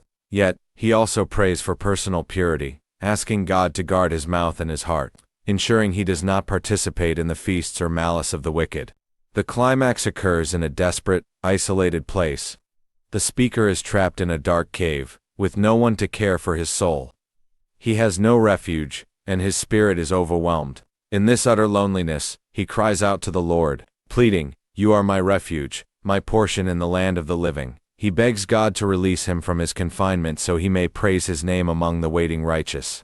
Psalms 143 to 146 begins in the oppressive darkness of despair.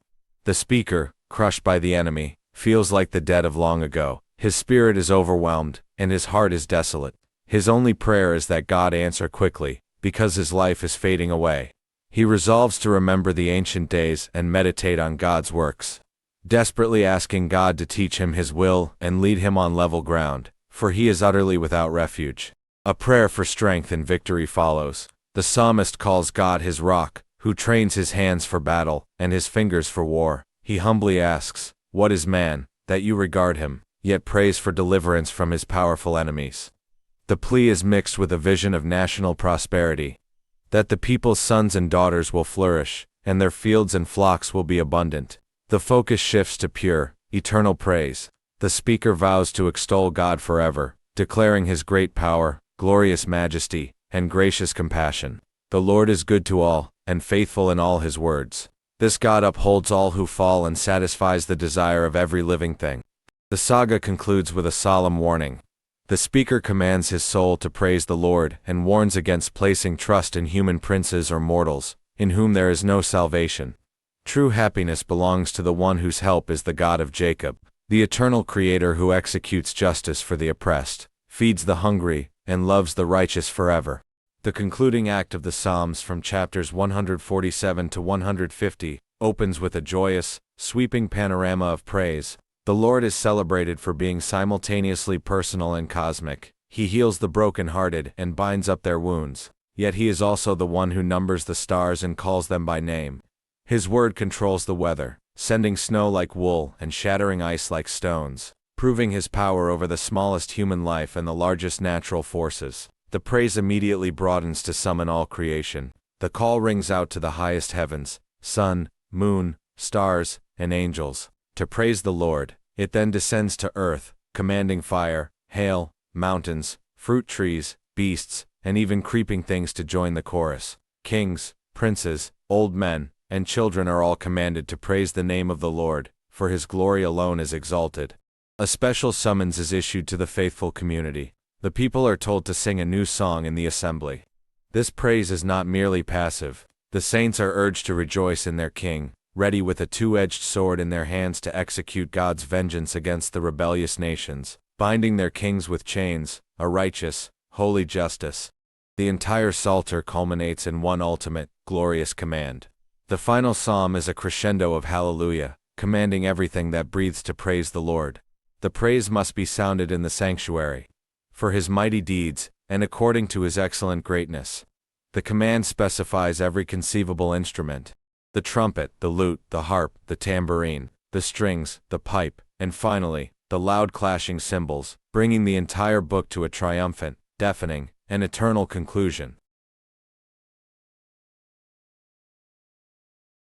Proverbs 1-3 begins with a stern, yet loving, father calling his child to attention. The core message is laid bare. Wisdom is the principal thing, offering understanding, justice, and equity. The father warns the young person away from two paths: the seductive, secretive counsel of sinners who plot violence, and the path of the strange woman who flatters only to trap.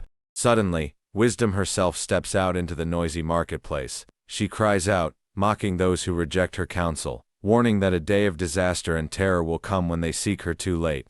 The narrative then shifts back to the father's steady instruction. He promises that if the child truly seeks wisdom like hidden treasure, he will gain discretion and find divine protection. Wisdom will be a bodyguard, delivering him from the dark paths of perverse men. Chapter 3 offers practical anchors. The child is urged to trust in the Lord completely, not on personal cleverness, and to honor God with his best resources. The text personifies wisdom once more, calling her a tree of life to those who grasp her, offering longevity, peace, and security, ensuring the fool and the scorner are kept far away from the righteous path. The father's voice grows insistent: get wisdom, get understanding, do not forget my words. He presents a clear choice between two roads. The path of the righteous is like the dawn, shining ever brighter. The path of the wicked is like deep darkness, where they stumble without knowing why. He commands his child to keep his focus laser sharp. Guard your heart above all else, for it determines the course of your life. The father warns against the most subtle and dangerous trap: the adulteress. Her lips drip honey, and her speech is smoother than oil, but her end is bitter poison, and sharp like a two-edged sword. He urges his child to stay far from her house, and drink only from his own cistern, lest a stranger consume his wealth, and his life ends in bitter regret. Chapter 6 offers practical warnings against common pitfalls. It starts with a handshake, advising against carelessly co-signing loans, urging the borrower to free himself quickly like a deer from a trap. It then contrasts the diligence of the ant with the laziness of the sluggard, who loves just a little more sleep and quickly invites poverty. The chapter ends by reiterating the warning against sexual sin, declaring that no man can carry fire next to his chest and not burn his clothes. The father offers a chilling case study, describing a young man, simple and lacking sense, who wanders into the street at twilight. The seductive woman, dressed provocatively, intercepts him. She weaves a deceptive tale of piety and pleasure, promising safety because her husband is away. With her smooth words and relentless flattery, she leads him like an ox to the slaughter, never realizing that her house is the direct road to the chambers of death. In stark contrast, wisdom takes the stage. She does not lurk in the shadows but stands proudly on the highest point along the way, crying out to all humanity. She asserts her eternal pedigree, proclaiming that she was present before the mountains were settled and the deep waters were brought forth. She declares that to find her is to find life and obtain favor from the Lord, as all who hate her love death. Lady Wisdom builds a beautiful house with 7 pillars, sends out her servants, and prepares a feast of bread and wine. Her invitation is simple: come, eat of my food and drink of the wine I have mixed. Forsake foolishness and live. Meanwhile, Lady Folly sits at the door of her chaotic house, equally loud and alluring, inviting simpletons with the lie that stolen water is sweet, unaware that her guests are already with the dead. The wisdom teachings shift into sharp, contrasting couplets, establishing the foundational difference between two kinds of people: the wise and the fool. The wise man works diligently, knowing that a sluggard will end in poverty, while diligence brings wealth and honor. He guards his tongue, understanding that the mouth of the fool brings ruin, but the words of the righteous are a deep, life-giving well. The righteous are like trees that bear fruit, while the wicked wither and vanish. In the marketplace, the wise man maintains integrity. He is warned against cheating, knowing that a false balance is an abomination to the Lord, but a just weight is his delight. He understands that pride brings disgrace, but with the humble is wisdom. The narrative also focuses on the value of counsel. A fool thinks his own way is right, but a wise man listens to advice. Ultimately, the contrast is stark. The plans of the righteous lead to life, but the deceitful are destroyed by their own schemes. The tongue of the righteous is called a tree of life, bringing healing and light, while the words of the treacherous pierce like a sword. The teachings continue to draw a sharp line between two paths. The first key principle involves reception. A wise son accepts a father's discipline, but a mocker refuses correction, leading to ruin. The wise walk with the wise and find good, while a companion of fools suffers harm. The power of speech is emphasized. The man who guards his mouth preserves his life, while the reckless talker comes to ruin. A gentle tongue is a tree of life, but perverseness in it crushes the spirit. The wise speak with knowledge, while a fool pours out folly. The narrative contrasts the fate of the righteous and the simple. Righteousness exalts a nation, but sin is a disgrace. The simple-minded are easily deceived and believe everything, but the prudent look where they are going. The simple walk in the darkness of folly, while the just walk in the light of understanding. Finally, the text addresses anger and humility. A soft answer turns away wrath, but a harsh word stirs up anger. The heart of the wise seeks knowledge, but the mouth of fools feeds on foolishness. Ultimately, humility and the fear of the Lord are the fountain of life, leading one away from the snares of death. Proverbs 16 begins with a deep, quiet truth. A man may make elaborate plans in his heart, sketching out every detail of his day and life, but the final, decisive answer, the outcome of his plans, rests entirely with the Lord. The Father warns that while pride precedes a crushing fall, humility precedes honor. It is wiser to have little and live in righteousness than to have great revenue and be unjust. Ultimately, the man throws his cares upon the Lord, trusting that his purposes will stand. The focus sharpens on relationships. Better a dry morsel with quietness than a house full of feasting with strife. A fool speaks with constant mischief, but the wise know that a gentle answer turns away wrath. The Father emphasizes that a true friend loves at all times, and a brother is born for adversity, a bond more precious than silver or gold. The setting shifts to the lonely individual. The one who isolates himself seeks only his own selfish desire and quarrels against all sound judgment. The fool finds no pleasure in understanding but only in airing his own opinion. The Father warns that life and death are in the power of the tongue. Words can be like a mighty flood or a life-giving fountain. He concludes with a powerful proverb about finding a spouse. He who finds a wife finds a good thing and obtains favor from the Lord. The teachings highlight the sharp contrast between character and wealth. A poor person who walks in integrity is better than a person of perverse lips who is a fool, for deceit eventually catches up to the slanderer. The Father warns that a slothful person will end in deep sleep and hunger, while the man who is gracious to the poor is actually lending to the Lord. Despite all efforts, many are the plans in a person's heart, but only the Lord's purpose will stand. The focus shifts to the power of God's control. The Father states clearly that a person's steps are prescribed by the Lord. How then can anyone understand their own way? He warns against drunkenness and deceitful practices in the marketplace, stating that a false balance is an abomination. The wisdom lies in recognizing that the human spirit is the lamp of the Lord, searching the inner depths, and that the fear of the Lord prolongs life. Chapter 21 deals with ultimate sovereignty.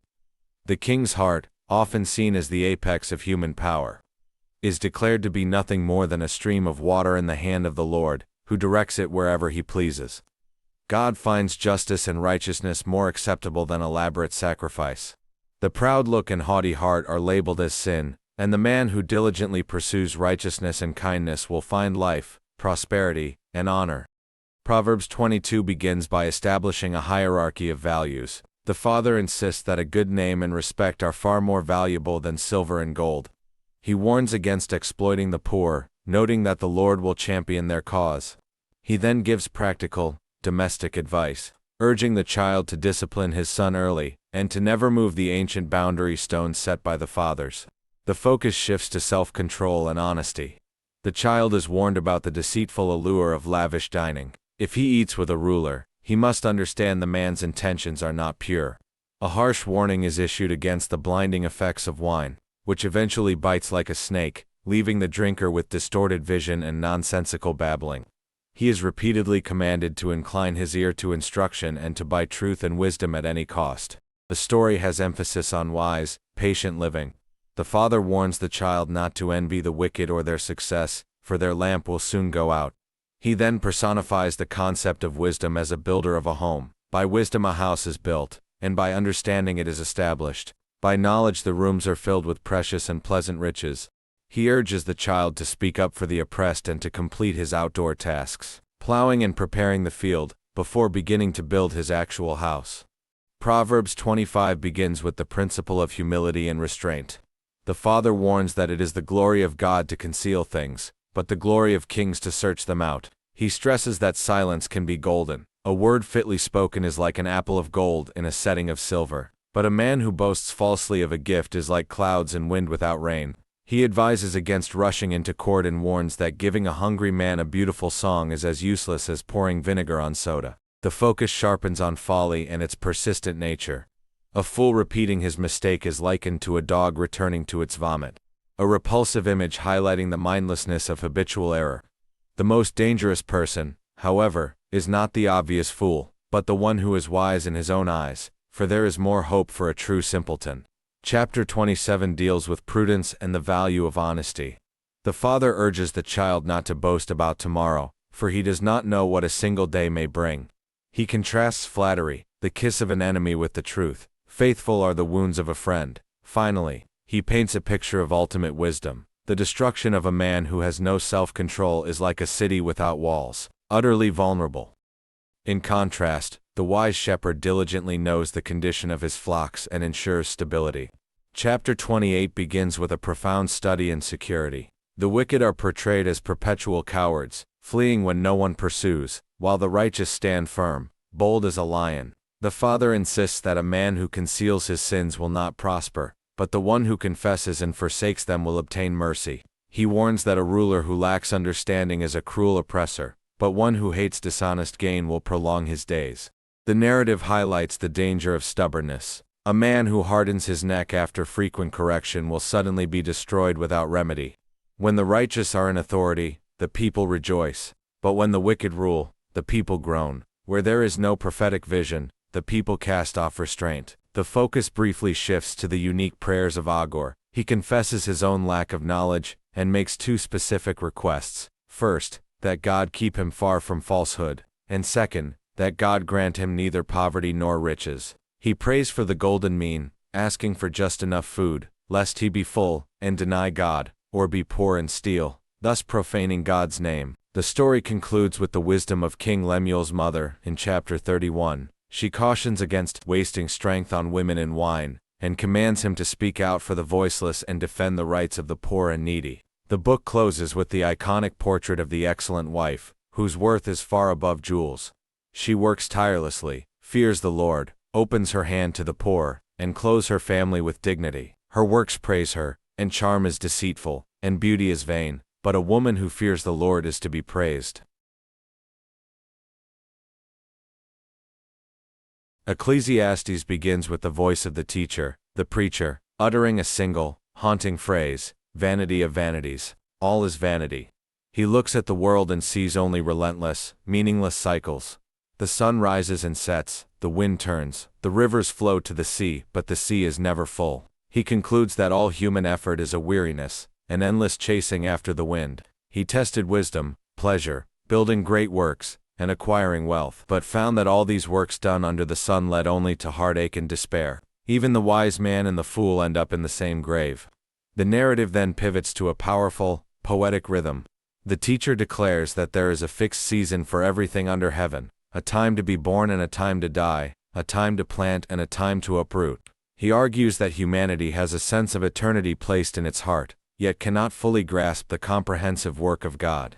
Chapter 3 is a quiet, profound acceptance. Since humanity cannot change God's fixed times, the best and only true good is to rejoice and do good during one's life, finding enjoyment in the daily food and toil, recognizing it as a gift from God. The teacher walks the city streets, witnessing the tears of the oppressed who have no comforter. He watches men toil feverishly, realizing their drive is merely envy of their neighbors. Concluding that a handful of quietness is better than 2 hands full of anxious toil. He spots a lonely man with no air, working endlessly, and muses, 2 are better than 1, for if they fall, one will lift up his fellow. Approaching the house of God, he warns against rash vows. God is in heaven, and you are on earth. Therefore let your words be few. He then observes the specific tragedy of the wealthy. The lover of silver is never satisfied with silver. While the simple laborer sleeps sweetly, the rich man's abundance keeps him awake with anxiety. Worst of all is the man to whom God gives riches and honor, yet grants him no power to enjoy them, leaving a stranger to feast on his portion. It is a sore evil, a life spent in darkness. The teacher turns his back on the house of feasting to enter the house of mourning, discovering that sorrow refines the heart better than laughter. He declares that a good name is more valuable than precious perfume, and the day of death better than the day of birth. He warns against the dangers of extremes, advising the listener not to be overly righteous nor overly wicked, but to fear God who holds it all together. He then observes a perplexing injustice under the sun. Righteous men often get what the wicked deserve, and wicked men get what the righteous deserve. He concludes that despite all toil, man cannot fully comprehend the work of God. This mystery leads to a stark reality in chapter 9. A common destiny awaits everyone. The same fate, death befalls the good and the bad. A living dog is better than a dead lion. Facing this inevitable end, the teacher issues a passionate command: go, eat your bread with joy. Wear white clothes and enjoy life with the wife you love, for there is no work or wisdom in the grave. He reminds us that the race is not always to the swift, for time and chance happen to them all. Chapter 10 to 12 opens with a cautionary tale of a small folly that ruins great wisdom. Dead flies in the perfumer's ointment. The teacher observes that a careless whisper can reach the king, and a lack of skill, a blunt axe, demands far more effort, whereas wisdom is profitable to direct. He then shifts to an urgent call to action. He commands the listener to take risks. Cast your bread upon the waters, for after many days you will find it again. He advises sowing seed both in the morning and evening, because one never knows which endeavor will succeed. Uncertainty is a given. Who can understand the way of the wind or the growth of a child? Therefore, enjoy the light and be happy in youth, but remember the days of darkness are coming.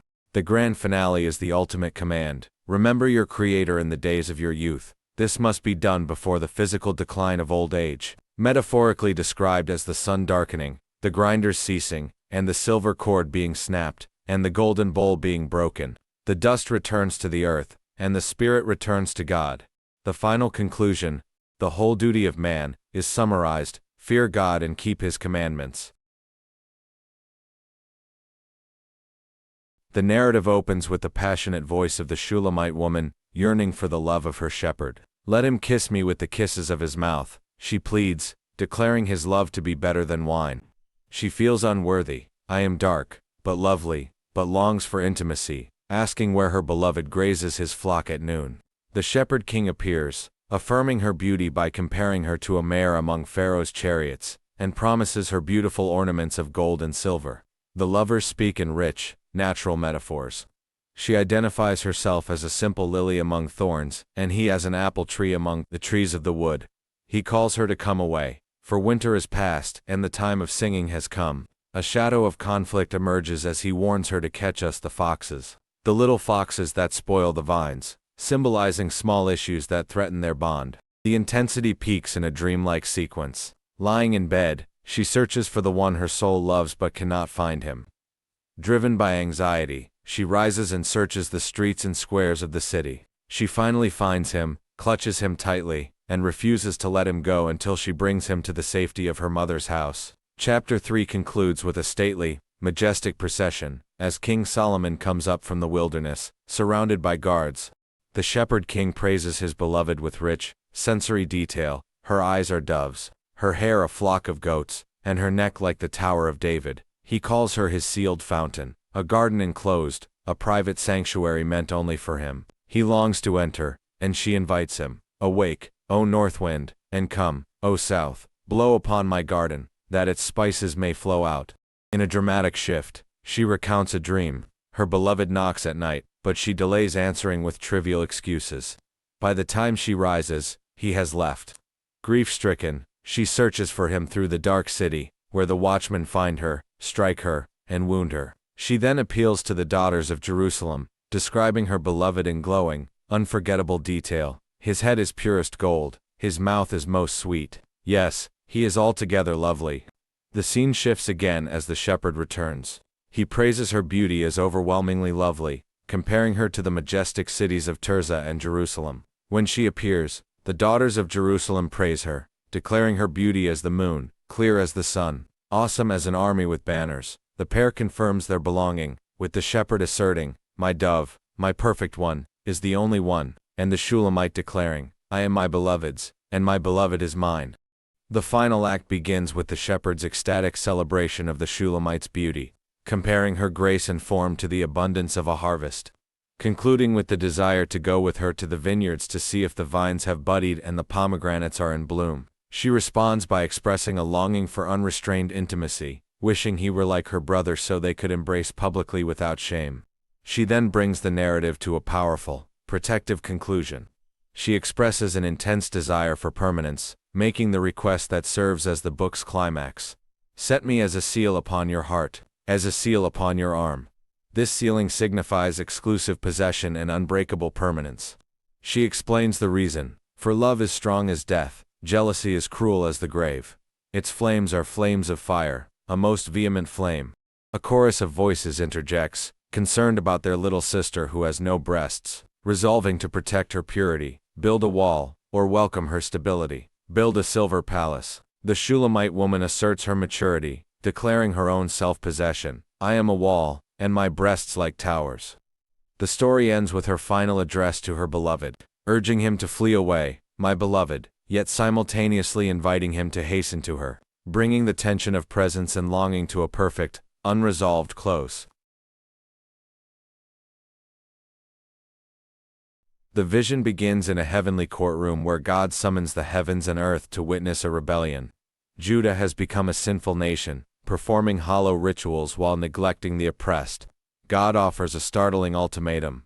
Come now, let us reason together. He promises that, though their sins are like scarlet, they can be as white as snow, if they seek justice over ceremony. The scene then shifts to a majestic future. Isaiah sees the mountain of the Lord's house established as the highest peak.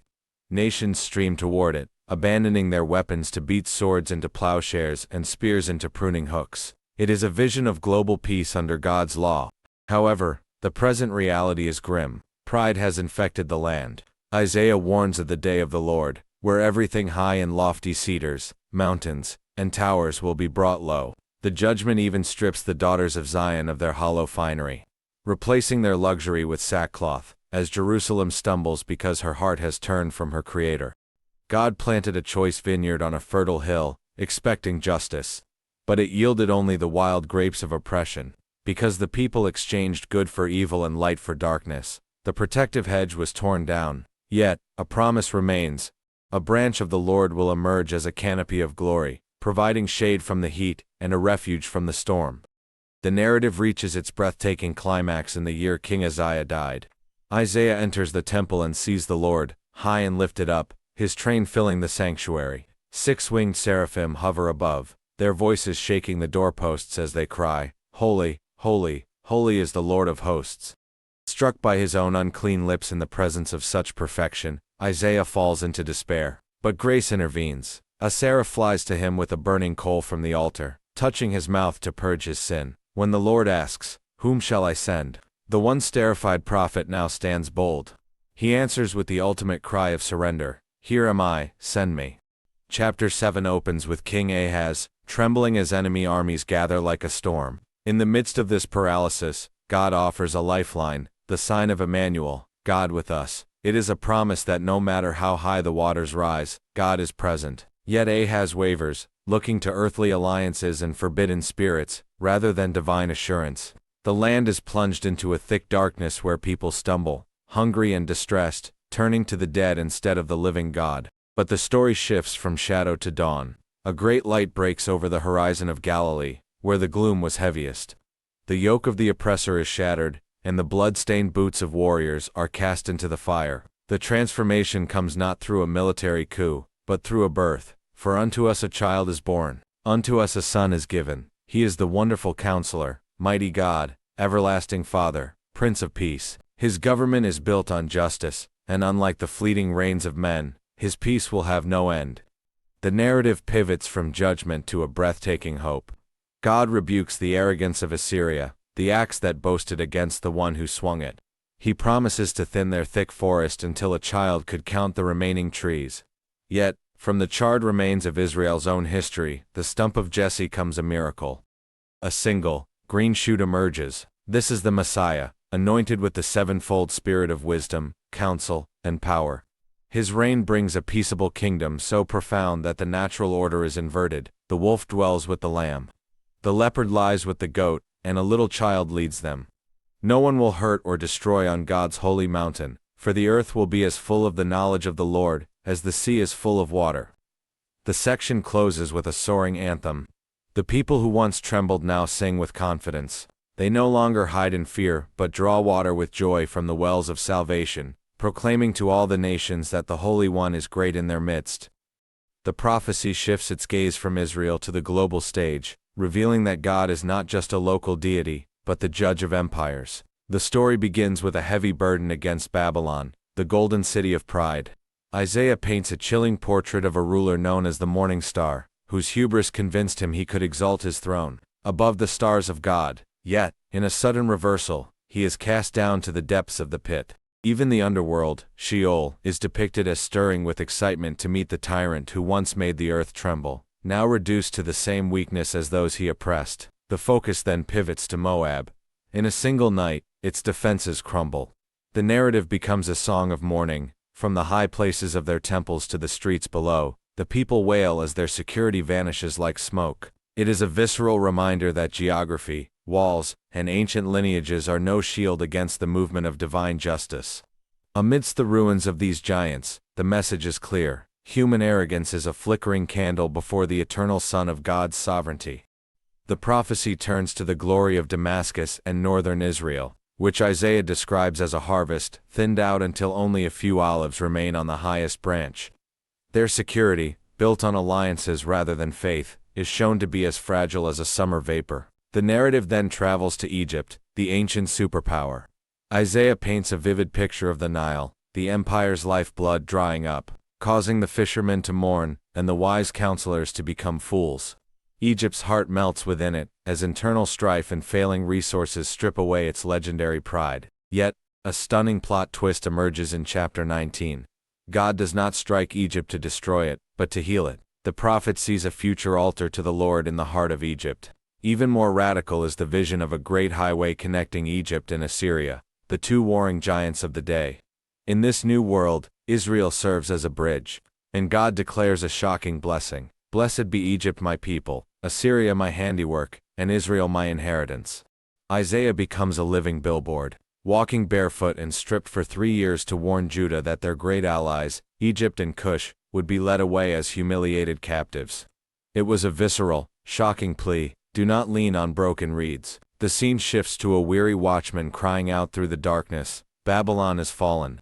The desert empires are crumbling like sand. Yet, in the valley of vision, Jerusalem, the tragedy is most personal. While the enemy gathers at the gates, the citizens don't pray, they party.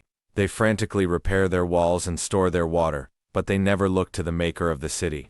Finally, we see the contrast between Shebna, the arrogant steward building his own grand monument, and Eliakim whom God promises to drive like a secure peg into a firm place. It is a stark reminder that any security, whether an empire, a wall, or a person, eventually gives way if it tries to carry the weight of hope that only God can hold.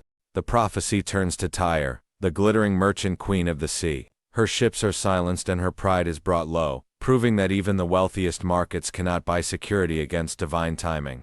This localized judgment then expands into a cosmic vision often called the Isaiah Apocalypse. The earth itself begins to reel like a drunkard. The music of the city ceases, and a shaking begins that leaves only a tiny remnant of the faithful. But as the world's foundations tremble, the narrative climbs a holy mountain. Here, the tone shifts from destruction to a magnificent banquet. Isaiah envisions a day when God will prepare a feast of rich food and aged wines for all nations, not just Israel. In the ultimate victory, the shroud that covers all people, death itself, is swallowed up forever. God reaches down to wipe away every tear from every face, turning a global funeral into a cosmic homecoming. The desolate earth is forgotten as the sovereign Lord establishes a kingdom that cannot be shaken. In the shadow of crumbling empires, a melody of defiance rises. Isaiah sings of a city whose walls are built of salvation, where those with a mind stayed on God find perfect peace. He introduces us to the Rock of Ages, the only footing that remains steady when the earth reels.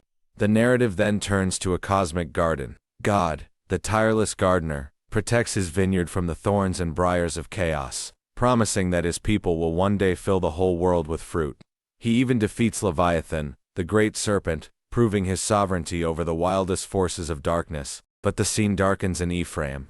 The drunkards of the north boast in their fading beauty, only to be met by a devastating storm. Amidst their instability, God makes a monumental promise. He will lay a precious cornerstone in Zion. This isn't just a rock, it is a tested, sure foundation. Isaiah concludes with the wisdom of a farmer, reminding us that God's threshing isn't meant to destroy, but to bring forth the grain.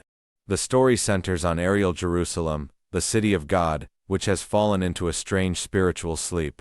Though the people perform religious rituals with their lips, their hearts are distant, treating the potter as if he were the clay. As the Assyrian threat looms like a gathering storm, panic sets in.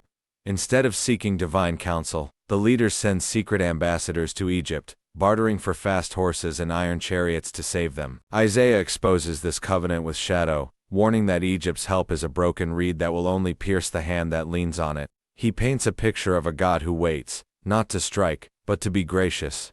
The path to safety isn't found in the thunder of cavalry or the speed of an alliance, but in quietness and confidence. Amidst the confusion of conflicting political advice, a beautiful promise emerges. Your ears will hear a voice behind you saying, "This is the way. Walk in it." Like a mother bird hovering over its nest, the Lord pledges to defend Jerusalem himself, proving that spirit is always mightier than the flesh of horses.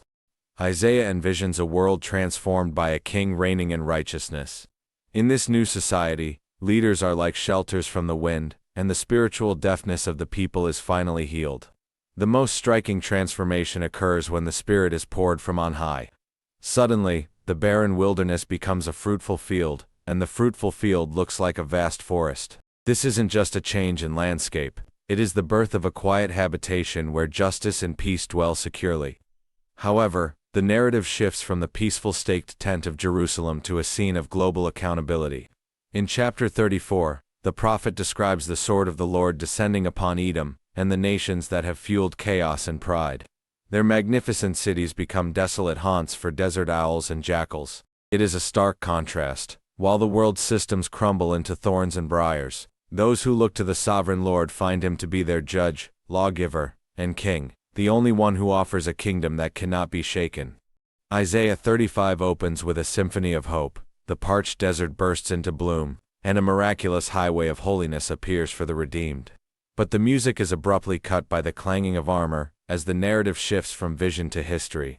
The Assyrian king Sennacherib invades, and his messenger, the Rabshakeh, stands at the walls of Jerusalem shouting psychological warfare. He mocks Hezekiah's trust in God, painting surrender as the only logical choice. Hezekiah doesn't argue with the bully. He enters the temple and spreads the enemy's terrifying letter before the Lord. It is a moment of total vulnerability. Isaiah sends a message of defiance. Do not be afraid. That night, without a single arrow fired by Judah, the Assyrian camp is decimated by the angel of the Lord. The arrogant superpower retreats in shame. The highway from chapter 35 becomes the literal path of the survivors. It proves that while the world shouts from the walls, the quiet prayer of a king can move the hand that holds the universe. The story pivots from a king's sickbed to a cosmic throne.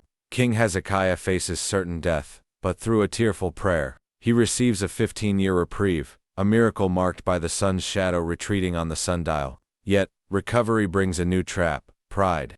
When Babylonian envoys arrive, Hezekiah reveals all his treasures, leading Isaiah to prophesy a future where those very riches are carried away into exile. But the darkness of exile is immediately met by a voice of hope. "Comfort, O comfort my people," cries the prophet, marking a shift from judgment to grace. Isaiah describes a God so vast he measures the heavens with the palm of his hand and counts the stars by name, yet so intimate he gathers lambs in his arms. He reminds a weary people that while human empires wither like grass, the word of God stands forever. The narrative concludes with a timeless promise: those who wait on the Lord will not just endure, they will renew their strength and mount up with wings like eagles.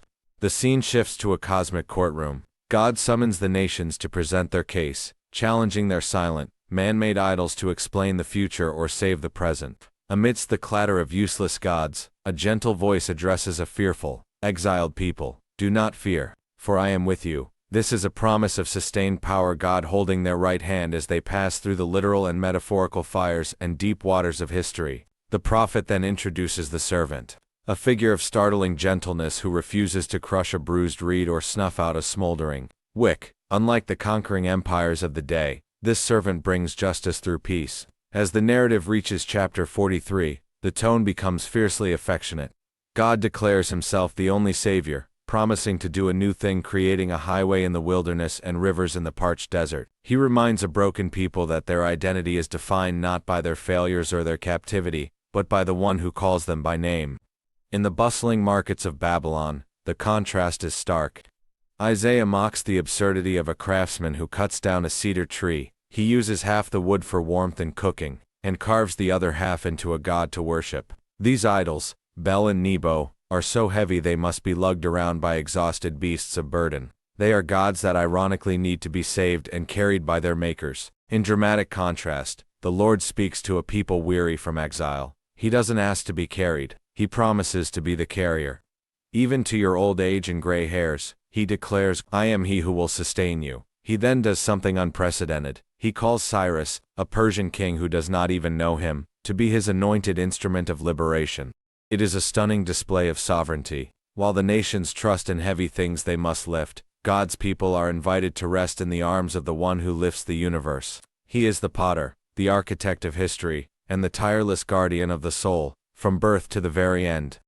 The curtain rises on the fall of daughter Babylon. Once a pampered queen claiming I am, and there is no one else, she now sits in the dust. Her sorcerers and astrologers stand silent, unable to predict or prevent the sudden collapse of her empire. Yet, as Babylon falls, God turns to his own people, rebuking their iron necks and stubborn hearts. He reveals that their exile was a furnace of affliction, not intended to consume them, but to refine them for his name's sake. From this heat emerges a mysterious figure, the servant. Hidden like a polished arrow in God's quiver, his mission is too vast for one nation alone. He is commissioned to be a light to the Gentiles, carrying restoration to the ends of the earth. When Zion weeps, feeling forgotten in the ruins, God offers a staggering promise of intimacy. He asks if a mother could forget her nursing child, then declares that even if she did, he never could. The proof: he has engraved his people on the palms of his hands, ensuring they are ever before him. The narrative shifts from the comfort of God's palm to the resolve of his servant. In a world of rebellion, the servant appears with a taut tongue to sustain the weary, yet he faces striking and spit. With a heart of steel, he sets his face like flint, refusing to be shamed because he knows the sovereign Lord is his helper.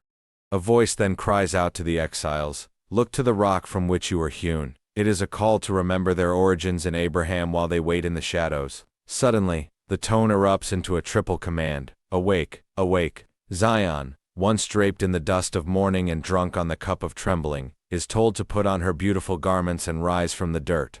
On the distant horizon, the watchmen see a figure sprinting across the peaks. They shout with joy, "How beautiful on the mountains are the feet of him who brings good news." The message is simple yet world-changing. Your God reigns. The exile is ending, and the Lord is baring his holy arm to lead his people home. The narrative reaches its emotional summit with the suffering servant. He is not a conquering king of worldly pomp, but a man of sorrows, despised and rejected.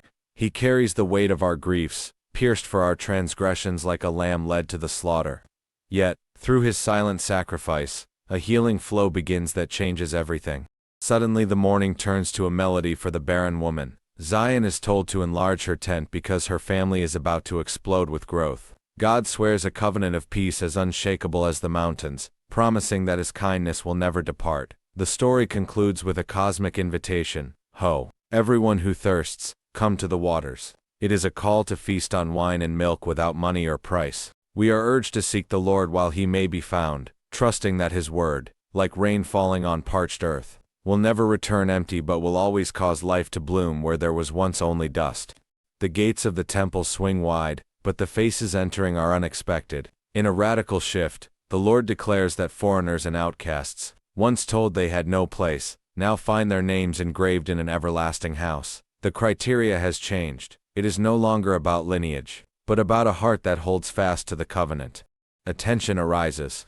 The high and lofty one who inhabits eternity reveals his dual residence. He dwells in the highest heaven, but also with the contrite and lowly spirit. He looks past the smoke of empty rituals to see the truth of the heart. The people complain, "Why have we fasted, and you have not seen?" The divine response is a thunderclap against hypocrisy. God ignores the bowed heads of those who exploit their workers. He demands a different kind of fast, to loose the chains of injustice, to share bread with the hungry, and to clothe the naked. Only then will their light break forth like the dawn, transforming them into the repairers of broken walls, who turn ruins into well-watered gardens. The story shifts to a suffocating fog where injustice has built a wall between humanity and the divine. The Lord looks for a champion to bridge the gap, but finds none. So, he arms himself with the breastplate of righteousness and the helmet of salvation. Stepping into the fray to redeem those who turn from transgression. Suddenly the fog shatters. Arise, shine, for your light has come. Zion, once desolate, becomes a global beacon. Nations stream toward her, bringing golden incense, their shadows vanishing in a glory so bright that the sun and moon are no longer needed. The Lord himself is her everlasting light. Into this radiant city steps the anointed messenger. He carries a mandate of radical restoration, to bind up the brokenhearted and proclaim the year of the Lord's favor. He trades heavy spirits for garments of praise, and plants oaks of righteousness in the ruins. The story concludes with a cosmic wedding. The land once called forsaken receives a new name, Hephzibah. My delight is in her.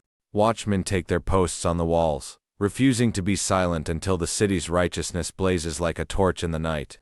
The final act opens with a solitary, formidable figure, a divine warrior returning from Basra, his garments crimson with the justice of the oppressed. As the smoke of judgment clears, the people offer a raw, desperate prayer, pleading for God to rend the heavens and come down, acknowledging that even their most righteous acts are but filthy rags before his holiness. God's response is a cosmic masterpiece. He declares that he will no longer dwell in houses built by hands, but with the individual who is humble and contrite in spirit. He promises a miracle so sudden it is like a woman giving birth before she even feels labor pains, a nation born in a day. The old order, scarred by weeping and futility, is dissolved. In its place, he crafts new heavens and a new earth where the former things are never remembered. The wolf and the lamb graze together, and they shall not hurt or destroy in all my holy mountain. The book concludes with a global gathering, where every nation beholds his glory, in an eternal Sabbath of peace. Today's takeaway: the story of Isaiah concludes with the promise that God will not merely patch up the old world, but recreate it entirely for those who meet his majesty with a humble and trembling heart. In the quiet village of Anathoth, a young man named Jeremiah hears a voice that predates time. Before I formed you, I knew you. Terrified, he protests his youth, but God touches his mouth, placing words like coal upon his tongue. Jeremiah is shown two haunting visions: an almond branch, signaling God's alertness, and a boiling pot tilting from the north, foretelling an encroaching Babylonian storm. The message Jeremiah carries is a divine lawsuit.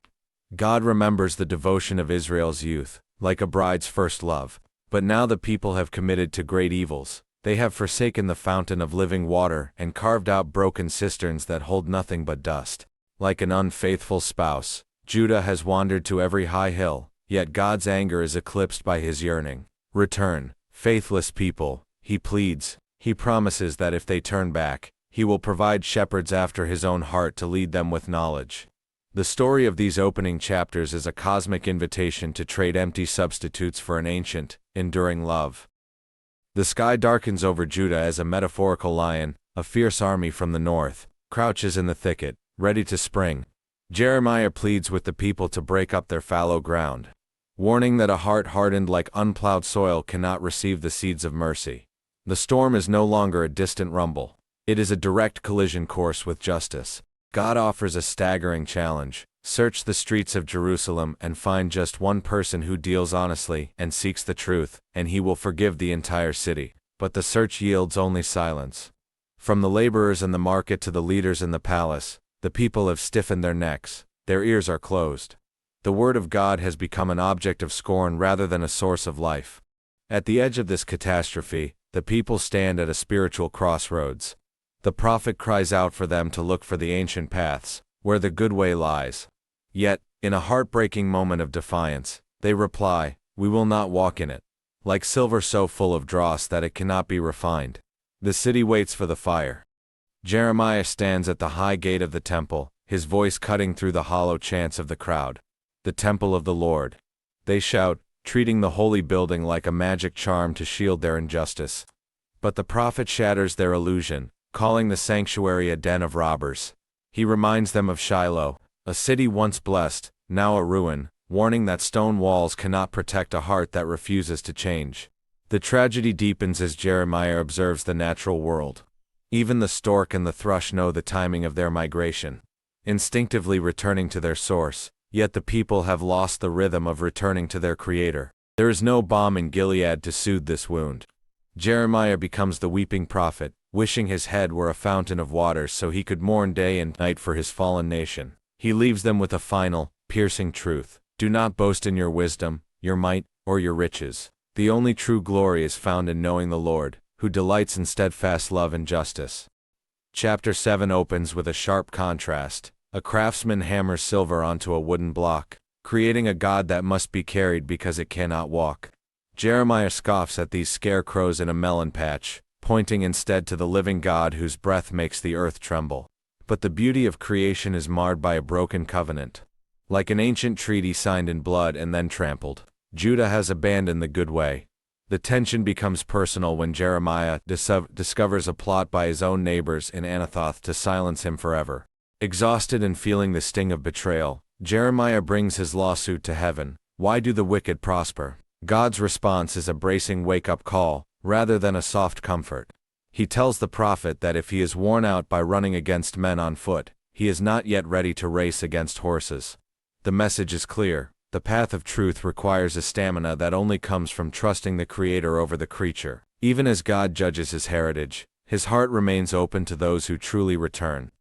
Jeremiah buys a fine linen belt, binding it tightly to his waist to symbolize the intimacy God desired with his people. But the command shifts. He must travel to the Euphrates and bury the belt in a rocky cleft. When he finally retrieves it, the cloth is rotted and useless, a visceral mirror of Judah's pride, which has become unwearable by the divine. As the belt is discarded, a great drought strikes the land. The ground is parched. Even the mother deer abandons her fawn because there is no grass. Jeremiah cries out for mercy, but the heavens remain brass. God's rejection is chilling. Even if the legendary intercessors, Moses or Samuel, stood there, he would not relent. The prophet falls into a personal crisis, feeling like a man of strife rejected by his own people. Yet, in the darkness, he finds a singular anchor. Your words were found, and I ate them. God's response is a bracing restoration. If Jeremiah can extract the precious from the worthless, he will remain the mouth of God. Jeremiah's life becomes a silent sermon. He is forbidden from marriage or feasts, a lonely symbol of the joy soon to vanish from the land. He warns that Judah's sin is engraved with a pen of iron upon their hearts. To illustrate the stakes, he describes two destinies. The person who trusts in man is like a stunted shrub in a salt waste, while the one who trusts in God is a vibrant tree with roots reaching deep into hidden waters. Then, God sends Jeremiah to the potter's house. As the wheel spins, the prophet watches a vessel become marred in the artisan's hands. Instead of discarding the clay, the potter crushes it and begins again, molding it into a different vessel as it seems best to him. The message is a cosmic ultimatum. The Creator is the potter, and the nations are the clay. He is willing to reshape what is broken if the clay remains pliable. However, the people respond with chilling resolve, choosing to walk in their own stubborn evil hearts rather than yield to the potter's touch. Jeremiah stands in the valley of Ben Hinnom, holding a potter's jar before the city's elders. With a sudden motion, he shatters it, a jagged, irreversible declaration that some things, once broken by persistent rebellion, cannot be mended by human hands. For this treason, the priest Pashur has Jeremiah beaten and locked in stocks at the temple gate. In the silence of the stocks, Jeremiah's soul fractures. He curses the day of his birth, feeling overpowered by the weight of his calling. Yet, a strange paradox emerges. When he tries to stay silent to avoid further mockery, the truth becomes a fire shut up in his bones that he cannot contain. He must speak, even if the message is his own undoing. Years later, as Babylonian engines rattle the gates, King Zedekiah begs for a miracle. The prophet's answer is the ultimate test of loyalty. The way of life is no longer found in defending the city, but in surrendering to the enemy. To stay is to perish, to leave is to live. Jeremiah walks the corridors of power, his voice echoing through ivory palaces built on the backs of the poor. He delivers a blistering verdict to the kings of Judah. Their greatness is not measured by the height of their cedars or the span of their halls, but by their justice for the orphan and the widow. Because they have scattered the people like a leaderless flock, God declares a woe upon these bad shepherds. Amidst the wreckage of failed leadership, a whisper of hope emerges. The promise of a righteous branch, a king who will finally rule with wisdom and truth. To illustrate the nation's split destiny, God shows Jeremiah 2 baskets of figs set before the temple. One is filled with luscious, early, ripened fruit. The other is so rotten it is inedible. The good figs represent the exiles already in Babylon, crushed by circumstances but being preserved for a new beginning. The bad figs are those clinging to a false sense of security in Jerusalem while their hearts decay. It is a stark reminder, sometimes, being uprooted is God's way of planting us for a better future. The air in Jerusalem is thick with the scent of a coming storm. For 23 years, Jeremiah's warnings were ignored. Now, the countdown begins. He reveals the math of heaven, 70 years of exile. He passes an invisible cup of wrath to the surrounding nations, a bitter vintage of consequence that no one, from Egypt to Babylon, can refuse. The tension breaks in the temple court. As Jeremiah decries the corruption of the holy house, the religious elite seize him, screaming for a death sentence. He stands his ground, undeterred by the shadow of the executioner's blade that had recently claimed the prophet Uriah. He is narrowly spared by elders who remember that truth-tellers are rarely popular. Finally, Jeremiah appears in the streets wearing a heavy wooden yoke strapped to his neck. To the kings of Edom and Moab, he becomes a living parable of submission. He explains that God has temporarily handed the keys of the world to Babylon, to where the yoke is to survive. To fight it is to shatter. In the temple, Hananiah, a prophet of easy hope, shatters Jeremiah's wooden yoke, promising a quick return from exile. Jeremiah's response is chilling. You broke wood, but God has made yokes of iron. Within months, the false prophet is dead, and the weight of reality settles over the city. Jeremiah doesn't leave the people in despair. He sends a letter to those already in Babylon, shifting their perspective. Instead of rebelling, they are to plant gardens, build homes, and seek the peace of the land where they are captive. This is the birthplace of the famous promise. God's plans are for a future and a hope, even in the heart of enemy territory. The narrative then turns to the book of consolation. God promises to restore the tents of Jacob. Though the nation is bruised and broken, the great physician will heal their wounds. The city will rise from its own ruins, and the sound of thanksgiving will echo once more.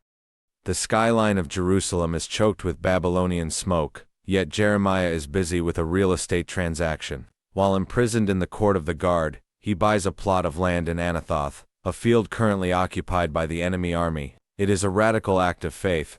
He is buying the future while the present looks like a graveyard, sealing the deeds in jars to prove that houses and fields shall again be bought in this land. Then, amidst the clanging of swords, God whispers the most transformative promise in the scriptures, the new covenant. Unlike the old contract etched on cold stone tablets, this law will be written directly onto the human heart. Religion moves from outward duty to inward intimacy, where everyone, from the least to the greatest, will truly know the Lord. In chapter 33, God reaffirms that his commitment to the righteous branch is as unbreakable as the cycle of day and night. Though the city falls, the promise stands. The winter palace is hushed as a scroll is unrolled before King Jehoiakim. It contains Jeremiah's searing warnings, captured in ink by his faithful scribe, Baruch. But the king is unimpressed. As each section is read, he calmly slices the parchment with a scribe's knife and tosses the fragments into his fire brazier. He believes that by incinerating the message, he can extinguish the reality.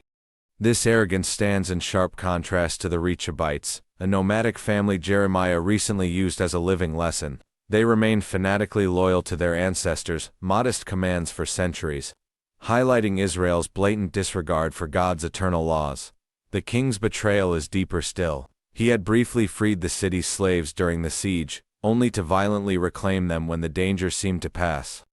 The fire in the palace dies down, but the word does not. God commands Jeremiah to take another scroll and write it all again. You can burn the manuscript, but the truth is fireproof. Jerusalem's air is thick with tension. When the Babylonian siege temporarily lifts, Jeremiah attempts to leave for his hometown, only to be arrested as a deserter. He is cast into a lightless miry cistern, sinking into the cold mud. He is a prophet left to die in the filth of a failing nation. Mercy arrives through Ebed-Melech, an Ethiopian official who uses old rags and ropes to haul Jeremiah from the muck. In a secret, desperate meeting, King Zedekiah asks for a final word from God. Jeremiah's message remains unchanged: surrender and live. But Zedekiah, crippled by the fear of his own nobles, chooses silence over survival. The inevitable happens. The walls are breached. In the chaos of the night, Zedekiah flees, but is captured, blinded, and led to Babylon in chains. Yet, in a stunning reversal of fate, the Babylonian conquerors release Jeremiah, granting him protection. Even in the wreckage of a collapsed kingdom, God protects the faithful and the courageous. The dust of Jerusalem's fall has barely settled when a new tragedy strikes.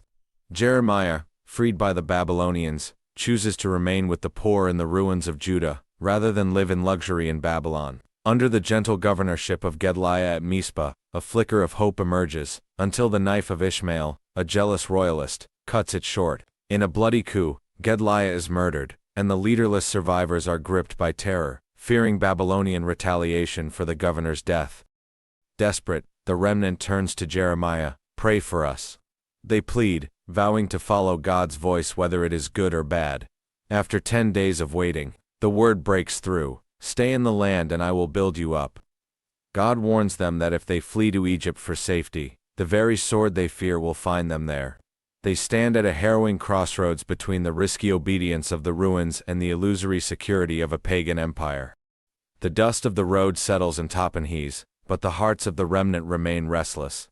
Despite God's clear warning, the leaders have dragged Jeremiah and Baruch into the land of pharaohs, branding the prophet a liar. Standing before the royal palace, Jeremiah performs a chilling sign. He buries large stones in the brickwork, declaring that Nebuchadnezzar will set his throne right upon them. Egypt is no sanctuary, it is a future battlefield.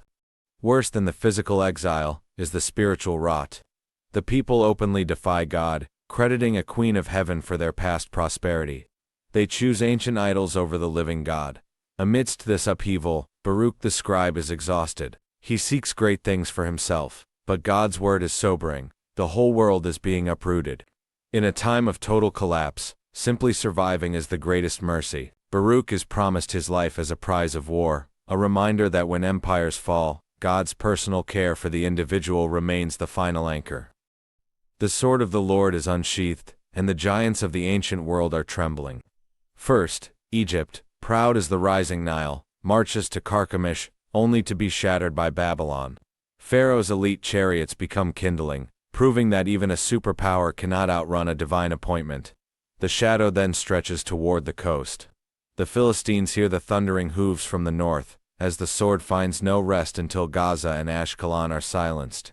Finally, the gaze turns to Moab. Like wine left too long on its dregs, Moab has grown thick with fermented pride, never having been poured from jar to jar through the refining trials of exile. They felt secure in their mountain-high places, but God declares the jars will be smashed. Moab's arrogant boast that they are mighty men of war vanishes in the smoke of their burning cities. Yet, in this geopolitical hurricane, God whispers to his own, "Do not fear." He will discipline his people, but unlike the proud empires, they will not be brought to a full end. The divine sword completes its circle. Proud neighbors like Edom and Ammon, who gloated over Judah's ruins, now face their own desolation. No mountain fortress is high enough to hide from justice. The focus then shifts to the ultimate giant, Babylon, the hammer of the whole earth. The empire that shattered nations is now the one on the anvil. In a dramatic act of prophetic theater, Jeremiah's scroll is read, weighted with a stone, and hurled into the Euphrates. As it vanishes beneath the current, so goes the glory of the Chaldeans. The predator has become the prey. The book closes with a somber historical appendix. Jerusalem is a charred memory. Its walls are breached and the temple stripped of its gold. Yet, in the final verses, a door creaks open in a Babylonian prison. King Jehoiachin is released, dressed in royal robes, and given a seat at the conqueror's table. It is a tiny, flickering candle in a vast night, a sign that while the city fell, the Davidic line breathes on. God's judgment is absolute, but his grace is incredibly stubborn. The once vibrant queen of cities, Jerusalem, now sits solitary, a widow draped in the ashes of her own burning. She weeps until her eyes are dry, yet no one comes to comfort her. Her streets, once filled with the songs of pilgrims, echo only with the haunting silence of ruins and the cries of hungry children. The poet looks upon the wreckage and sees not just a Babylonian conquest, but the heavy hand of God's own righteous anger. The crown has fallen, the sanctuary is trampled. In the heart of this charcoal landscape, the tone shifts from mourning to a desperate, clinging hope. Amidst the darkness of chapter 3, the sufferer stops to catch his breath. He remembers a truth more durable than stone: God's compassions are not exhausted.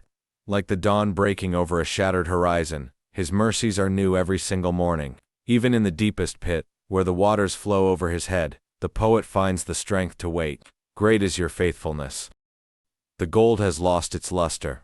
In these final chapters, we witness a total social inversion.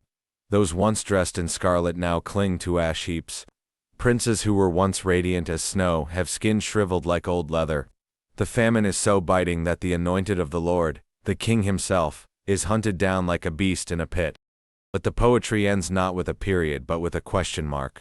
Chapter 5 is a communal prayer, a raw appeal to the King who reigns forever, while his people suffer under the yoke of strangers.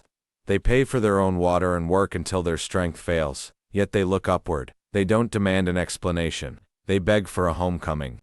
Restore us to yourself, Lord, that we may return. Renew our days as of old. It is a haunting, open-ended plea, the sound of a people who have lost everything except the address of the one who holds their future. Ezekiel sits by the Chebar Canal, an exile in Babylon. When the sky peels back, out of a whirlwind comes a terrifying sight. 4 living creatures with faces of lions, oxen, eagles, and men, their wings clashing like thunder. Beside them are wheels within wheels, rimmed with eyes, moving with lightning speed. High above, on a throne of sapphire, sits a figure like glowing metal, the overwhelming glory of God. God speaks, but not with a simple greeting. He hands Ezekiel a scroll covered in lament, mourning, and woe. The command, eat it. Strangely, the words of judgment taste as sweet as honey in his mouth. Ezekiel is then sent to a stubborn, hard-headed people.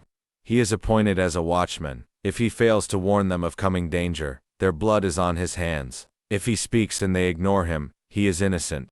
The prophet is then led into a heavy silence, bound in his house, becoming a living sign of the gravity of the divine word.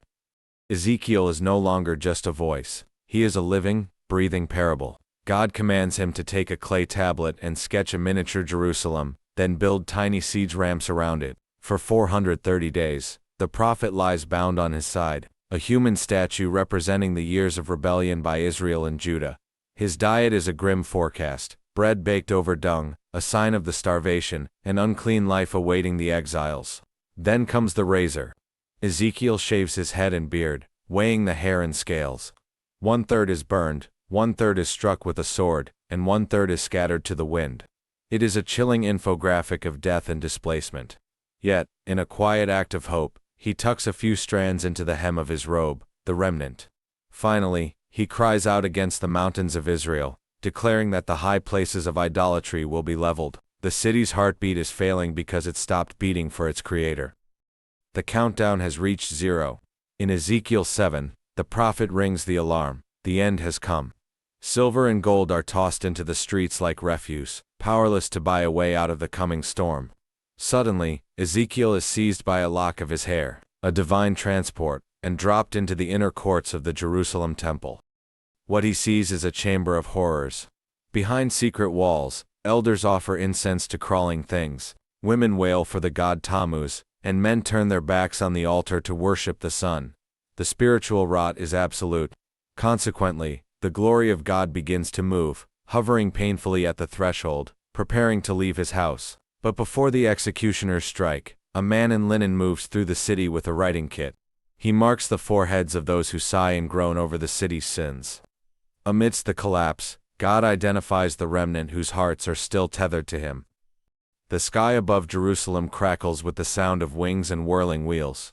In a chilling reversal of the temple's dedication, the glory of the Lord lifts from the threshold. It pauses over the cherubim, then moves to the mountain east of the city. God is leaving the building. But before the silence settles, he whispers a promise to the exiles. Though they are scattered, he will give them a heart of flesh to replace their hearts of stone. Back on the ground, Ezekiel is at it again.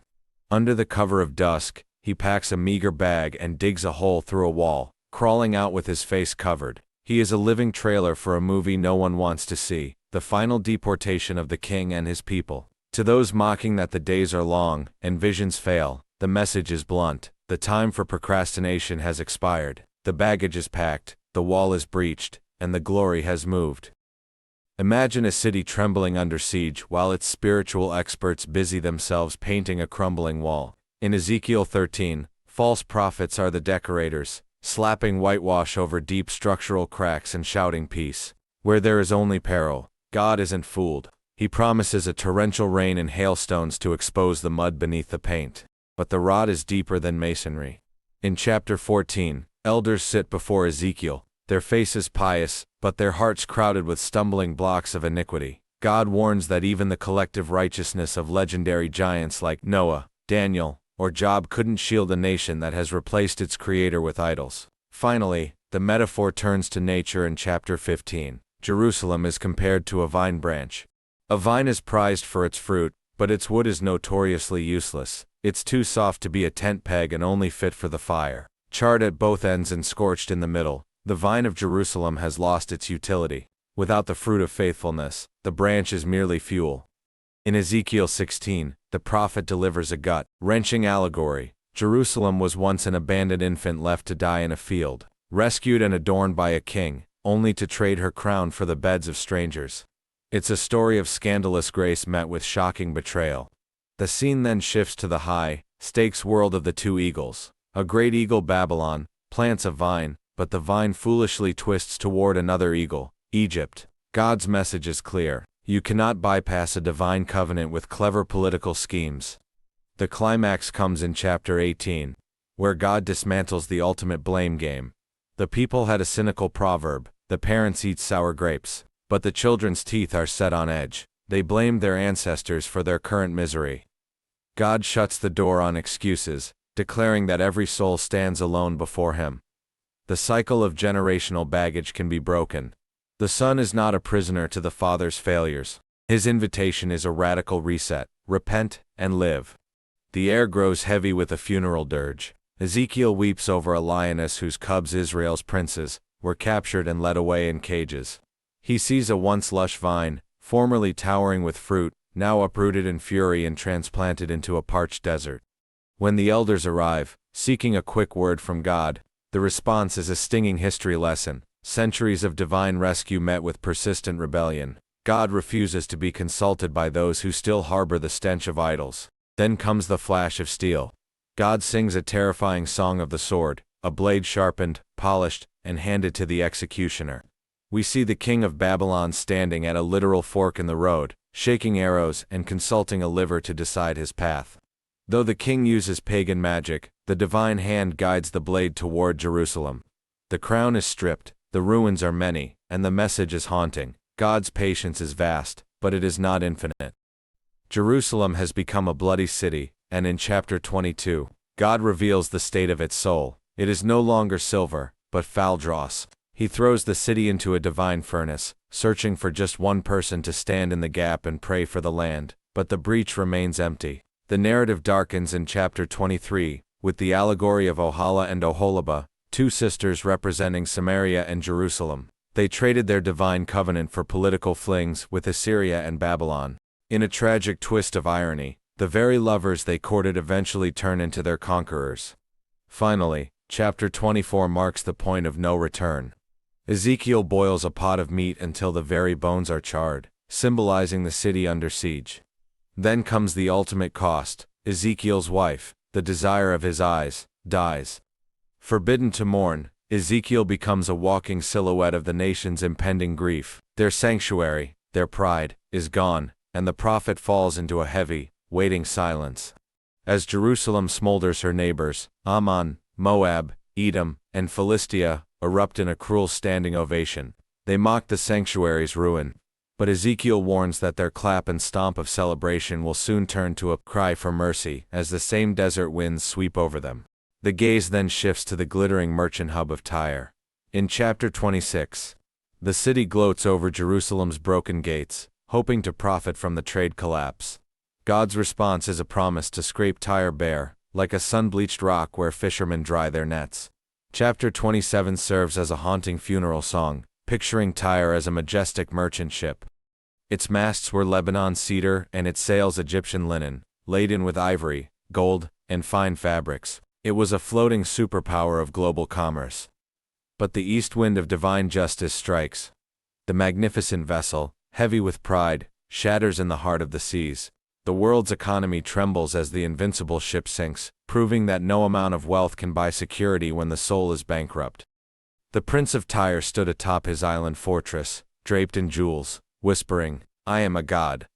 But Ezekiel's voice cuts through the salt air. "You are but a man, and your heart has grown proud."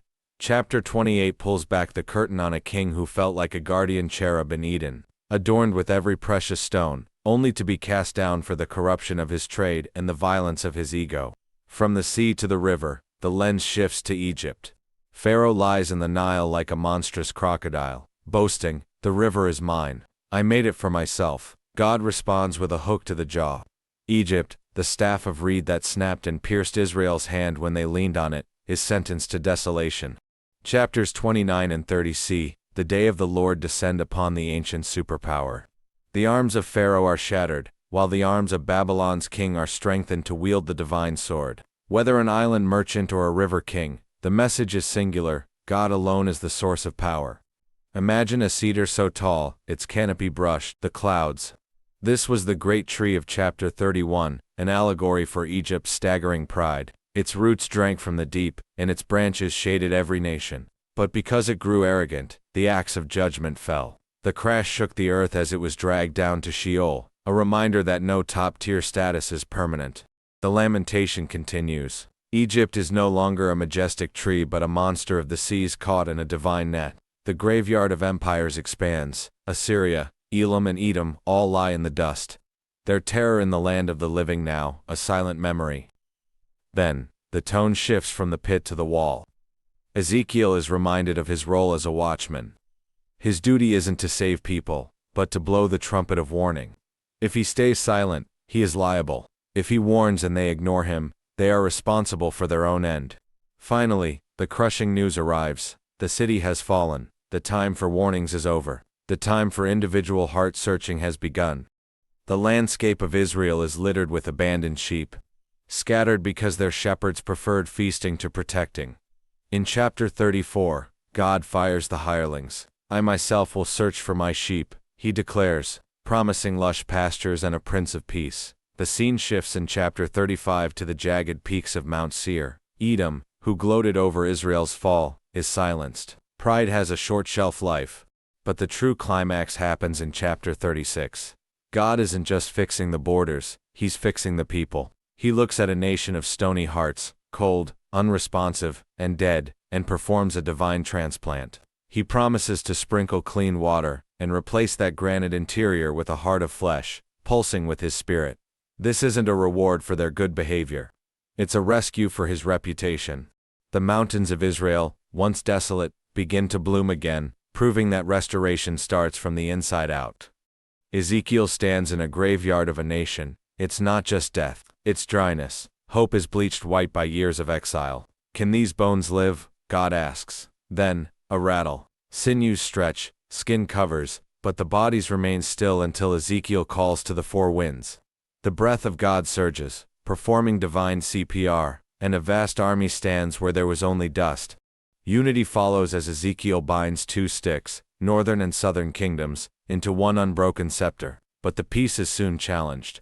From the far reaches of the north, Gog and Magog descend like a storm cloud, a coalition of chaos intent on easy prey.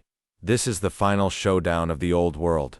God doesn't just defend, he overwhelms, turning the weapons of war into fuel for a 7-year fire. The message is clear. Even when the situation is bleached bone dry, the Spirit can resurrect a future that no enemy can dismantle. The exile felt like an eternity, but on a high mountain, the blueprints of hope begin to unfold. Ezekiel meets a man whose skin gleams like polished bronze, clutching a measuring rod. This isn't a dream of vague clouds, it's a vision of stone, symmetry, and shocking precision. From chapter 40 through 42, we walk through the gates east, north and south, each one measured to the last cubit. Every alcove, portico, and chamber is accounted for. Why the obsession with dimensions? Because details matter when holiness is moving back in. As the bronze man paces out the outer courts and the inner sanctuaries, the message is clear: God's dwelling is not a haphazard afterthought. It is a structured reality designed to separate the sacred from the common. After decades of a ruined Jerusalem, these rhythmic measurements serve as a heartbeat of restoration.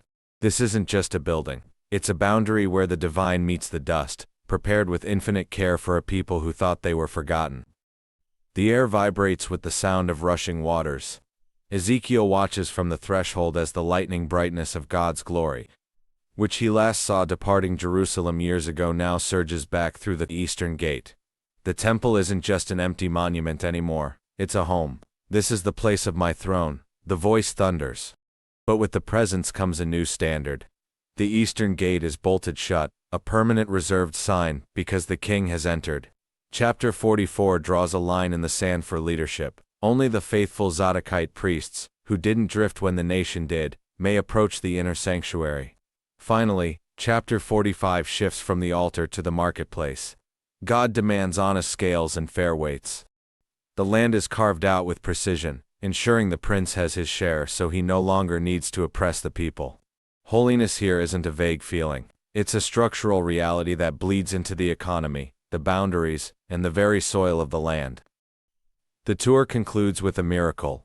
From the temple threshold, a trickle of water seeps out, flowing toward the sun. Ezekiel follows his guide as the stream becomes an ankle-deep brook, then a waist-high river, until it is a torrent too deep to cross. This isn't ordinary water, it's a liquid revolution. Wherever it touches the scorched earth, life erupts. It hits the Dead Sea, the salt-choked graveyard of the desert, and turns it fresh. Trees line the banks, bearing fruit monthly and leaves that heal the broken. In chapter 48, the map is redrawn. The land is no longer a source of conflict but an inheritance distributed with divine equity.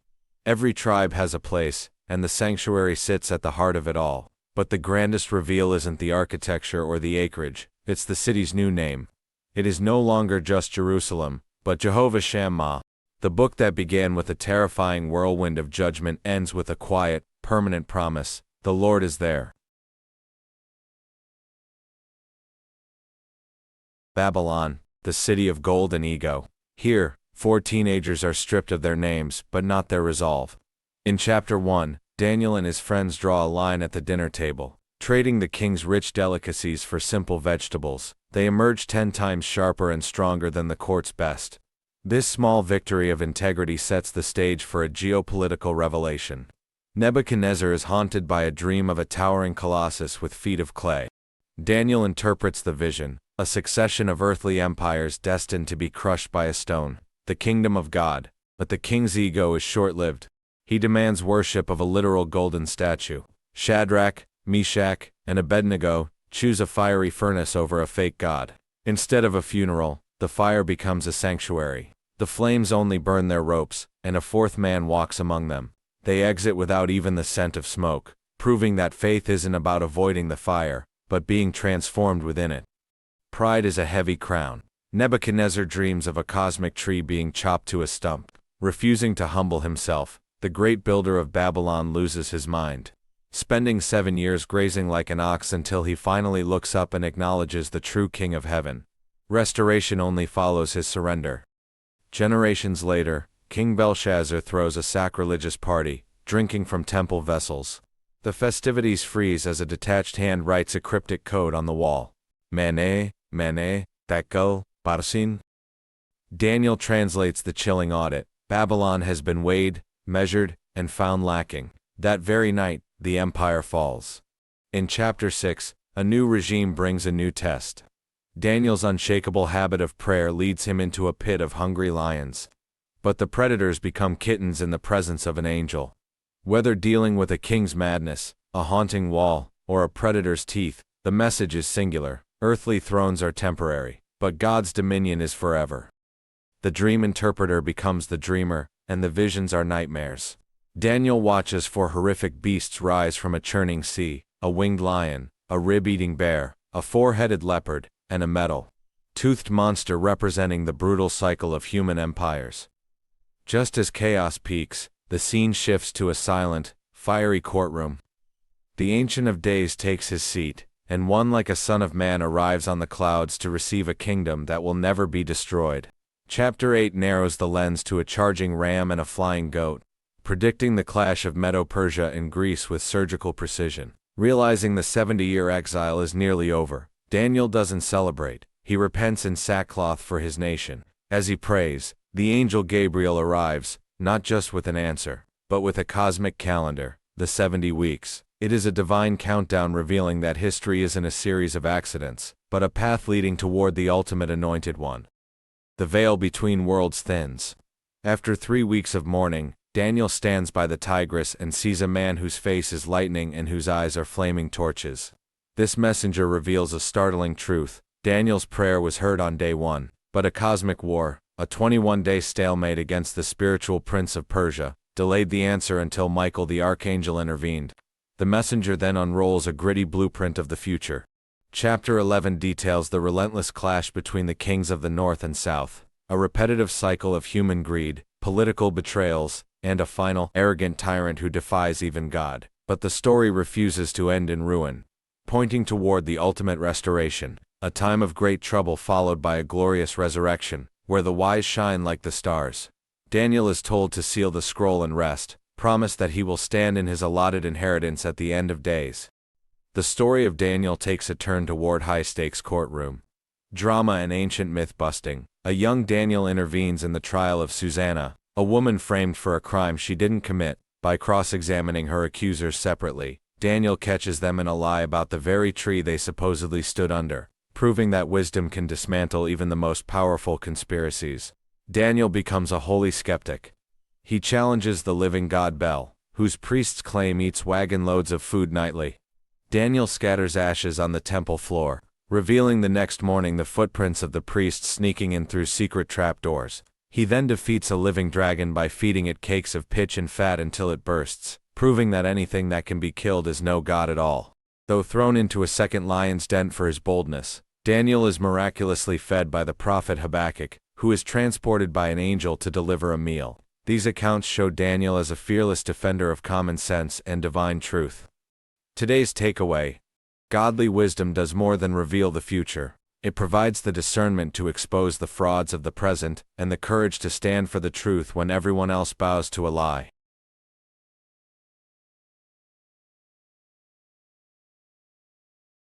Imagine a prophet whose very life is turned into a living parable of heartbreak.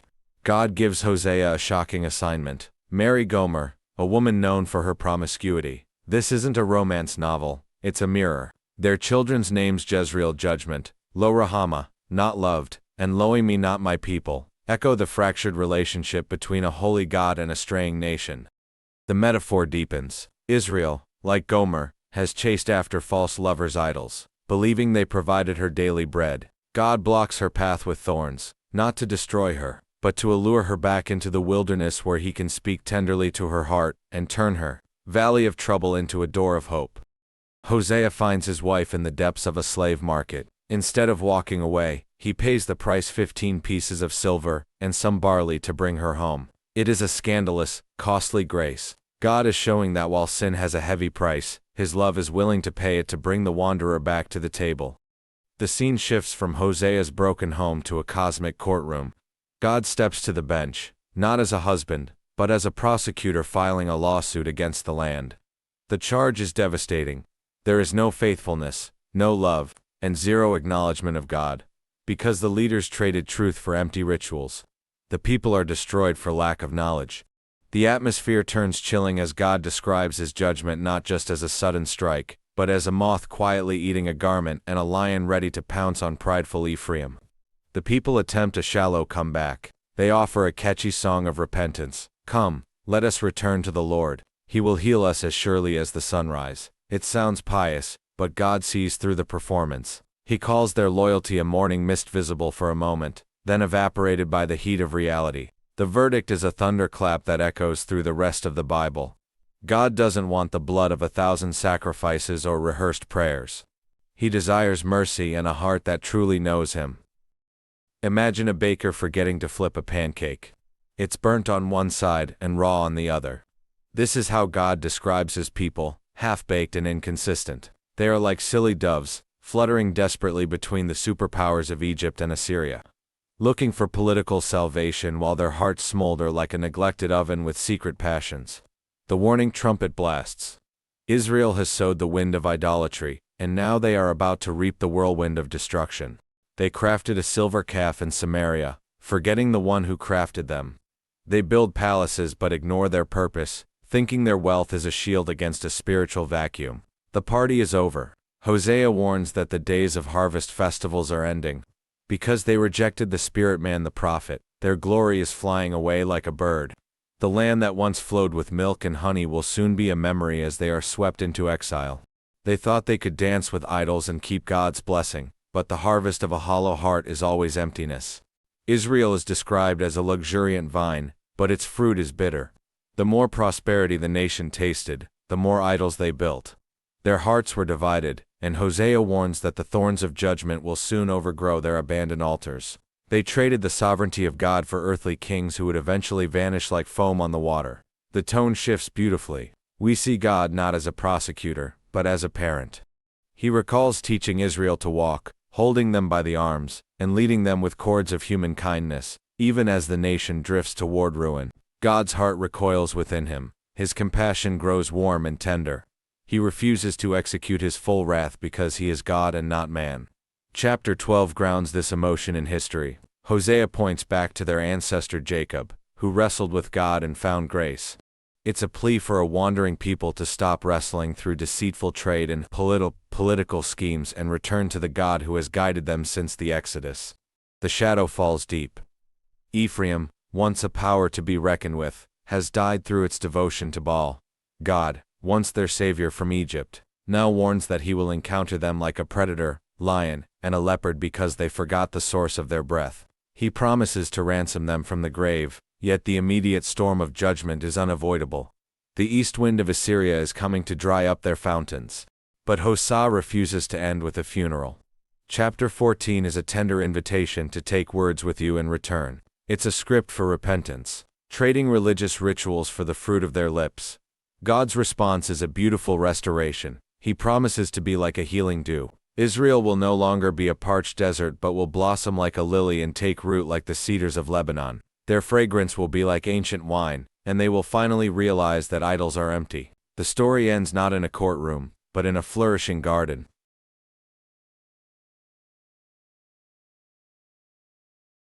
The story begins with a nightmare on wings. Joel stands amidst a landscape stripped bare not by fire, but by a relentless four-wave locust army.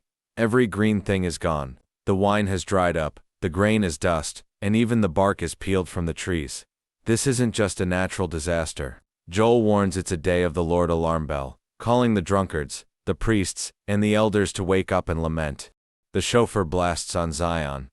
A greater army judgment approaches. But the message shifts from despair to a desperate plea. Rend your hearts and not your garments. God isn't looking for a show of grief. He wants a return to his character. Suddenly, the tone pivots to a promise. God vows to restore the years the locusts have eaten, and, in a cosmic finale, to pour out his spirit on all people's sons, daughters, and servants alike. The scene moves to the Valley of Decision. The nations are called to account for their cruelty. While other prophets speak of beating swords into plowshares, here the call is reversed for the final harvest of justice. The story ends with the mountains dripping with sweet wine, a sign that after the plague comes the presence.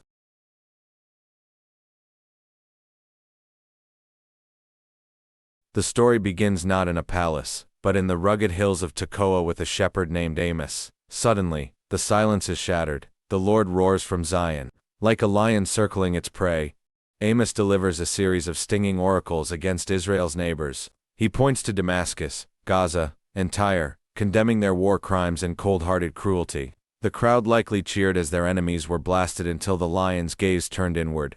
The trap snaps shut. Amos indicts Israel not for foreign wars, but for domestic rot.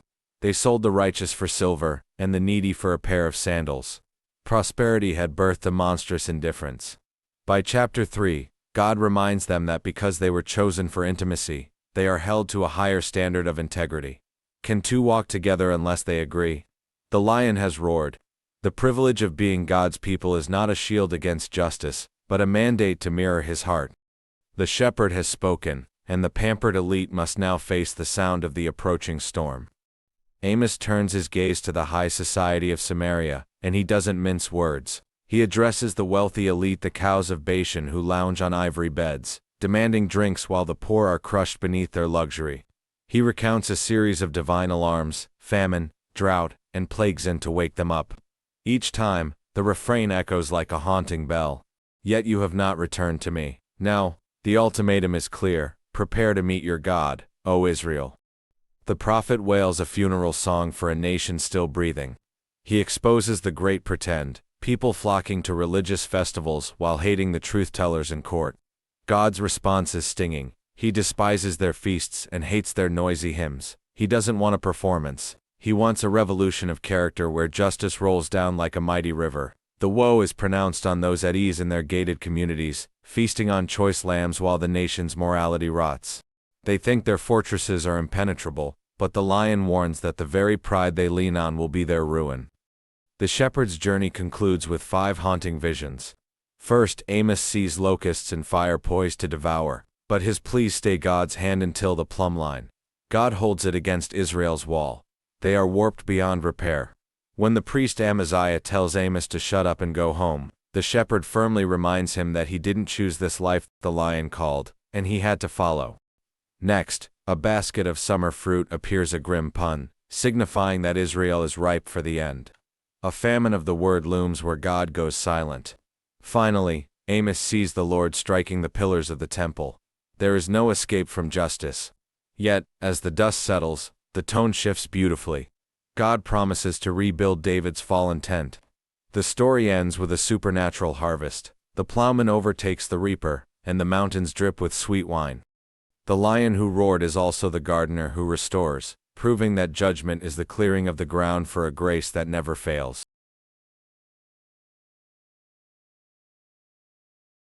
In the jagged, red cliffs of the desert, the nation of Edom felt untouchable. Who can bring me down to the ground? They sneered from their rock-hewn eagles' nests. But Obadiah, God's messenger, arrived with a terrifying answer.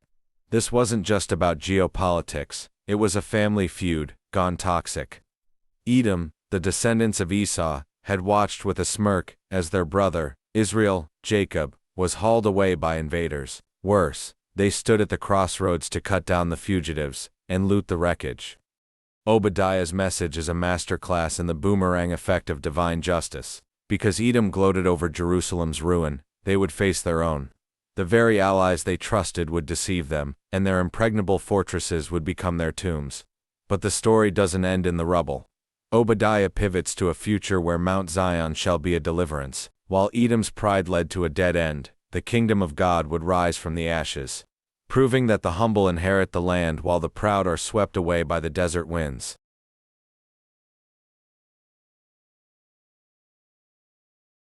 Jonah is a prophet with a passport and a problem. When God says east to Nineveh, Jonah buys a ticket west to Tarshish.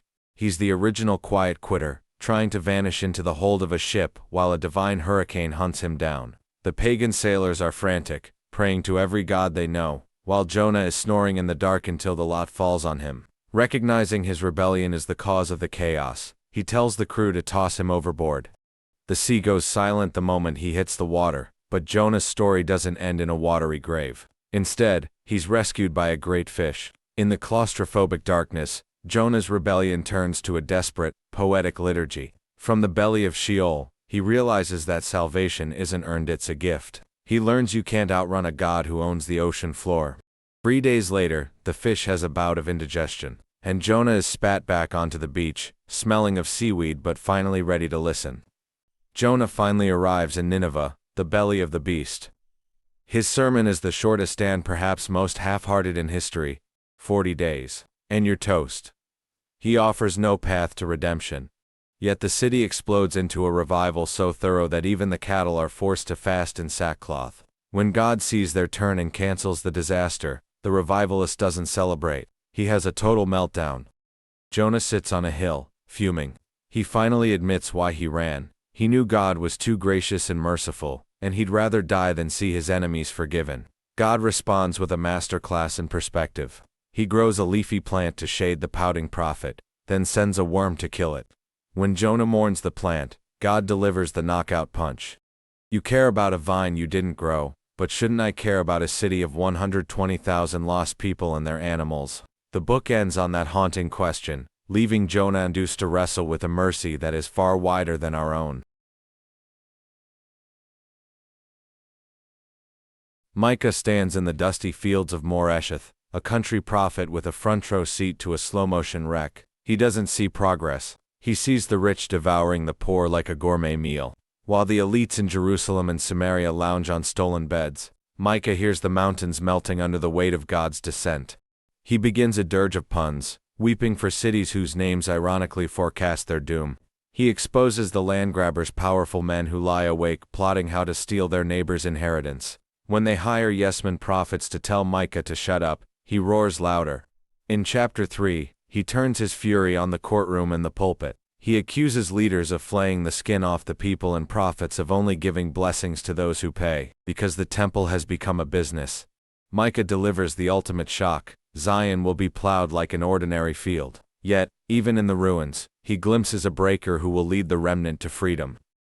After the storm of judgment, the clouds part. Micah sees a mountain rising above the skyscrapers of human pride's a mountain of the Lord. Here, the nations are finally over the era of war, literally beating their swords into plowshares because they found a shepherd who leads without a bite. But where does this king come from? Not from a fortified metropolis, but from Bethlehem Ephrata, town so small it's practically a footnote. He arrives to stand and feed his flock, proving that God loves to use the overlooked to overrule the arrogant. The story then shifts to a cosmic courtroom. God stands as the prosecutor, asking his people why they've traded a relationship for a checklist. He doesn't want 10,000 rivers of oil or empty rituals. He clarifies the big three of the spiritual life: do justice, love mercy, walk humbly. The book ends not with a gavel strike, but with a splash. Micah watches as God takes the heavy sack of his people's failures and hurls them into the deepest part of the sea. The prophet who roared in the streets is left whispering in awe, "Who is a God like you?" Imagine a world where the neighborhood bully isn't just a kid, but an empire. Nineveh, the bloody city, has long forgotten the revival sparked by Jonah and has returned to its status as a global terror. Enter Nahum, whose name ironically means comfort, though he brings absolutely none for the Assyrians. He begins with a cinematic portrait of a God who is a whirlwind of justice, refusing to let the guilty walk forever. The story moves rapidly to the city's final hours.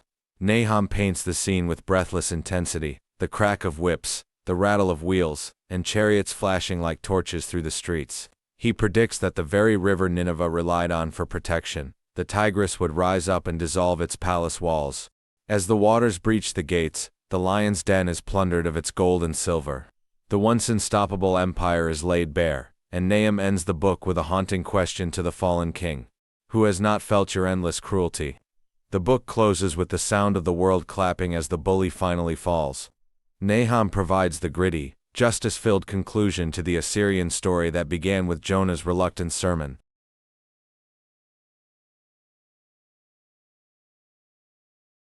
Unlike other prophets who bring God's message to the people, Habakkuk brings the people's complaints to God. He stands on the city walls, frustrated by the local corruption, shouting, "How long, Lord, must I call for help?" He expects a cleanup crew. Instead, God tells him he's sending the Babylonians, a ruthless and impetuous empire, to settle the score. Habakkuk is horrified. He argues back, how can a holy God use a bigger bully to punish a smaller one? He decides to climb his watchtower and wait for a better answer. God responds not with a defense of his tactics, but with a vision of the future. He reveals that pride is a debt that eventually collects itself, and that the Babylonians will eventually fall into the same pits they dug for others. The book shifts from a heated debate to a breathtaking hymn. Realizing that God's perspective spans centuries, not seasons, Habakkuk stops demanding explanations. He concludes by singing that even if the fig trees wither and the stalls are empty, he will still rejoice in the God who makes his feet steady like a deer on the height. Zephaniah doesn't just predict a storm, he predicts a total unmaking of the world. He begins with a terrifying divine declaration: God is going to sweep everything from the face of the earth. But then, the scale zooms in from the cosmos to the street corners of Jerusalem. Zephaniah portrays God as a cosmic investigator, walking through the city with a handheld lamp, searching for those who are stagnant in spirit and think God is too indifferent to act. The prophet warns of the day of the Lord, a day of clouds and thick darkness where the silver and gold of the wealthy become useless as distress hits the gates. He calls out the corrupt officials who act like evening wolves, leaving nothing for the morning. Yet, in a sudden, beautiful pivot, the roar of judgment turns into a melody. Zephaniah sees a remnant of the humble gathered from the wreckage. He ends the book with a startling image. The Almighty God is no longer a judge with a lamp, but a father quieting you with his love and actually singing over his people with shouts of joy. The exiles have returned to Jerusalem, but the city is a skeleton of its former self. While the foundations of the temple lay buried under weeds, the people are busy paneling their own luxurious ceilings. Enter Haggai, a man with a blunt question: is it time for you to live in paneled houses, while this house lies in ruins? He points to their empty pockets and failed crops, a divine check engine light for their misplaced priorities. Haggai's words strike like a hammer. Unlike many prophets who were ignored, the leaders, governors Zerubbabel and Joshua the high priest, actually listen. Within weeks, the sound of chisels and saws fills the air. When the older generation weeps because this new temple lacks Solomon's gold, Haggai delivers a cosmic promise: God will shake the heavens and the earth, and the glory of this humble house will eventually surpass the original. He ends by singling out Zerubbabel, calling him a signet ring, a symbol of royal authority restored in the midst of the rubble.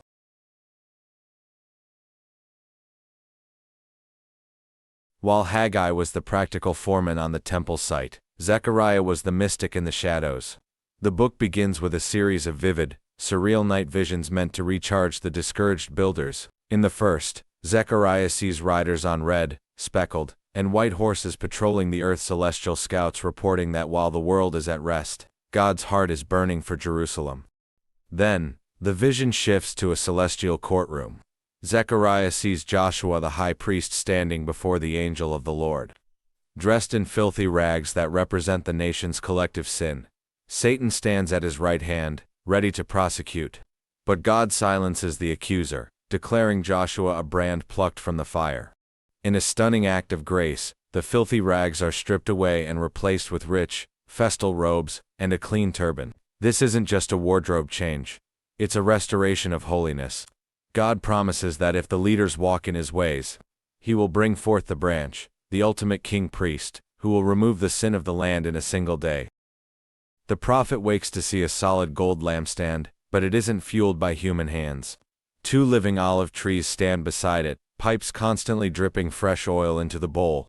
The message for the weary governor Zerubbabel is clear: the mountain of rubble before him won't move by human might or political power, but by God's Spirit alone. The atmosphere then shifts from peace to purging. A massive flying scroll soars through the land like a divine drone, sniffing out dishonesty in every house.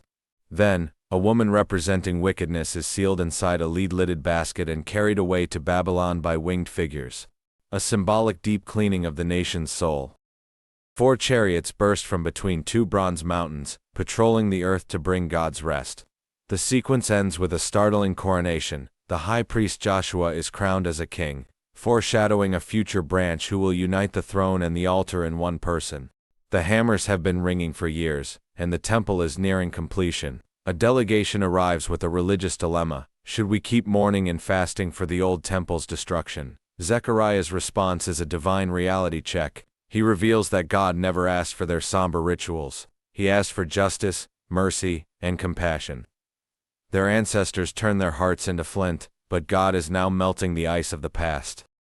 In a stunning reversal, God promises that the days of weeping will become cheerful feasts. He paints a picture of a restored Jerusalem, where old men lean on their staffs in the sun and children fill the streets with laughter, a city so magnetic that people from every nation will grab the robe of a Jew. saying, "Let us go with you, for we have heard that God is with you." The atmosphere shifts to a burden against the surrounding nations. Amidst the clatter of war, a different kind of king emerges. He doesn't ride a war horse, he comes lowly and riding on a donkey. He is the shepherd king who restores the prisoners of hope, strengthening them like a bow in his hand to overcome the darkness. The final act of Zechariah feels like a fever dream where shadows and light collide. It begins with a tragic broken staff. Zechariah acts out the role of a good shepherd rejected by his flock. In a haunting moment of betrayal, he is paid a pittance 30 pieces of silver which he flings into the temple treasury. The sheep are scattered, and the land is left to a worthless shepherd who cares only for himself. But just as the darkness peaks, the heavens break. Jerusalem is besieged, yet God appears as a divine warrior. He stands on the Mount of Olives, and the earth beneath his feet splits in two, creating a valley of escape. A piercing realization strikes the people. They look upon the one they have pierced and mourn with a bitterness that leads to a fountain of cleansing. The story ends in a world transformed. Living waters flow from the city. And even the bells on horses' harnesses are engraved with "Holy to the Lord." The local kitchen pots become as sacred as altar bowls, proving that in the end, God's presence saturates every ordinary corner of existence.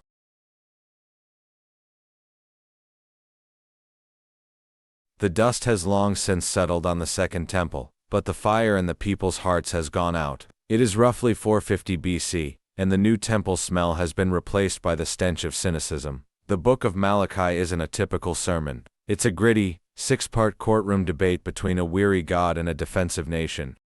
"I have loved you," God begins. The people shrugged. How? This sets the tone for the entire book. Malachi exposes a ho-hum faith where priests offer blind and lame animals on the altar, sacrifices they wouldn't dare give to their Persian governor. Marriages are being discarded like old clothes, and justice is a forgotten concept.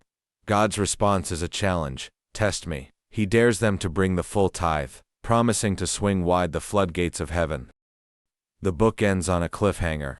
God promises a day that will burn like a furnace for the arrogant but rise like the sun of righteousness with healing in its wings for the faithful.